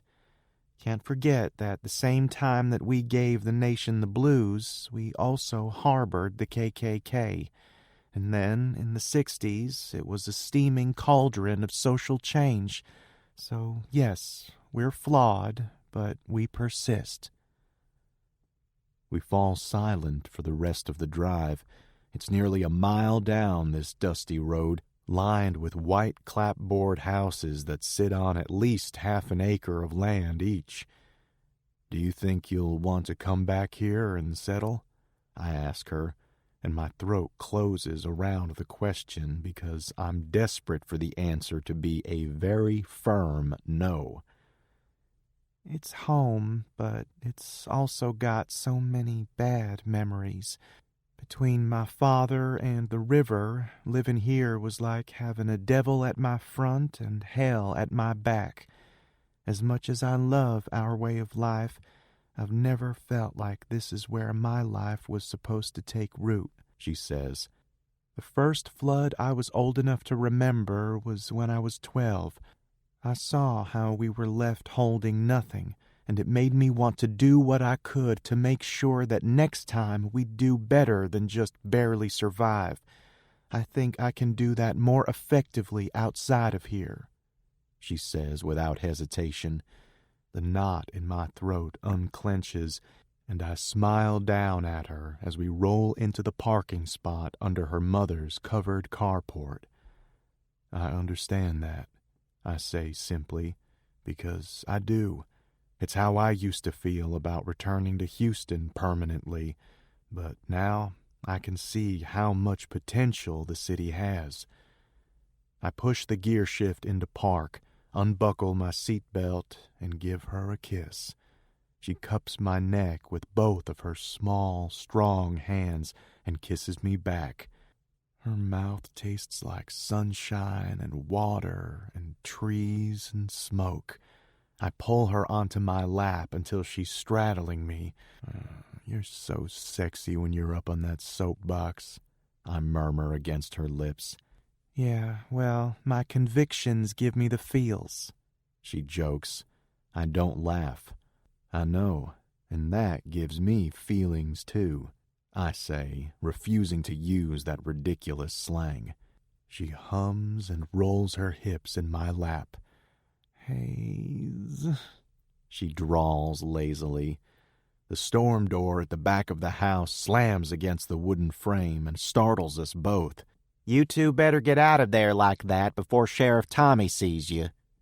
Her mother's distinctive, raspy drawl reaches us through the open window. Confidence jumps so high she hits her head on the sagging ceiling of the car. Ow! She complains and rubs it while she climbs off me. Go on. The door wrenches open, and I look up at her mother's ever-present, good-natured smile. Hey there, Miss Dorothea. You look nice tonight. I smile back. Don't try to charm me, you handsome devil, she chides. I'm not, I insist, and take her hand in mine while I climb out. Well, why the hell not? She asks, and then cracks herself up laughing. I walk over to the other side of the car and pull the heavy door open for my girl. Hey, Mama, Confidence calls as she slides out. She mouths a silent thank you before she leans over the top of the car to face her mother. Hey yourself, baby. I've got bingo, and I'm gonna be late, so I'll see you later. She smiles at her daughter without moving to get into the car. They are mirror images of each other. Except for the deep lines that bracket and shape Dorothea's tanned face, they could be twins. Thick blonde hair, vibrant blue eyes, small but generous mouths. They're even the same height, but where Confidence is shaped like a classic Coke bottle, all curves, tits, and ass, her mother is as spare as a reed. Hayes is leaving tomorrow, she reminds her. I know he is. I'll see y'all for breakfast. She winks at both of us before she gets in the car. I'll be back at the crack of dawn, so y'all should get to bed early so that when I wake you up, you don't feel like you've been hit by a 2x4. She calls out of the open window before she turns the key and the powerful engine roars to life. Last one in the hot tub brings the beers, Confidence calls out to me as she runs toward the house. In a blur of tanned limbs and blonde hair with a huge smile on her face, she disappears inside. It's about time, Confidence shouts when I step out onto the deck. Says the girl who wore her bathing suit all day. Some of us had to change. I scowl at her, hand her a beer, and step into the huge hot tub on her mother's deck. She takes a swig of the beer, and some of the cold foam dribbles down her chin and lands on her bare chest. Ooh, it's cold, she purrs and casts her head back slightly, her eyes gazing downward at me suggestively, as if I need any suggestion. I lean down and lick it off, and then drag the tip of my tongue up the damp, salty skin of her neck. You smell like everything I love about this place, I tell her, and drag her onto my lap. The bottoms of her bikini are crammed between the two firm, with just the right amount of cushioning ass cheeks that fill my hands. And what's that? She straddles me, presses her chest against mine, and wraps her arms around my neck. Her breasts spill out of the sides of her skimpy bikini top, and the slide of her skin against mine gets me hard right away. Smoke, water, trees, clean air, I murmur in her ears. She sighs and throws her head back to gaze up at the sky that covers us like a black, diamond-encrusted blanket. I nibble on her neck and run my teeth along her throat. A tiny shiver ripples over her body, and she drops her head onto my shoulder. I hated having to move back home a couple months ago. I'm still dying to get out of here, but seeing it again through your eyes has made me appreciate it all so much more. She sighs and rolls those talented hips over me before she slips off my lap and into the water. She reaches behind her, and a few seconds later, her bikini top floats to the top of the water. She reaches into the water and pulls my already hard cock into her hands. I grip the sides and I lift my hips so I float right above the seat I'd been resting on. Her thumb swirls around the dark red swollen head that pokes out of the water. I'm all in favor of blowjobs, but it's not worth your life. I tease and thrust up into her hand. She smiles a secretive, pleased smile before she releases me. She pushes her juicy, firm breasts together and then slides forward and captures my cock in the tight channel she's made between them. "I'll do you one better," she says, her accent stronger with her drawled promise. She presses her lips to my swollen head and slides up, at the same time that she opens her mouth and takes me into her mouth while she uses the water and her breasts to create a sensation I've never even imagined before. I groan and grab the sides of the hot tub to keep from sliding under. Holy shit! She keeps her eyes on mine while she moves up and down in the water. Hold them," she gasps and nods to the sides of her breasts. I put my hands there, and she moves hers to cup my balls. She rolls them lightly in her hands, her up and down slide never faltering, her mouth sucking the head of my cock with every downward stroke of her breasts. Oh, I'm going fucking crazy, I groan and stroke her nipples with my thumbs.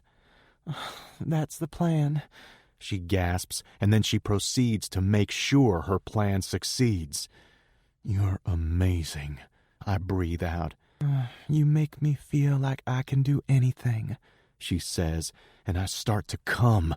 Without any warning, spurts of cum shoot out of my cock and splatter on her chin and her cheeks before she closes her mouth over me and takes as much of me as she can into her mouth. My fingers dig into the abundant flesh of her tits, and I only realize how hard I'm pressing when she winces. "Oh, fuck, I'm bruising you," I say. "Yes," she gasps. "I want your bruises." I buck up into her mouth. She sucks the head of my dick one more time before she slides up my body. When we're face to face, she says, "I want to look in the mirror on Monday and see your fingerprints on my skin and remember how it felt when you put them there." My pulse jumps in my throat. I cup her cheeks and caress them with my thumb. Her bright eyes, the ones I've seen in every dream I've had for the last 2 months, are fixed raptly on mine, and I decide to go for broke. "I'm about to ask you something," I tell her. She stills the up and down movement of her hips. "You're going to ask me something?" she says quietly. "Yes, I am," I say softly. I drag my thumb across the lips I've been kissing all day. "I want you to move to Houston," I tell her. "Come live with me." Her breath hitches, and she drops her face into my neck.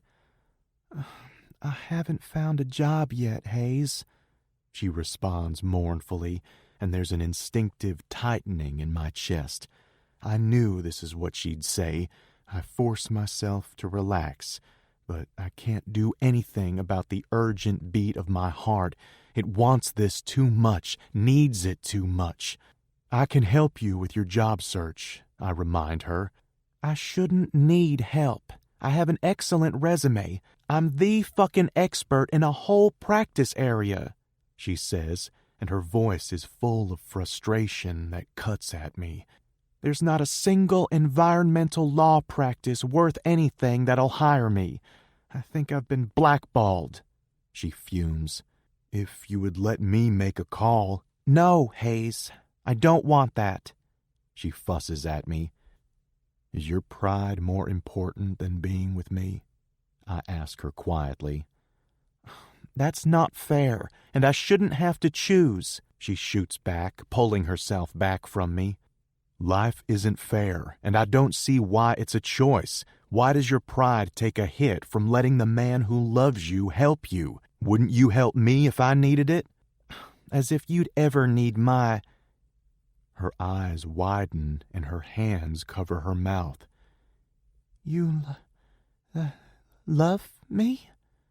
She stutters through the fingers she pressed to her lips. Her wide blue eyes are full of surprise. They glitter in the gloaming light, and the ire that was in them from our argument is gone. Joy, unfiltered, unadulterated, replaces it. She's fucking beautiful right now, and I wish I had my phone so I could capture her like this. Of course I do. I'm sorry you're surprised by that, I say, and lean in to kiss her soft, pliant mouth. She doesn't kiss me back, so I pull back. You don't need to say anything, I tell her quickly, and I mean it. I know Confidence loves me too. Of that I have zero doubt. So I go back to the subject that I've prepared to stand my ground on.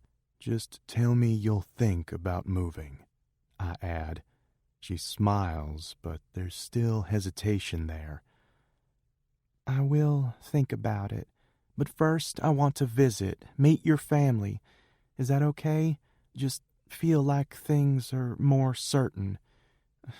Do you understand? She asks. Are you not sure, still? I ask, unable to quell the irritation. About us, of course I'm sure, she says, and her hands cover mine. She tries to reassure me with her smile, but I don't return it.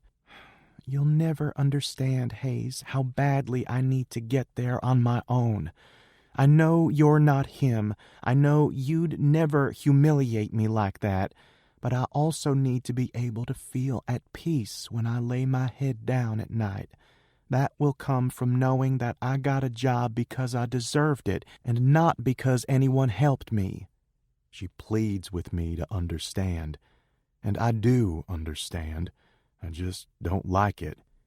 You lying next to me without me having to think about what time we're leaving for the airport the next day would go a long fucking way to doing that for me.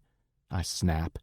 She snags her floating dark green bikini top and smiles up at me. Come here, she says, and steps out of the tub. So I'll visit? She asks, and I look up at her. Her eyes are pools of blue destiny, and I can see my future in them. Yes, but please let me send my plane, I say. How about you just buy an economy class ticket? She asks, and I stop and place my hands on her shoulders and turn her to face me. You're going to have to be comfortable with the fact that I have money. I'm not ashamed of it. I'm going to spend it. And sometimes it will be in frivolous ways that are simply about making my life simpler. We grew up differently. My world is different, and there are parts of being in it that aren't always comfortable, but they're necessary. Necessary for what? She asks. To preserve order, to preserve the legacy my ancestors built, to repair the damage that's been done by the vacuum of leadership my father's death created. What will your legacy be, Hayes? She asks and crosses her arms over her chest. I don't know. It's larger than me. My family, what I do with my time as head of it, will be here long after I'm gone, and my stewardship of it will determine its future. When I was a boy, my father used to recite a line from Shakespeare's Antony and Cleopatra. Have you read it? No, only Romeo and Juliet in high school, she responds. Antony and Cleopatra is basically the same story, but with adults and in a historical setting. Anyway, my father would recite this line from it and tell me that it was the way any great leader thought about their responsibility. I close my eyes and recite from memory. Give me my robe, put on my crown. I have immortal longings in me. She was talking about dying for what she believed in, but I think of it as believing in something that will outlive you and making sure it does your name justice. My uncle has forgotten that. He's been thinking about right now for so long he's lost sight of the future.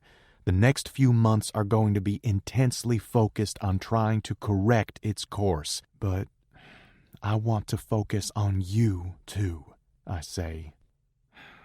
I'll visit, with the intent on scoping it out for a move, she says. You'll like it, I say. I don't doubt it's a place I'll like very much, she says, and smiles at me with a plea for understanding in her eyes. Fine, I say, and let it go because I don't want to fight about it anymore. Now, come on, I have plans for you. She pulls me to standing. Don't let me forget to drain this in the morning. Mama uses it almost every night she's home, and I'd hate for her to be soaking in your cum tomorrow night, she says, and then she saunters off, that round, sweet ass completely bare as her bikini nestles into the hot crevices of her body. Speaking of places we like very much, I catch up with her in 3 strides, snag her around the hips, and hoist her over my shoulders. She starts to pummel them right away. "Put me down!" she shrieks through a giggle. "This is my seduction, Hayes Rivers!" She wiggles and rolls. Oh, my tesoro. I tighten my grip on her and smack her ass just hard enough that I know she'll be distracted by the sting and turned on by the promise in it. This seduction is all me, I tell her, and open her bedroom door. I toss her onto the pile of crumpled sheets on the bed. I pull my cock out of my shorts and run my fist up the length. Her tongue darts out and she swipes it across her pink, plush lower lip. Take it off, all of it, I command. Yes, baby. She spreads her legs so she's on full display. For the rest of the world, you're strong. Everywhere else, you're untamable. But here, you'll let me have whatever I want, won't you? I ask. Yes, anything, she says. God, I want to fuck you in public so everyone can see what I get to indulge in every night. I cup her ass in my hands, then without another word, I slam into her and nearly pass out from how wet, hot, and hungry her pussy is. She closes around me and her back arches off the bed. Yes, she moans low and deep in her throat. You love me, Queen? I ask her and slam into her again. The entire length of her voluptuous, beautiful body slides up the bed. Yes, King, she groans, but the king is garbled by another groan. I pull out, throw her legs over my shoulder, and close my lips around her clit and suck. She tastes like chlorine, salt, sweat, and mine. And I eat her like she is. She holds my head in place as if there's anywhere else in the world I'd be right now besides in her bed, between her legs, eating her fruit and drinking her ambrosia. I flip her on her stomach, pull her by the hips until her ass is in the air. I grab the bottle of lube by her bedside and pour it over her sweet pucker. Then I slide a finger inside just to my first knuckle, and she bears down on me like she knows what the fuck she's doing. You like that? I ask. She whimpers and nods, sending her thick curls adrift over her shoulders and down her back. That's my girl. I slide another finger inside her, stretching and coaxing her open. She moans low in her throat. Please, I want you, she cries into the pillow. I pour more lube over her, coat my dick, and then replace my fingers with it. I press forward and probe her sweet, tight pathway to nirvana. I watch a bead of sweat wind its way down the center of her back. I lean over her and catch it on my tongue. Oh, Hayes! She calls my name like she's making a wish just when I slip past the first tight ring of her ass. She moans, and the sound catches in her throat on the beginning of a sob. Does it hurt, Tesoro? I whisper in her ear. So good. She moans and nods, her fingers clutching the sheets convulsively, but she bears down and opens for me. I press a kiss to the center of her back and grip her hips. Good. I grunt and bury myself to the hilt. I snake around her thigh and find her clit. I swirl the tight bud under my thumb, and the slick evidence of her arousal coating my fingers nearly makes me blow my load.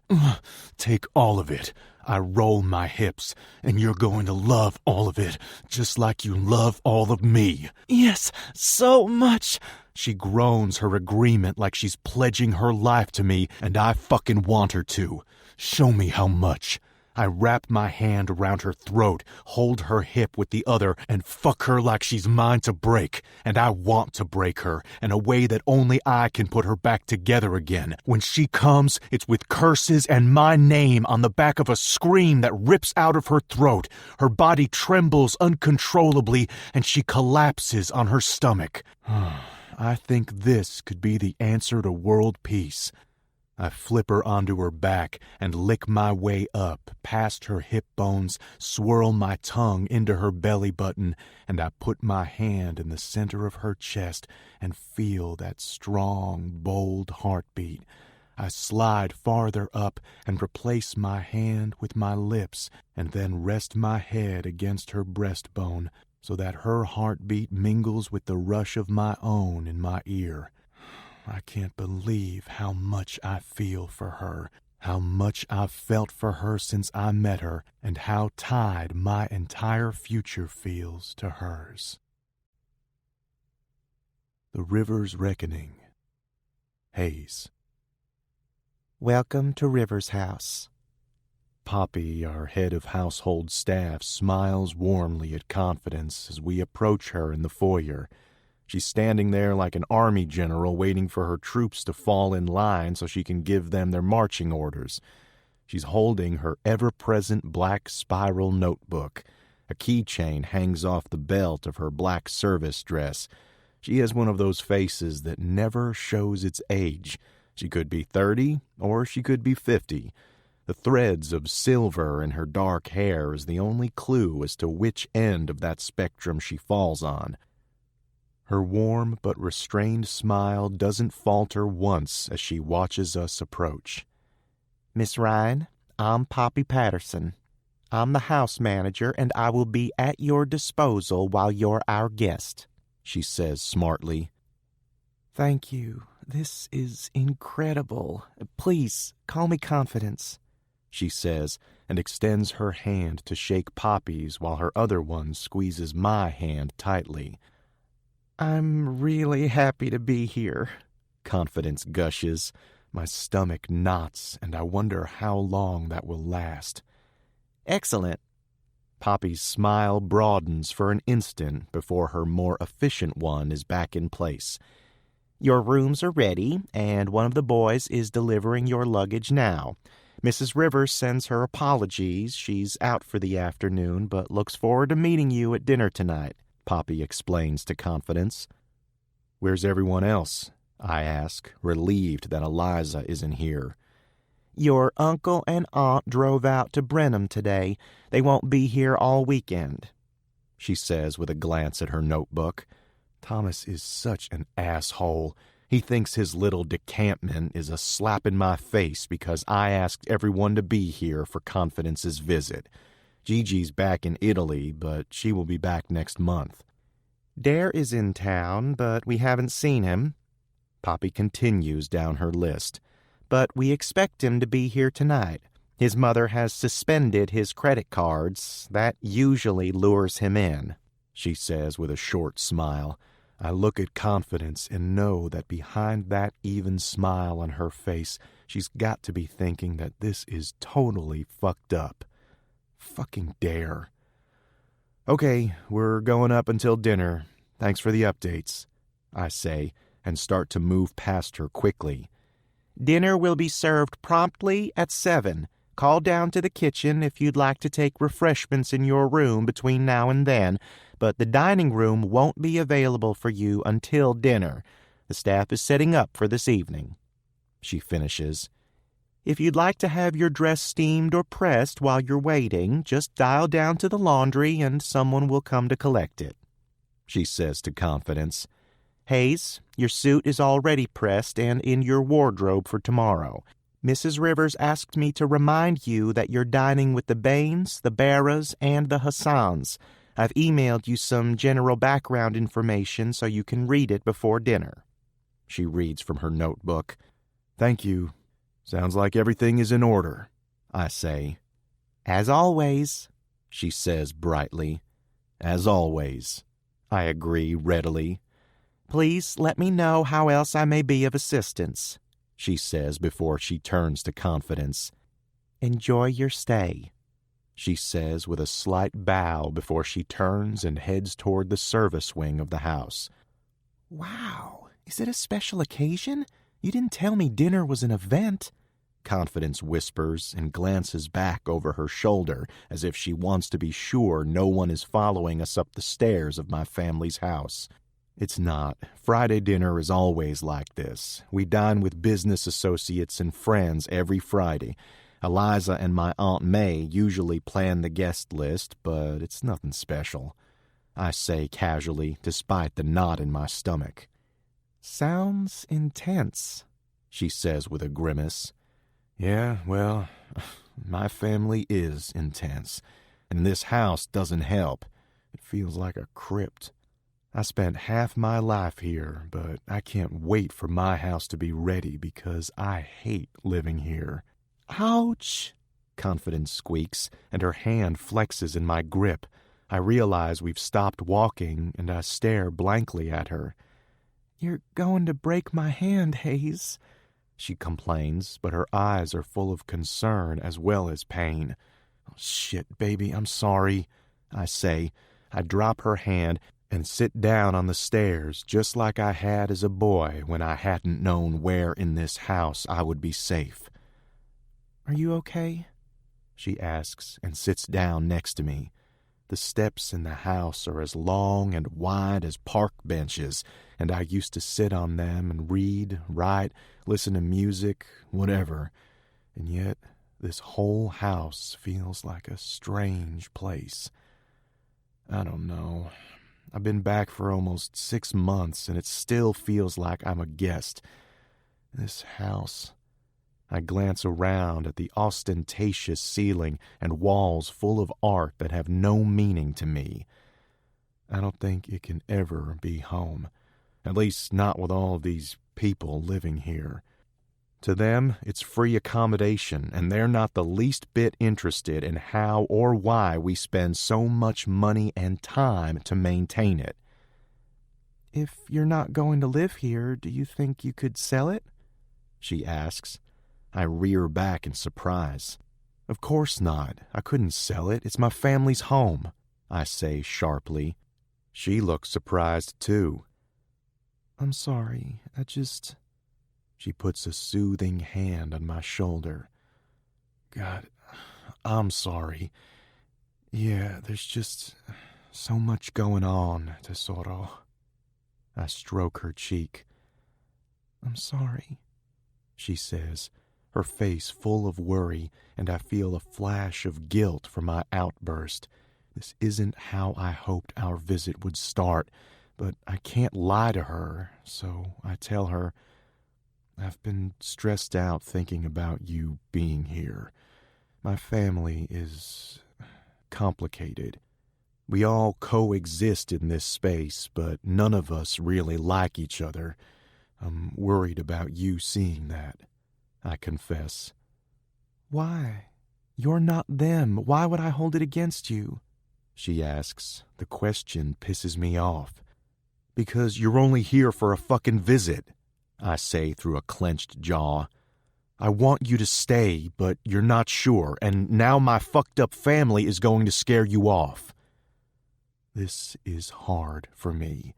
I don't do this, opening up, but with her being here, seeing her in the context of this house, devoid of warmth and love, I realize that what I'm offering her may not be enough.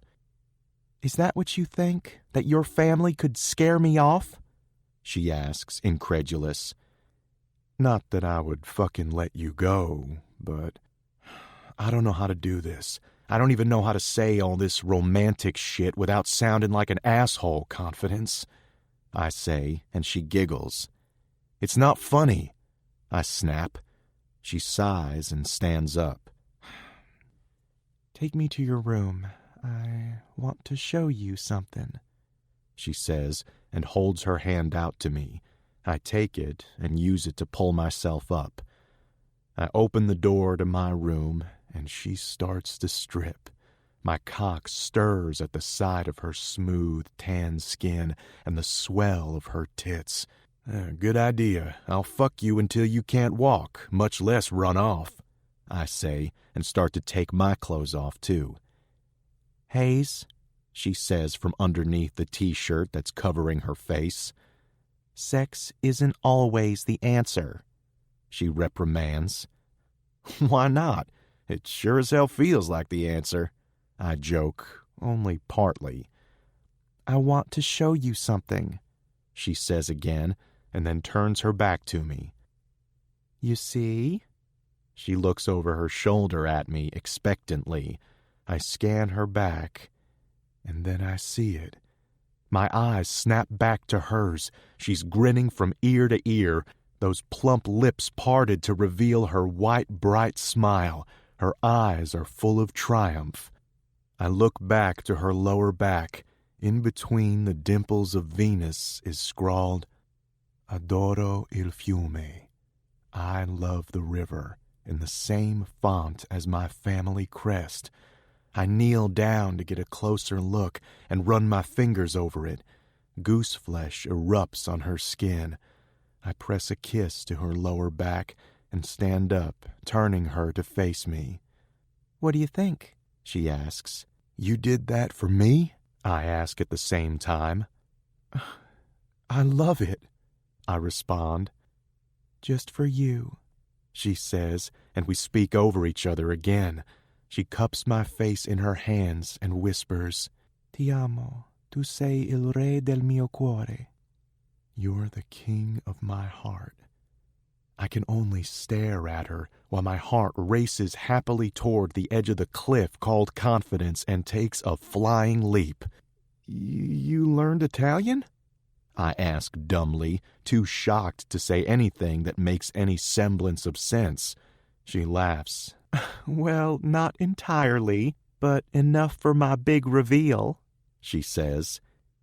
You tattooed my family's name on your body? I ask stupidly. Well, yeah, she says, and I don't hear any regret or doubt in her voice. I've never really been in love before, Hayes. Not until you. Not until now, and I figured I should commemorate it, because this love, it's everything. You're everything. These last 2 months, you've showed me so much, taught me so much, shared so much with me, and I don't want you to worry. I'm the surest thing in your life. I love you. I want to move. I'm ready to live my life. I'm ready to take a chance. You're my lover, my brother, my father, my friend, my person. I need you. It's not you I'm unsure about. It's life. Nothing your family does or says will change how I see you, she says. And when she kisses me, I almost believe her. Flood. Confidence. I don't dance now. I make money moves. Cardi B's Bodak Yellow bursts into my brain, and I wake up with a gasp. I grab my phone and glance around the room. I'm alone. When my gaze drifts to the west-facing bay window, my heart lurches into my throat. My phone, forgotten, falls silently onto the thick down comforter of the bed. I slide off the bed and walk over to the window for a closer look. The wind is having its way with the huge walnut trees that line the drive of Hayes's family home. They're waving violently back and forth, hurling their leaves into the air with terrifying speed. The rain is falling in sheets that look like liquid glass. The wind is blowing it sideways, too, and it's sheeting against the window. It looks like the world is ending. The rain started just when I landed this morning. I knew a storm was brewing in the Gulf, but I hadn't really paid attention because it was supposed to miss the Delta. When I stepped off my flight and saw the gates packed with stranded passengers because flights out were being canceled, I started to worry. I hate storms, and I'd forgotten that Houston, though always spared the brunt of the wind damage, always got a lion's share of the rain when storms came into the part of the Gulf where the city sat. Having a port had made it the powerhouse trade behemoth that it was, but being that close to the water also meant that its flat landscape, the bayou that ran right through the city, and its below sea level altitude made it ripe ground for the kinds of floods that most other major cities had managed to design away. My phone starts to ring again, and I dash back to pick it up. That's Cass's exclusive ringtone, and I know her parents' Maryland neighborhood floods. "Hey, you okay?" I ask without saying hello. "Oh my God, Confidence, thank God you answered," she wails, and dread fills me. "I'm so scared, I don't know what to do." She sobs into the phone. "Where are you?" I ask, but I already know. "My parents. I came last night because they didn't want to leave their house, and I didn't want them to be alone."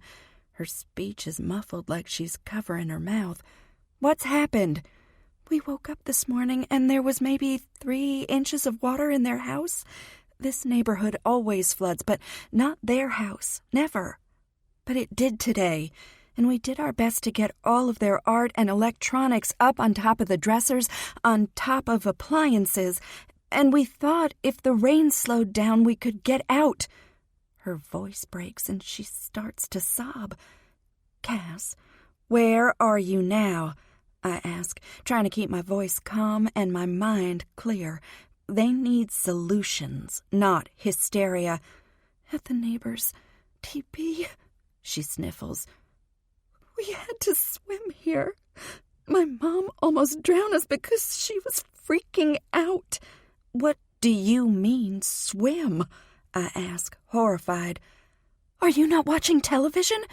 We have more than 5 feet of water in the house," she shouts into the phone.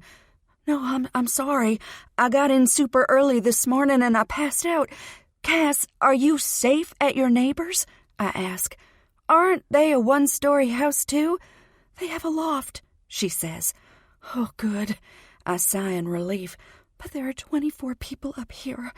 It's small. And my mother doesn't have her insulin," she says, and her voice pitches in an awful spike as her panic rises. "Okay, well, the rain will stop and the water will recede, right?" "Yes, but not in time. There's 1 bathroom, no power, and all of these people." Her voice has dropped again and breaks on the last word. "What can I do?" I ask.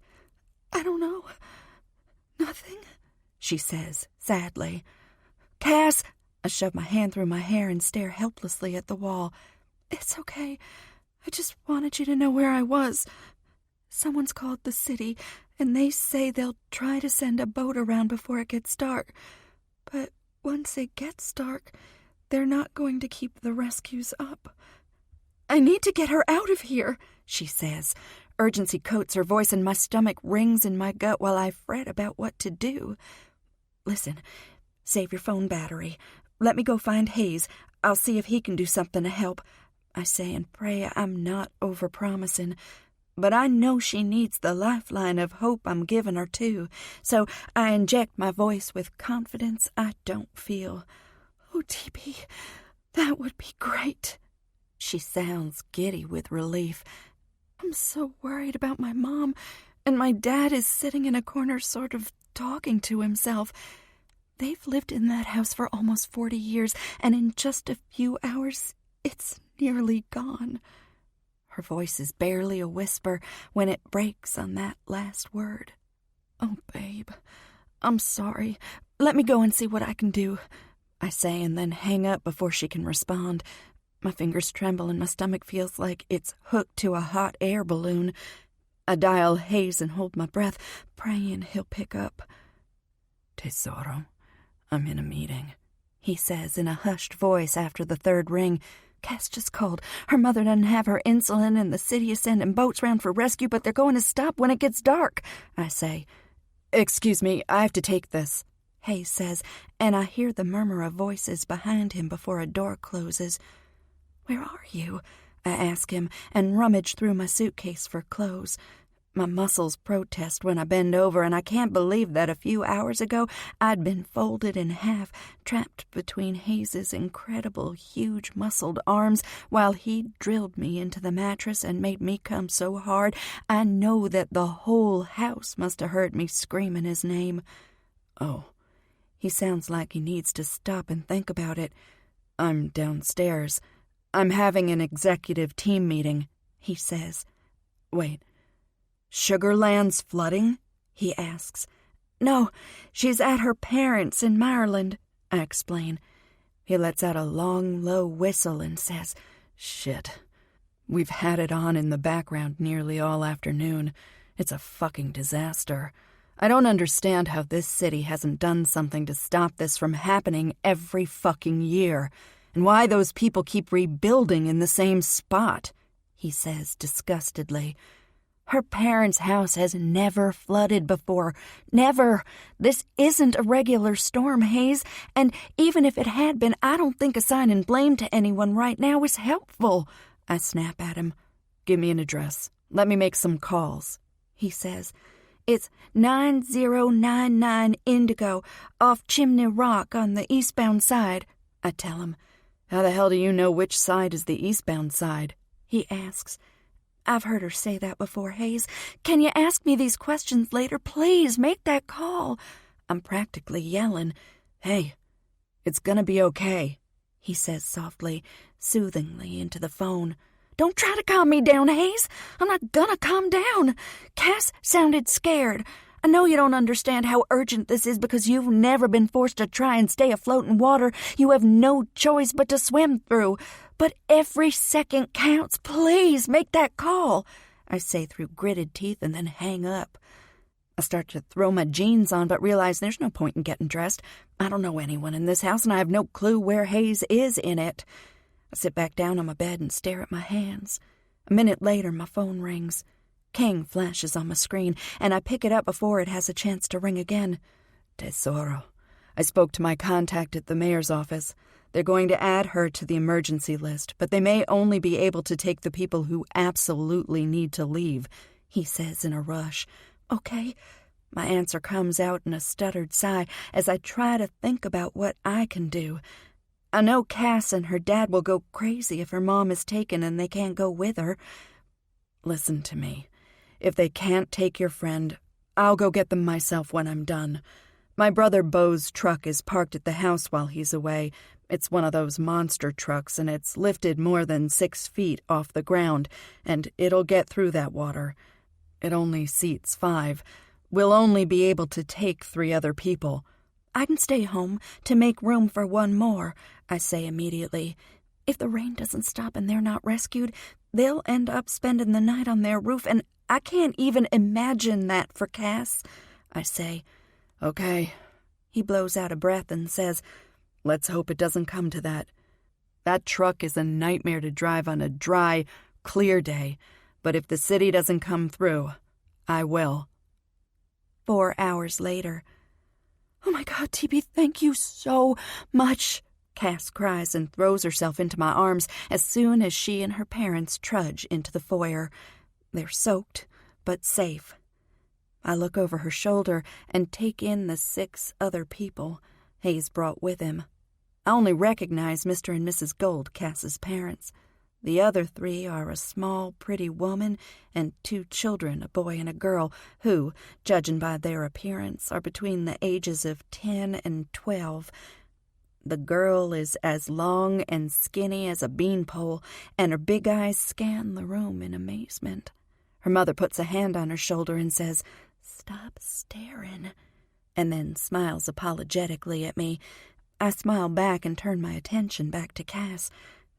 "Where's Hayes?" I ask. "Parking the truck. He dropped us off first."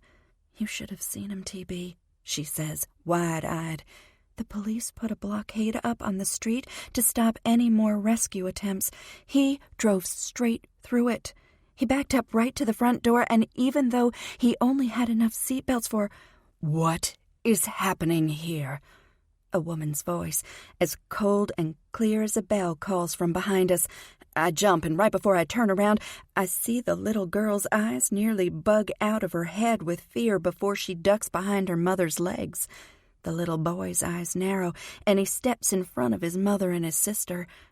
"Hi," I say, and wave at the red-headed Jessica Rabbit look-alike down to the red dress wrapped around her impossibly exaggerated curves and bright red lipstick. She stares down at me with hostile eyes and frowns. "Who are you?" she asks through her pinched lips. "I'm Confidence Ryan," I say, and try not to sound like I want to piss in my pants. "I don't care what your name is, girl. I want to know what you and this ragtag mob of interlopers is doing standing in my foyer," she shouts, and the little girl starts to cry. I let go of Cass completely and walk toward her. "I don't know who you are, and I'm sorry that you're walking into an unexpected scene, but we are all guests of Hayes," I start. "Hayes?" she asks like she has no clue who that is. "Yes, Hayes." I cross my arms over my chest and eye her suspiciously. "Who are you?" I snap at her.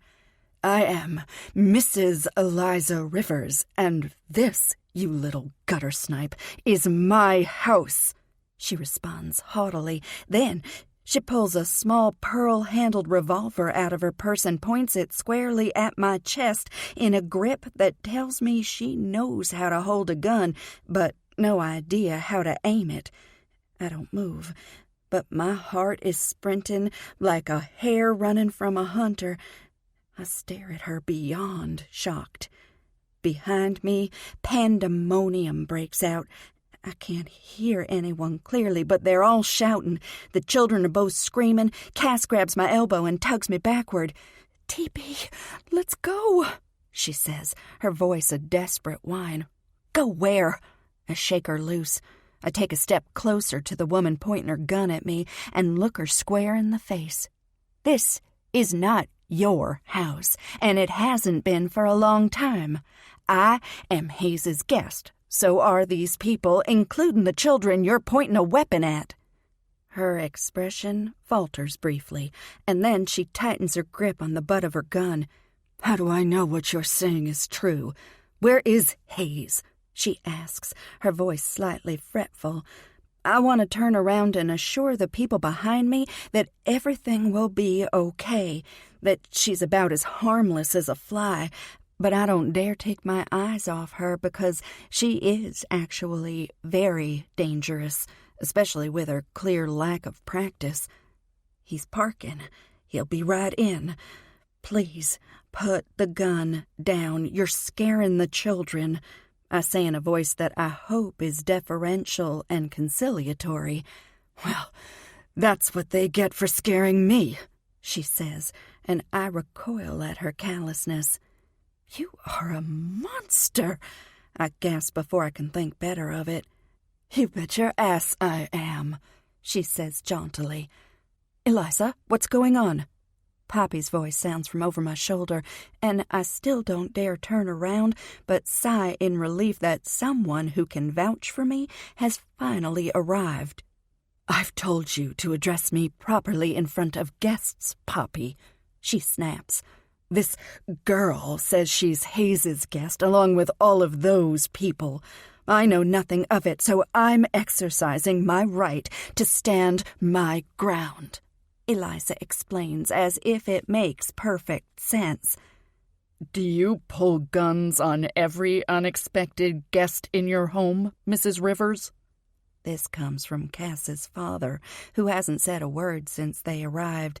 "No, only the ones who very clearly don't belong," she returns. Mrs. Rivers," Poppy interjects and rushes past me to stand in front of her on the stairs. "You knew Miss Ryan was visiting. I informed you that Mr. Rivers was bringing back guests to stay for the night because of the flooding," she says. She stands right in front of the gun and puts a hand on it. "Poppy, be careful," I call to her. "It isn't loaded," she calls back to me without turning around. "What? Are you kidding me?" I yell and start for the stairs, too. "Why did you tell her that, you idiot?" Eliza shouts. Poppy's yelp of pain is a beat behind the crack of Eliza's palm against her cheek. The room's incredible acoustics meld the two sounds together in sickening rhythm. I skid to a stop right at the foot of the stairs. What the actual hell is going on here? Did she just slap another grown woman? "We're leaving," Mr. Gold says, and I finally turn around to look at the poor people who have escaped one nightmare only to find themselves in the middle of another. And I'm sure they're thinking they'd rather take their chances with Mother Nature than deal with this insane woman. He's standing guard in front of everyone else. I catch a glimpse of Cass's face, and she looks green. I can't believe this is happening. "I'm sorry. Your rooms are ready. Please, let's just get you dry." "We'll get a room at the Ivy for the night. Confidence, you're welcome to come with us," he says gravely, his dark gray eyebrows drawn in extreme concern as he surveys the scene unfolding in front of him. "In fact, I would like to insist that you do," he says. I've only met him once before at our law school graduation, and I was struck by how gentle and quiet he had been. He's a small man, so much like my father, I had thought, but without the sadistic spirit that inhabited him. What must he think of me right now, and of Hayes? Hayes. I'd forgotten all about him. Where in the world is Hayes? I ask when all other words fail me. I pat my pocket and curse my decision to leave my phone upstairs when I rushed downstairs. "Confidence, we're leaving. I just ordered an Uber and he's only 2 minutes away," Mr. Gold says again, and this time his voice is firm and commanding. "Tell Mr. Rivers, thank you for rescuing us. We owe him a huge debt, but we don't want to impose, and clearly, it's not a good time." He nods pointedly at the insane woman standing on the stairs, watching the chaos she just created with a pleased, smug smile on her face. Poppy has disappeared in the 5 seconds since I looked away. "An Uber?" I exclaim. But I have your rooms ready. I didn't even give you the towels," I say, completely dejected and helpless to stop the situation from spiraling. I point to a stack of towels and a thermos of coffee that Hayes's housekeeper, Matilda, gave me to bring down with me. "Hey, what's going on?" Hayes asks, and I look over to see him standing in a doorway that I hadn't noticed beneath the stairs.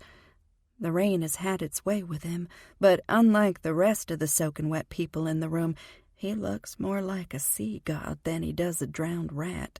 His hair clings to his forehead in dark, wet waves, and water runs down from one of them through his dark gray t-shirt, and it's plastered to his body like a second skin. His jeans, the same. His eyes sweep the room, moving from each one of us to the next when he doesn't see whatever he's looking for on our faces.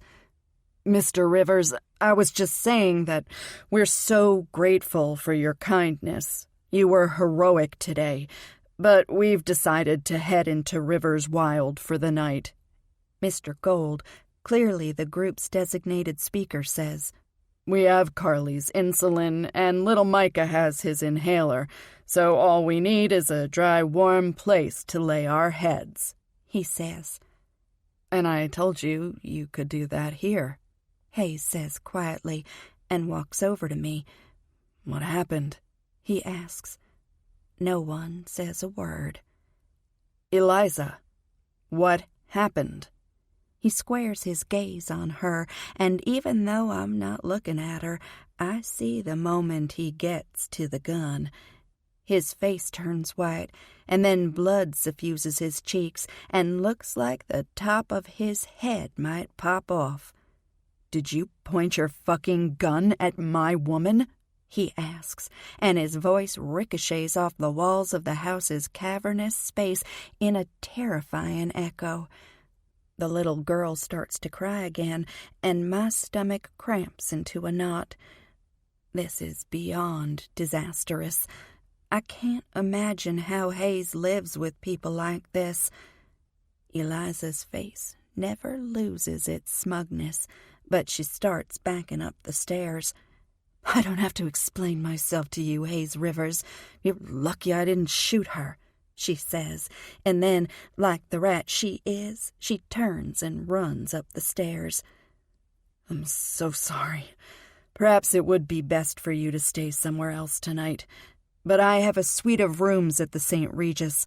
The road between here and there is clear, and I'll have our driver take you over," he says to the crowd, but he doesn't look at me. "I'll go make arrangements." And then, without another word, he turns and leaves the room. Need. Hayes. "I'm sorry about last night," I say as soon as I walk into my bedroom. Confidence is halfway out of bed and stills mid-motion. She wraps the sheet around her bare body and sits back down, her profile to me as she stares ahead for a beat and then turns to face me. Her eyes are flat and cold, and I could kick my own ass for the way I behaved. "For what? For not warning me that your stepmother had no clue I was coming? Or for not warning me that she's a lunatic who's fucking packing heat?" I groan silently, guilt gnawing at my gut. "Tesoro." "Or," she cuts in, her voice as hard as nails, "is it because after she pulled a gun on me, my best friend, her family, and small children, you promptly disappeared and haven't been heard from since?" she asks. "I'm sorry. I needed to clear my head. I went for a drive. Yesterday was intense, and I meant to come back, but I passed out in my car and just woke up," I tell her. I don't tell her that I drank half a bottle of Jack Daniels and then threw it all up before I passed out. She looks like she's ready to murder me. "This is not what I expected when I came to visit, Hayes," she says, and my stomach sinks. That goddamn Eliza and her crazy-ass antics yesterday. "I know, the storm threw everything off, going out to get your friends." She drops her head into her hands and falls back onto the pillows. Her sheet falls, revealing her perfect, spilling out of my hands, marshmallow-soft, pink-nippled breasts. And like an addict whose poison is being served up to him on a silver platter, I start walking. "Thank you for that," she groans. "Good Lord! What the hell? This trip..." She sighs just as I get to her side of the bed. I stare down at the goddess in my bed, this nymph who has me under her control. She's like nothing else I've ever known. Brave, kind, honest, funny, sexy, and so fucking brilliant. She's the catch of the century, and she's mine. For now. I close my eyes at the stab of pain in my chest that accompanies that thought. There's something that happens when I see things through Confidence's eyes. She reveals my blind spots, and while I'm glad to know the places where I was failing in the basic human decency department, what will that mirror reveal when she holds it up to my family? So far, it's revealed dysfunction and division. I'm afraid that when she leaves here in a couple of days, she'll think less of me, and I'll think less of me too. I want to sanitize everything, to hide the ugly, but I'm going to be asking a lot of her. She needs to see exactly what she's getting into. I just have to hope that when it's over, she'll still want me and all of the baggage I come with. And if she does, I hope it's not because she thinks my money will make up for it. I feel guilty for having that last thought. She's nothing like that, and I know if I end up sleeping under the 610 freeway, she'd be sleeping with me. I love her, she loves me. I want to show her that I can take care of her more than just financially. King? She calls softly. Her hand comes up to grab mine, and I finally look at her face. She's the most radiant woman. She's got this peace about her that's there even when she loses her cool. Yes? I ask, and trace one of her pretty nipples with the pad of my thumb. She sighs and smiles. Her eyes fall to half-mast as her nipple stiffens under my touch. Yesterday was crazy. Everyone was on edge because of the weather. But I wish we could press the reset button on all of this, she sighs. I push aside the thought that the weather had nothing to do with Eliza's behavior. Come on, I need a shower. I need to eat you. I need to fuck you. Let's do all three right now, I say. She smiles and lets me pull her up to sitting. Then she unbuckles my jeans, unzips them, and pulls them down at the same time as my boxers. My dick is hard, and her mouth is hot when she wraps her lips around it and sucks the head at the same time her tongue flicks the slit.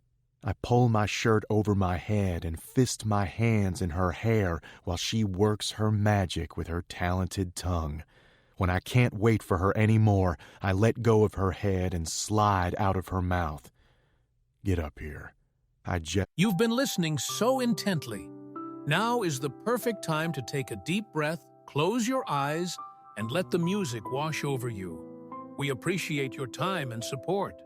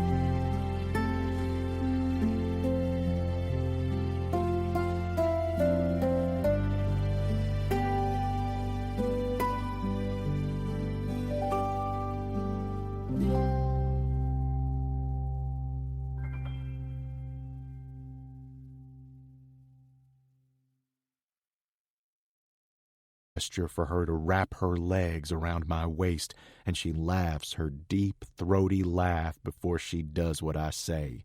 I put my hands on the curve of her waist where it flares into her hips and lower her down onto my hard-as-a-rock dick. I walk us like that into the bathroom, and I step into the shower, press her against the wall, and start to fuck her. Her hands fly up above her head and use the wall at her back and my dick to hold her up. I turn on the water and hiss when the cold spray hits my back and starts beating down on us. Oh, Hayes. She moans my name, and I fuck her harder. I'm going to make you come, I say, and throw my head back into the spray of water before I lift her off my dick and put her on her feet. I drop down on my haunches, spread her cheeks, and flick my tongue over her tight, puckered asshole. I keep it there, push in a little, and trap the now warm shower water on my tongue, and then slide down to her pussy and put her clit in my mouth with the water around it and bite it. Her knees buckle, but the shower muffles her scream. I find that I don't like that at all. I reach up, turn the water off, and press my hand into her back to bend her in half. She braces on the wall, and I slip my cock between the warm, wet lips of her pussy and drag it back and forth. I slide up and into her in one smooth, easy stroke. She gasps and slaps a hand on the wall. I grip her hips, slide one hand to her clit, and rub. I dive into her, pull out, thrust up, drill hard, fuck her fast. Then I slow down and make love to my woman until she comes. She screams my name and creams all over my dick, bucking her hips and clenching her trembling thighs so that when I start to come, my hips are trapped in the cradle her body has made for mine. Oh, you're going to end me, I groan. Oh, no, baby. This is where you begin. She pants, and when I pull out next, she hops down, whips around, and falls on her knees. She cups my balls with her hand and fists my pulsing dick with the other, and puts me in her mouth and sucks me so hard her lips hollow. I push her hair back off her face, and she looks up at me. Her eyes water when my dick hits the back of her throat, but she doesn't quit. I love you, I mouth down, and she winks before she closes her eyes and hollows her cheeks. When I come, she catches what she can on her tongue. I pull her up, turn the water on, and rinse her clean. By the time we get out of the shower, we're right again. I'm hoping that tonight's dinner won't be a disaster. I mean, it's just food and a few friends. What could go wrong? Let them eat cake. Confidence. I'm so glad he didn't cancel. The woman next to me looks down the table to where Hayes is sitting. These flood watches are so tedious, she says to me, like she expects me to agree with him. I force the sincerest smile I can muster. I'm sure it looks more like I'm suffering from a bout of constipation, and the churning of my stomach says that if I'd been able to put anything in it since this morning, I might actually be unable to evacuate it from my body. Tedious is the very last word I would use to describe this dinner or this day. I can't believe that on my first visit to Houston, the weather has taken such a huge turn for the worse.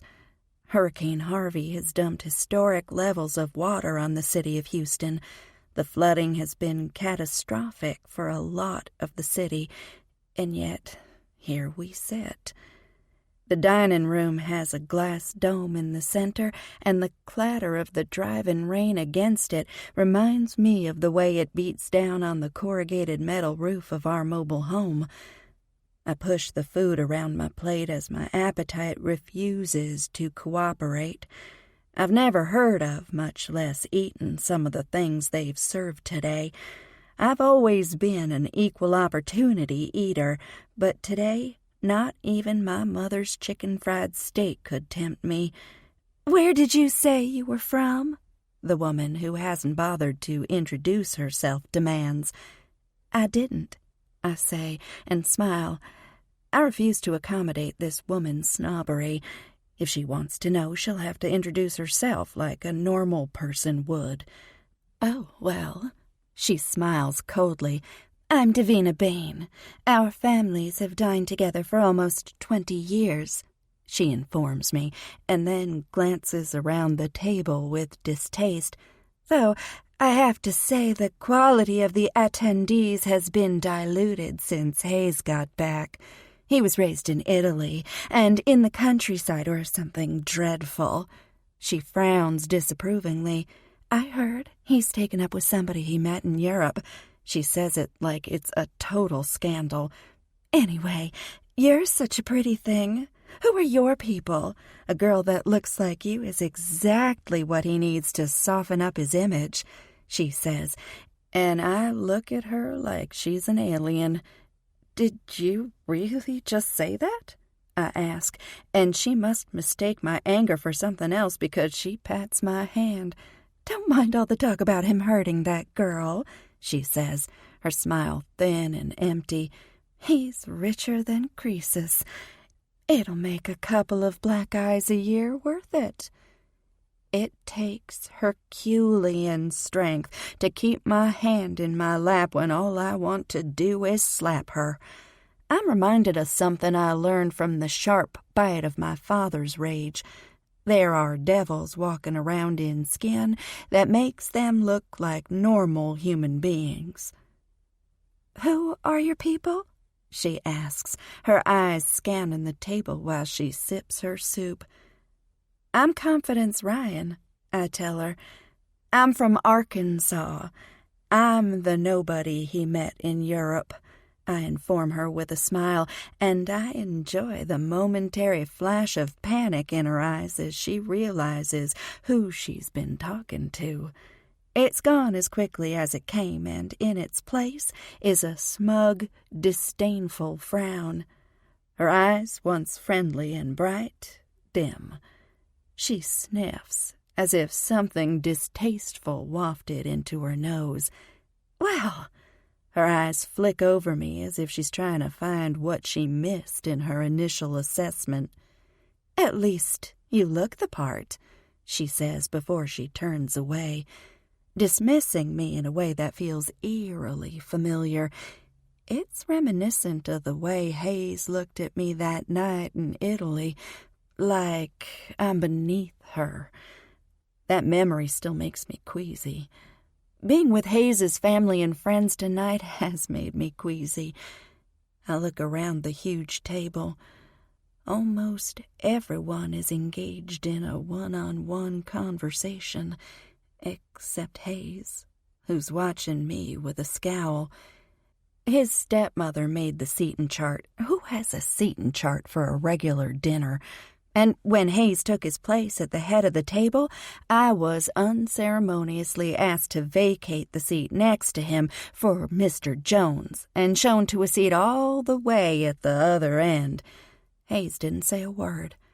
Between that and the rain, I feel stressed out on a level that has me wishing I could go for a run. And I hate running. With a passion. You understand, don't you? It's protocol, his stepmother said as she led me to my seat. I didn't answer because I knew she didn't really care if I understood.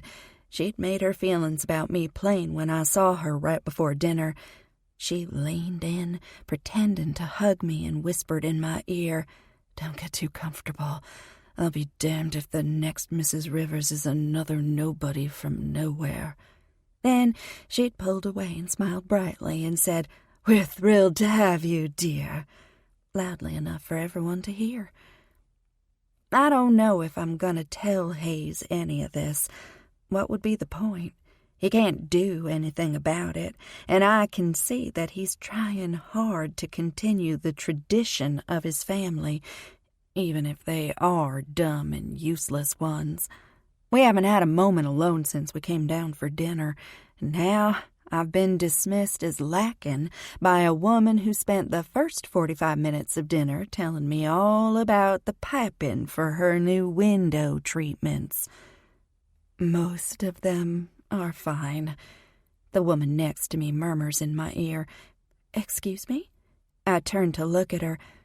She's a pretty woman, in her late 60s, with skin the color of hazelnuts, eyes the color of coffee, and a warm smile. But some of them are a bunch of stuck-up assholes.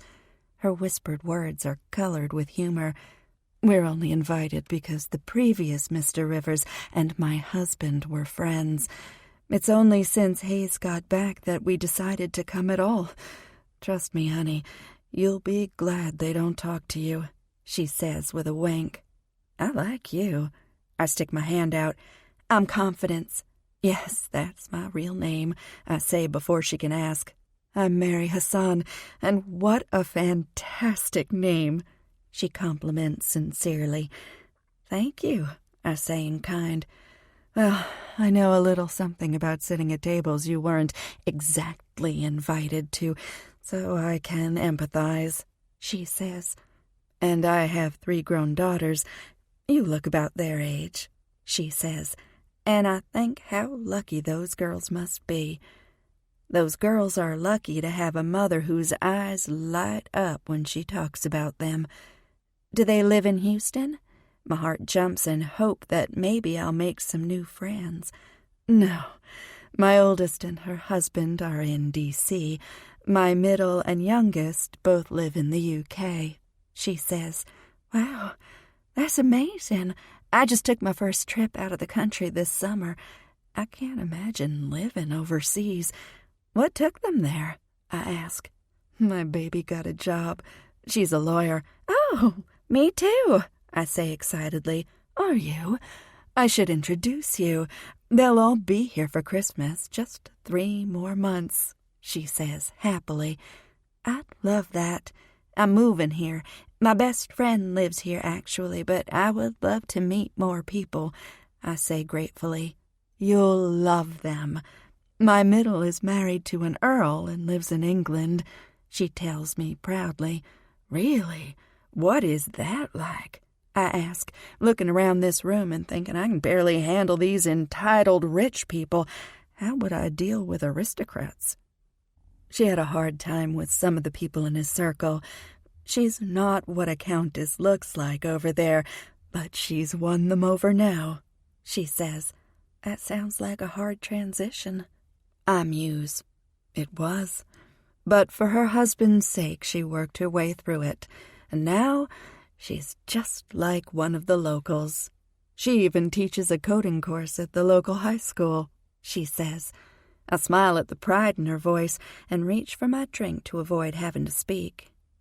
Hayes is no earl, but around here, he's like royalty. And given my less than warm reception, I'm worried about being his partner.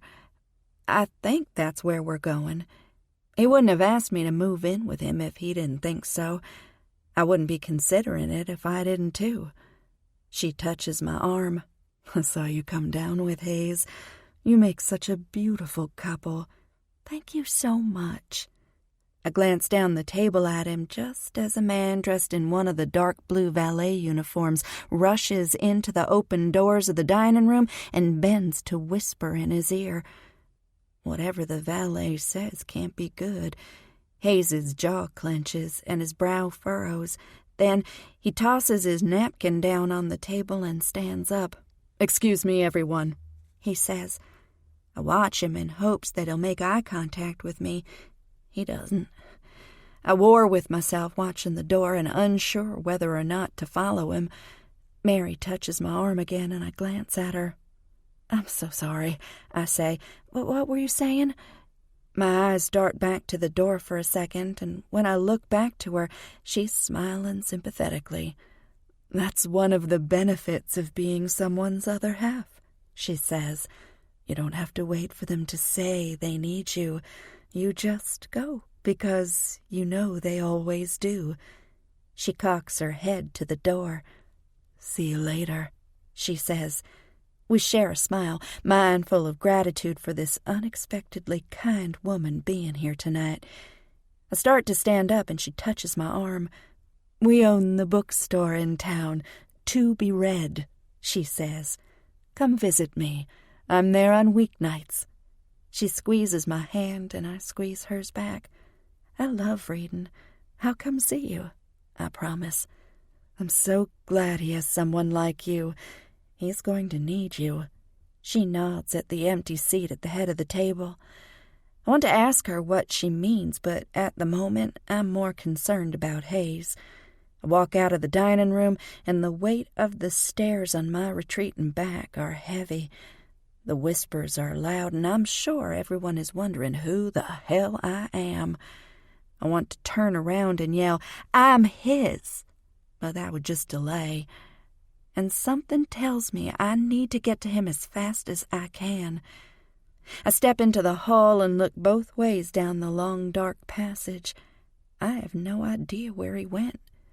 I'm turning left when a loud crash of glass has me turning right. I run down the hall. Muffled but loud voices spill into the dark around me. "You can't keep doing this, Dare," Hayes says. My hand freezes on the doorknob. This is his younger brother, the one Poppy mentioned earlier. "I didn't realize I couldn't come to my own family's home," the other man slurs. "I didn't say that. I just wish you would lay off the alcohol and only God knows what else you're putting into your body," Hayes says, his voice tight with restrained anger. "Confidence is here, and I'm trying like fuck to make sure she wants to come back." I know he's been on edge about my visit, but it's jarring to hear the anxiety so clearly in his voice. "Well, from what you told me, sounds like she lives in some shithole mobile home in the middle of nowhere." I'm startled by how much he sounds like Hayes. The drunken slurring of his words is the only way I can tell the difference. That and the ugly insult in his tone. "Shut up," Hayes snaps. "I'm sure she got one look at this place and realized she hit pay dirt. She isn't going anywhere. Trust me," he says. The words and the ease with which he flings them feels like a lash across my heart. Is that what everyone thinks? "Dare," Hayes says, the warning in his voice making the hairs on the back of my neck stand up. I'm caught between wanting to go in and needing to hear how Hayes will respond. "Oops, I forgot. You fucked her, and forget you begged me to run a background check on your little gold digger." Those words hit me like scalding water. I cover my mouth to muffle my gasp of pain. "Dare, don't say another fucking word." "What? Only you can say she's good enough to fuck but not good enough to bring home?" He starts before his voice abruptly cuts off and the sickening sound of crunching bone fills the air. "You broke my nose, you asshole!" The drunken voice screams before more glass crashes to the ground, and the telltale sounds of a tussle, grunts, curses, furniture scraping the floor, glass shattering fill the air. I open the door and see two men, both big and tall, on the ground in a hopelessly well-matched tussle. I know I should call for help or step in to stop the fracas, yet I do neither of those things. Instead, I just watch the two men fight. My eyes remain on Hayes, the man I love. He still looks exactly the same, but at the same time, so different. I can't move. I can't breathe. He ordered a background check. He knows every ugly thing about me. Anger, betrayal, and fear whirl. My head spins as those thoughts mingle with the sounds of chaos, the sounds of my childhood, of furniture breaking, grunts of pain, the crunch of fists, the slap of skin on skin. I'm caught between the devil and hell. I don't know which direction in this house of horrors to turn, but Somehow, I manage to run until I get to our room. I sit on my bed and try to figure out what the hell I'm going to do. I've just started to drift off when our bedroom door opens. My eyes snap open and I stare unseeingly at the wall as I wait for him to say something. He slides into bed with me. I can smell sweat, blood, and liquor on him. His body is cool. The stubble on his face is slightly damp as he presses his cheek to mine and wraps his arms around me. A fraught and angry energy emanates from him, and like the fool I am, all I want is to soothe him. I lift his knuckles to my lips and kiss the joints that are sore, stiff, and red. He turns me around and, without saying a word, kisses me. We make love for an hour, maybe more. We find a calm that always exists in the sanctity of our bodies' communion. When we are together like this, it's easy to forget that anything else matters. We roll out of bed and shower at 2 a.m. I kiss his bruises without asking how he got them. He accepts my kisses without offering any explanations. We go back to bed and do it all over again. I fall asleep on him, sated, but dreading the reckoning the sunrise will bring with it. Pride. Confidence. My phone beeps with a new email, and I look over at my window and see the first hints of sunlight peeking through my curtain. Hayes stirs beside me, and I decide to ignore my phone. I snuggle into him. "Good morning," I whisper into the back of his warm, muscled shoulder. "Morning," he mumbles sleepily, his arm snaking behind him to pull me closer. "I need to tell you about last night." His voice is partially muffled in his pillow, and he turns to face me. His eyes are clear, and I realize he's been awake longer than I realized. My heart falls. I'm dreading what I know I must say, what I must do. I already know, I confess. His muscles tense. "What do you know?" I gaze at him. I love him. But I can't be with someone who thinks those things about me. I push out of his grasp and sit up and pull the covers over my chest. I stare at my fingers, twirling the rings the way he does all the time. "You know why I wrote that thesis?" "Huh?" He frowns. His brow furrows at the abrupt turn in our conversation. "I wrote it because I love the river. But I wanted to protect my people from the destruction it always causes."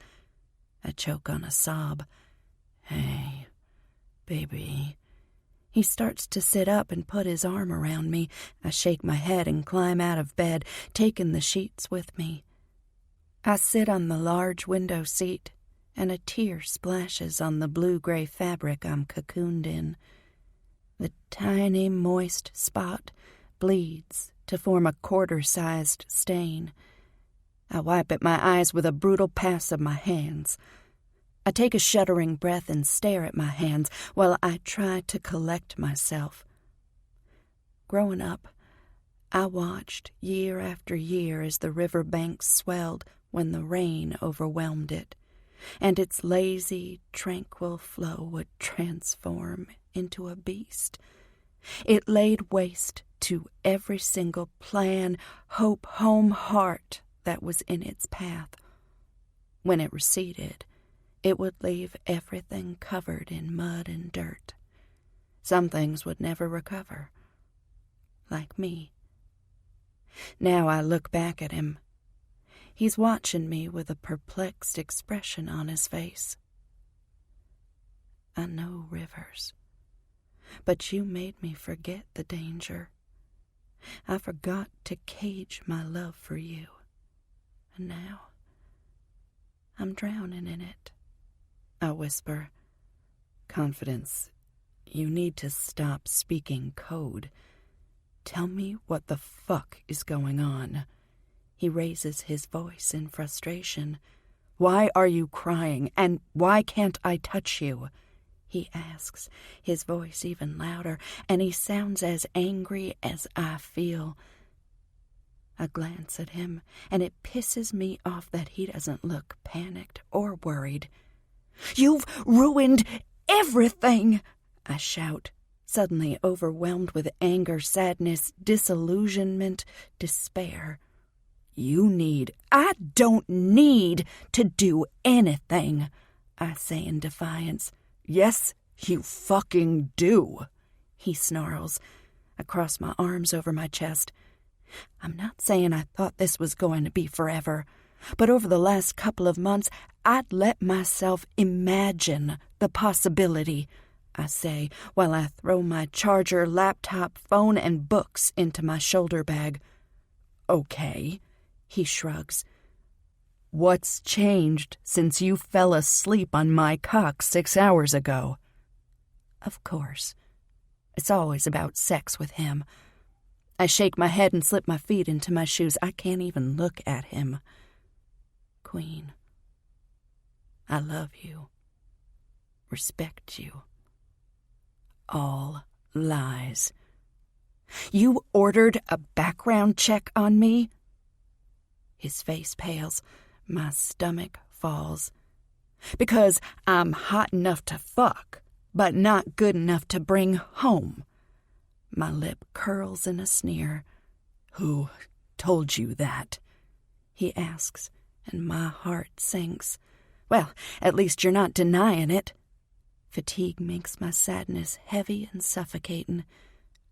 I didn't mean... I can't believe you talked about me like that, I say, my traitorous voice breaking.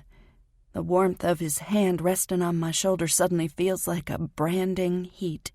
I step away. Don't you fucking touch me, I snarl. Confidence. What the fuck? He demands. My stomach cramps, and I hug my arms around my middle. My heart is sick. I'm sick. How in the world could I have fallen for this shit again? I tattooed this motherfucker's name on my body. I square my shoulders, drop my hands, and straighten up so I can look him square in the eye. I heard you last night. I followed you when you left because I thought maybe you needed me. I tell him and watch his face fall. He groans, and for the first time since I've known him, I see fear in his eyes. My own fear feeds on it. The ache in my stomach sharpens. Things are about to get worse, and I'm scared by how viscerally I feel the loss already. I've fallen so thoroughly and irredeemably in love with him, just in time for him to break my fucking heart. No, he says sternly. You've got all of that wrong. I ordered it before we were together in Italy. Weeks later, when it showed up, I couldn't remember why I thought I needed it. I never opened it. You didn't? I ask, and I feel a flicker of hope that maybe I misunderstood. No, he sighs. I decided I could overlook everything that was wrong about us. Your lack of money, your lack of a name. I already knew about the scandals surrounding your career, he says. I pale, but I set my jaw and narrow my eyes at him. You've overlooked them, I ask, almost daring him to repeat himself. Yes, I decided it didn't matter, he says, like he's being a benevolent ruler, like he's looking down his nose at me. My hackle shoots straight up. I didn't ask you to overlook anything, I hiss. He comes to stand in front of me and reaches for me. "No," I say quietly. "Let me explain." His voice is thick and gruff. Angry. Fuck him. I won't look at him. I can't. The heaviness in my body is only outmatched by the ton of pain in my heart. I turn to face him. I may not have a name. Maybe I didn't know where Positano is, or what some random Latin words mean, or whatever. I narrow my eyes at him and stab the air with my finger. But I'll tell you what. My mother worked her way up to manager at a small plant in Tennessee at a time when it was really hard for women to do that. While she lived with a husband who treated her like a punching bag and a son she was afraid of. And she put up with that shit for me. She worked a second job to help pay tuition to put me, I say, pointing at my chest, through college and law school, because she looked at me and saw what you and the rest of your stuck-up friends failed to see. All of my potential. I wave my hands in the air around my head, my fingers pointing down to my body. His expression is one of pure shock. I was raised to treat everyone with respect, I continue. I was raised to be proud of my integrity, my loyalty, and my kindness. My name means something because I've made it mean something. Confidence, he growls.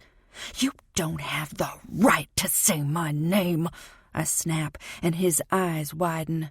I'm not going to let you or anyone else look down on me because I don't have money and my last name isn't on a stadium or museums or a hospital somewhere. Fucking hell, Confidence, he grinds out. I ignore him. You've had everything handed to you, and yet here we are. I fling my arms wide in a sweep and flourish that covers the whole room, in the same place at the very same time. Who's slumming? I sneer. And who's leveled up? I give him a hard, challenging look. Who should be looking down on who?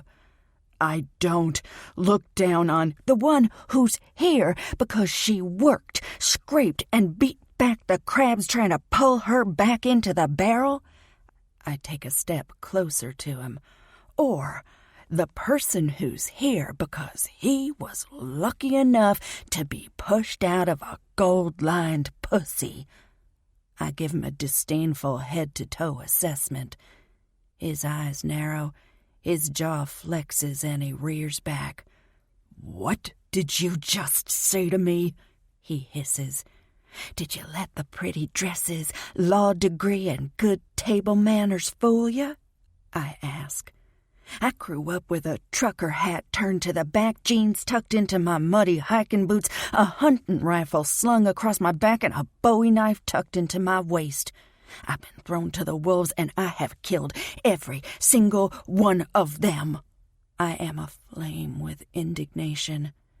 "You need to calm down," he says, and has the nerve to reach for me. "No," I huff and grit my teeth. "We're done. You are never gonna insult me again.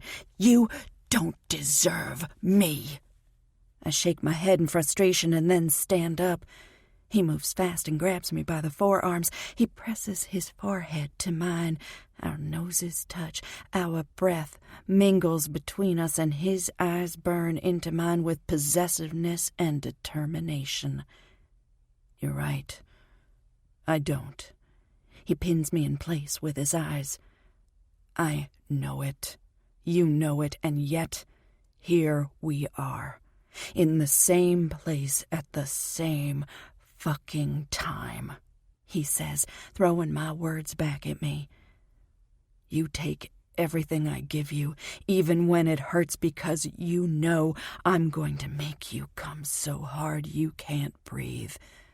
You sleep next to me with your fingers linked with mine because you love me.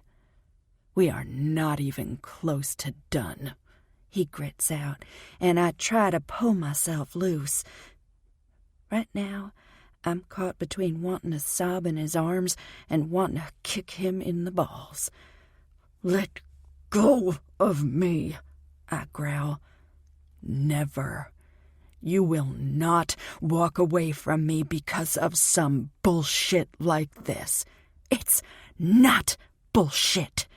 I've spent the entire weekend with your crazy-ass family and their friends. I shout back at him and shake myself loose. This time, he lets me go. Are these really the people you want to surround yourself with? You talked about your family doing good. What good does it do to get dressed up for a 6-course meal just because it's Friday? I mean, it's like fucking Versailles. Your city is drowning and you're dressed up because it's Friday? I hurl my words like bullets, and when his face turns red with anger, I know I hit my target. He grabs my wrists and pulls me back. You overheard me and Dare last night, but you still let me fuck you. Were you planning to leave me when we woke up? He asks angrily. I flush because the way he says it makes it sound treacherous. But I shake that off because it's not remotely true. I didn't know what I was going to do, Hayes. I was confused. I shout at him. Did you know you were going to leave this morning? He asks me coldly. Yes, I answer. He flinches. My family is no prize and has its fair share of shit, but I don't want to live like this. I didn't escape the frying pan just to jump into the fire. I mean, maybe if that craziness with Eliza had felt like a fluke, or the dinner guests hadn't made me feel like something a dog dragged in from outside, or knowing that your brother thinks I'm already measuring for drapes and counting your money. But I don't want to live in chaos with people who hate each other and who hate me. I mean, she slapped the housekeeper. My arms fling out in front of me. His hands take the opportunity to grab hold of me. I don't fight him. I'm not them, he grinds out. But you are. You can't help it. They treated me the way you did the night we met, I say with a stony glare. He flinches. Good. You have to forgive me for that. It can't be the reason you walk away, he says. It's not the only reason. Everything that's happened this weekend, I don't want to fight in the place where I'm supposed to be safe. I want a calm, quiet home. Those are my reasons. I want to cry because all I want is for him to hold me. There's a much better reason for you to stay, he insists. Like what? I ask impatiently. You love me. I belong to you, he whispers, and I close my eyes on a pathetic whimper. He strokes his nose alongside mine. A tear rolls down my cheek. You belong to me, he says before he crashes his lips on top of mine. He snags my lower lip between his teeth and sucks it, bites it.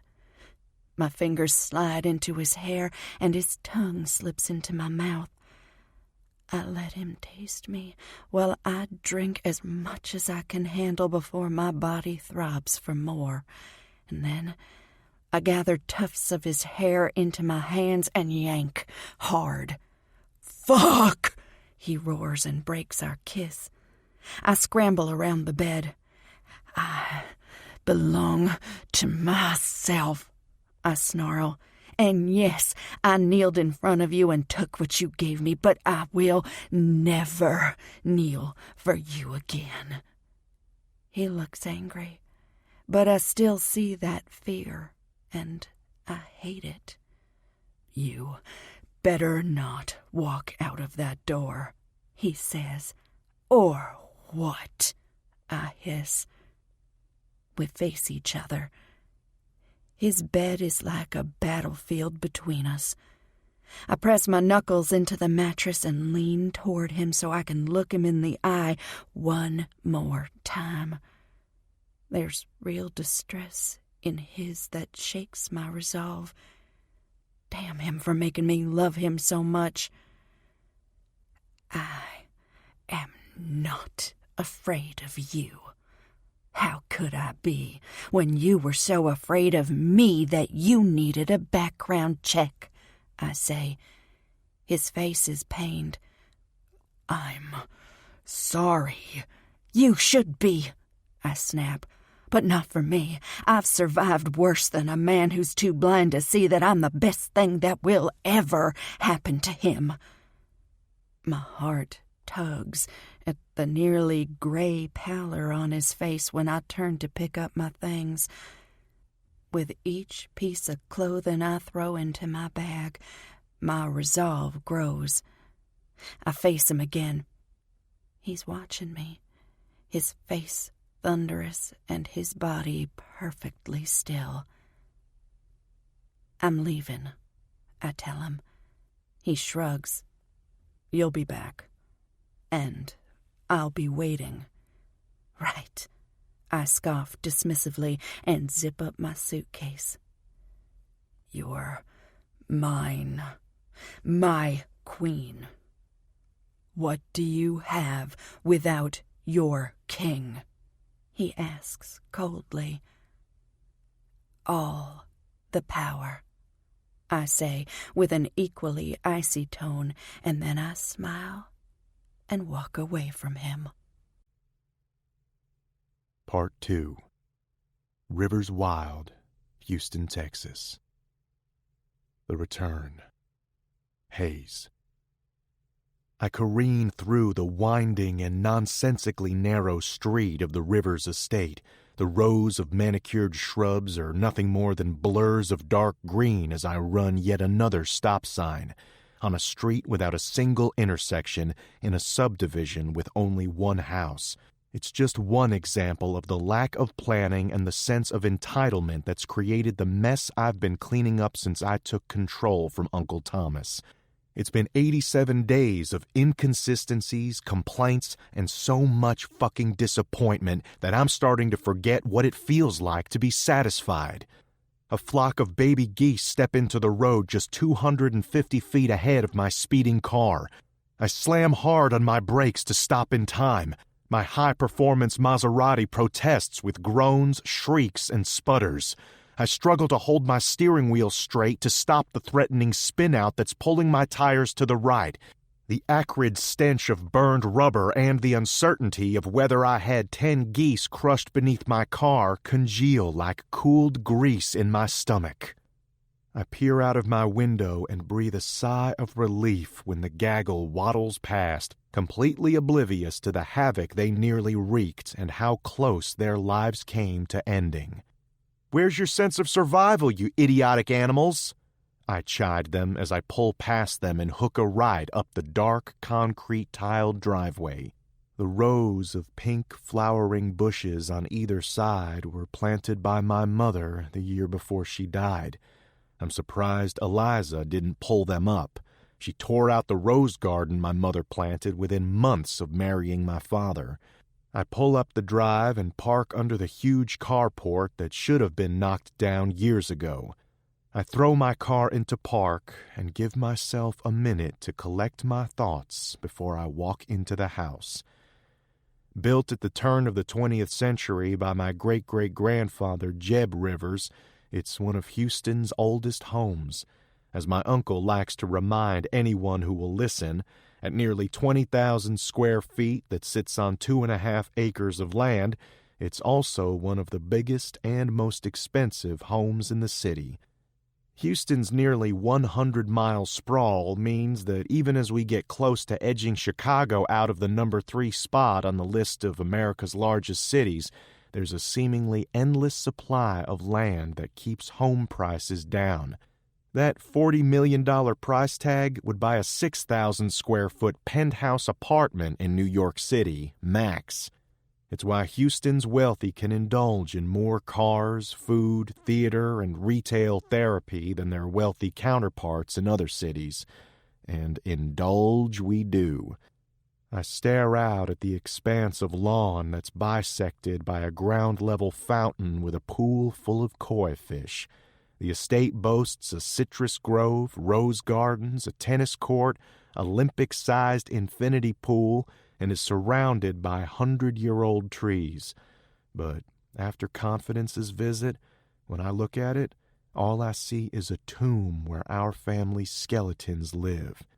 If I had my way, I would tear it all down. A sharp rap on the passenger side window of my car startles me out of my daydream. My uncle, the crypt keeper himself, is peering in at me. His thick silver eyebrows are drawn down over his thunderous dark eyes. He doesn't look like an old man. He looks like an old villain,